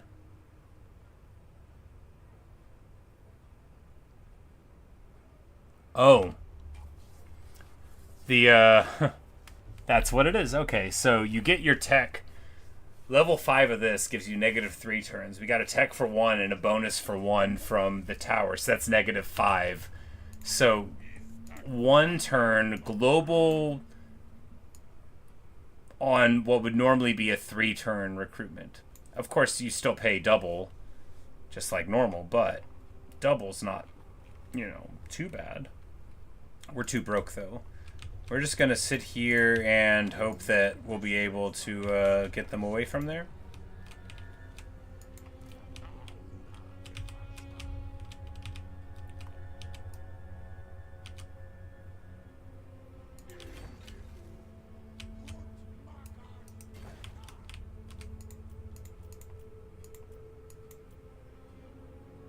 Legendary Overseer.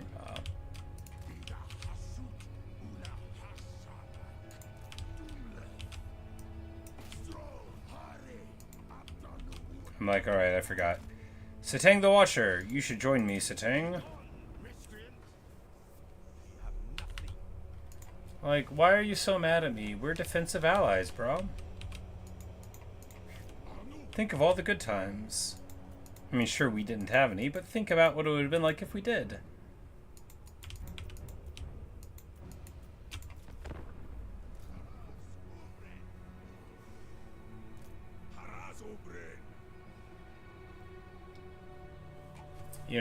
When I thought of Grudge Too Far, I totally didn't even think of all the minor dwarf factions, like that one right there. I was just like, they'll all be over, on that side, and we'll deal with it.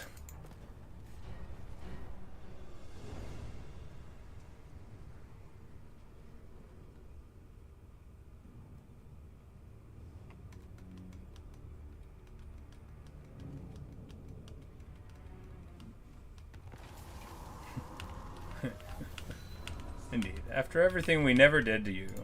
Ever.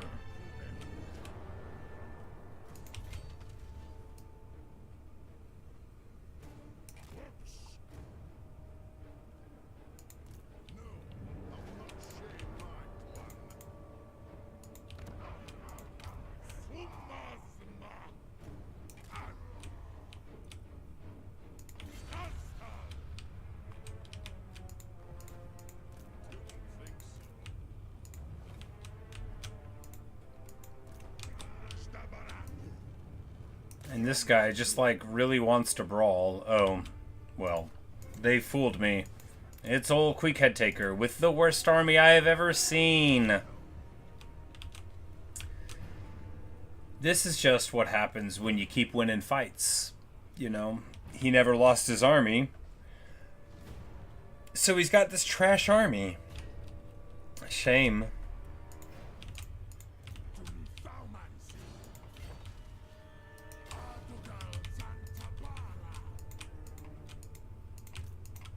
Man, all of these hero lords just filling up my whole campaign map is so weird, though.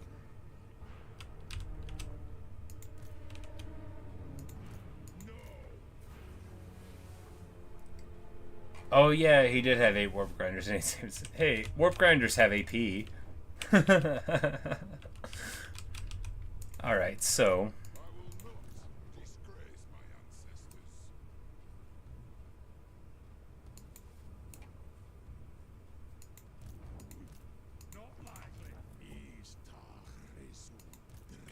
I'm like, man, this would be a cool fight. It's already too late. I'll get too excited. I can't. Yeah, I can't. Well, when we come back, we'll either burn down Karazakarak again, or I'll shelve this campaign. But it's kind of fun. Like I kind of want to keep playing for a bit, Although I kind of should get rid of a few of these armies, like maybe this army.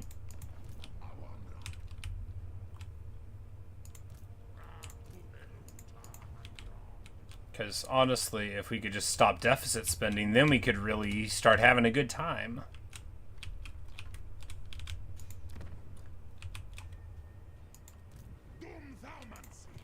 But yeah.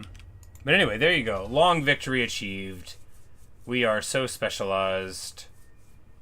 You know, cheaper army, 30 wins for everything. You know, it's when you look at all the faction bonuses you get as these guys, you know, I see why the initial faction bonuses that you get of just being like, this will give you 10% here. And I'm like, that doesn't seem like very good. Well, it's because everything else was so good.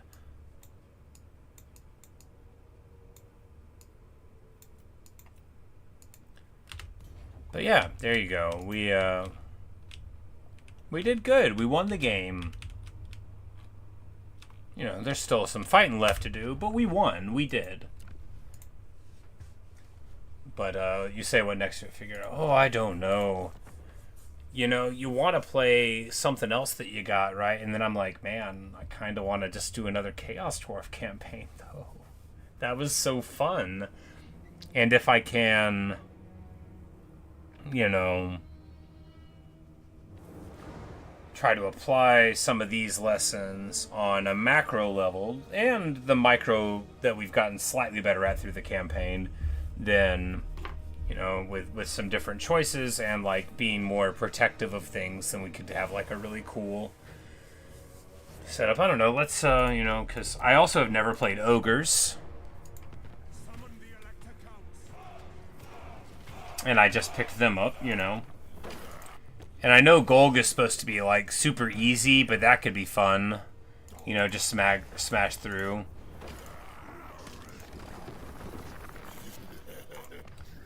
There's also Gorbad, who I believe is not like overpowered, but could still be a lot of fun. Used to say Draz is the best Chaos Dwarf and has the best bonuses. After that, I'm inclined to agree with you. Simply because Zatan can't do magic. And Ostrogoth can't fly. So, it certainly seems like, with the huge AP, the access to Barrier in the tree, Flames of Asgore being very cheap and getting cheaper through other effects, and being an extraordinary thing. I mean, maybe Ostrogoth could get 1,400 kills in a fight. Maybe he could get 100,000 value. But can he do it in a siege? Can he pick apart every single thing in the siege?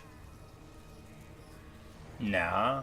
His ability isn't good for that. Like, Flamestorm, get out of here. He didn't even have a discounted one. He has, like, the wind thing. Winds are so much worse at deleting stuff in a blob than what we've got here. Skarsnik. Ah, yes, because then, that's right. Now we have all the cool orc units. Yeah, why don't we play Skarsnik? That sounds great. It'll be a wonderful goblin time.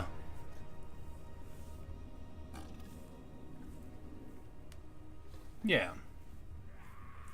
We'll probably use, like, Black Orc big bosses, but I do love goblin units. They are very cool. But yeah. Because otherwise, it's like, what else haven't I played? I've played... Like, I haven't played some of the Monogod stuff, but I'm not, like, super interested in anything besides...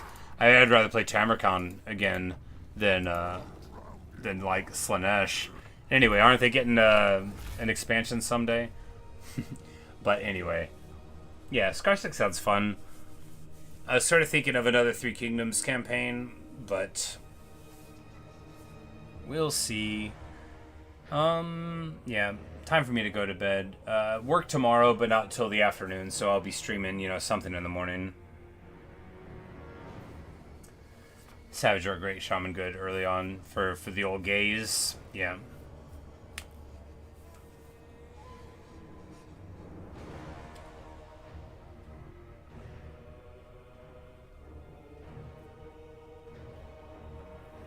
I'm like, do you get any flyers as greenskins? No, not really. Just like the feral Manticore. I guess if you can get Azag the Slaughterer, then, you know, he's his own barrel of fun. But anyway, yeah. Well, Scarstick doesn't start that far from him. I guess it would be doable. I used to... My Grom campaign, for Grom the Punch, I would have a very specific way to play the first couple of turns where you could always Confederate Skarsnik and keep his spider. And for my money, you haven't lived until you force Confederate Skarsnik and get his spider on Grom on, like, turn 2 or 3. It's the best. Of course, you can't do it anymore, because Skarsnik doesn't live over there anymore. But back in Total Warhammer 2, you can do it. And a spider plus Grom let you just be very hilarious. But anyway.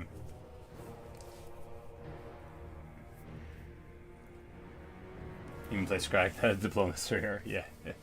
Because the thing about ogres is they can be very enjoyable because it's a very A-move kind of faction, which I like, you know. I like a big smashy faction where you can look at what's happening without paying attention. But anyway, I'm gonna crash. I've been awake for a while today. Anyway. Thanks for watching. Thanks for listening. If you can get him to sally for make points and confed him without killing him, he has 0 upkeep as long as he doesn't gotta get recalled. That is very cool.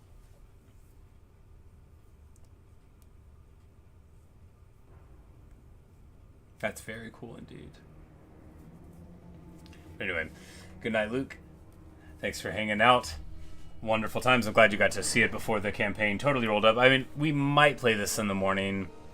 We might well just like to get a couple of cool fights out of the army, right? But standard Total War Warhammer problems, right? You get all of your coolest stuff right when you're done. At least in Three Kingdoms, you know, they gave you some time to play with your coolest toys. I mean, if you played slower, you'd be able to get your stuff, but we all know in war, who dares wins. But anyway, good night, Luke. Later, Thomas. Thanks for hanging out. Bye, Wizard. Thanks for watching. Hope you enjoyed. Anybody else out there that's just lurking around, I appreciate your presence all the same. Hope you have a good one. Perhaps I'll see you in a later stream or video. We'll either continue this or, you know, maybe something else. But hey, perhaps there will be something for you there. Good night, guys.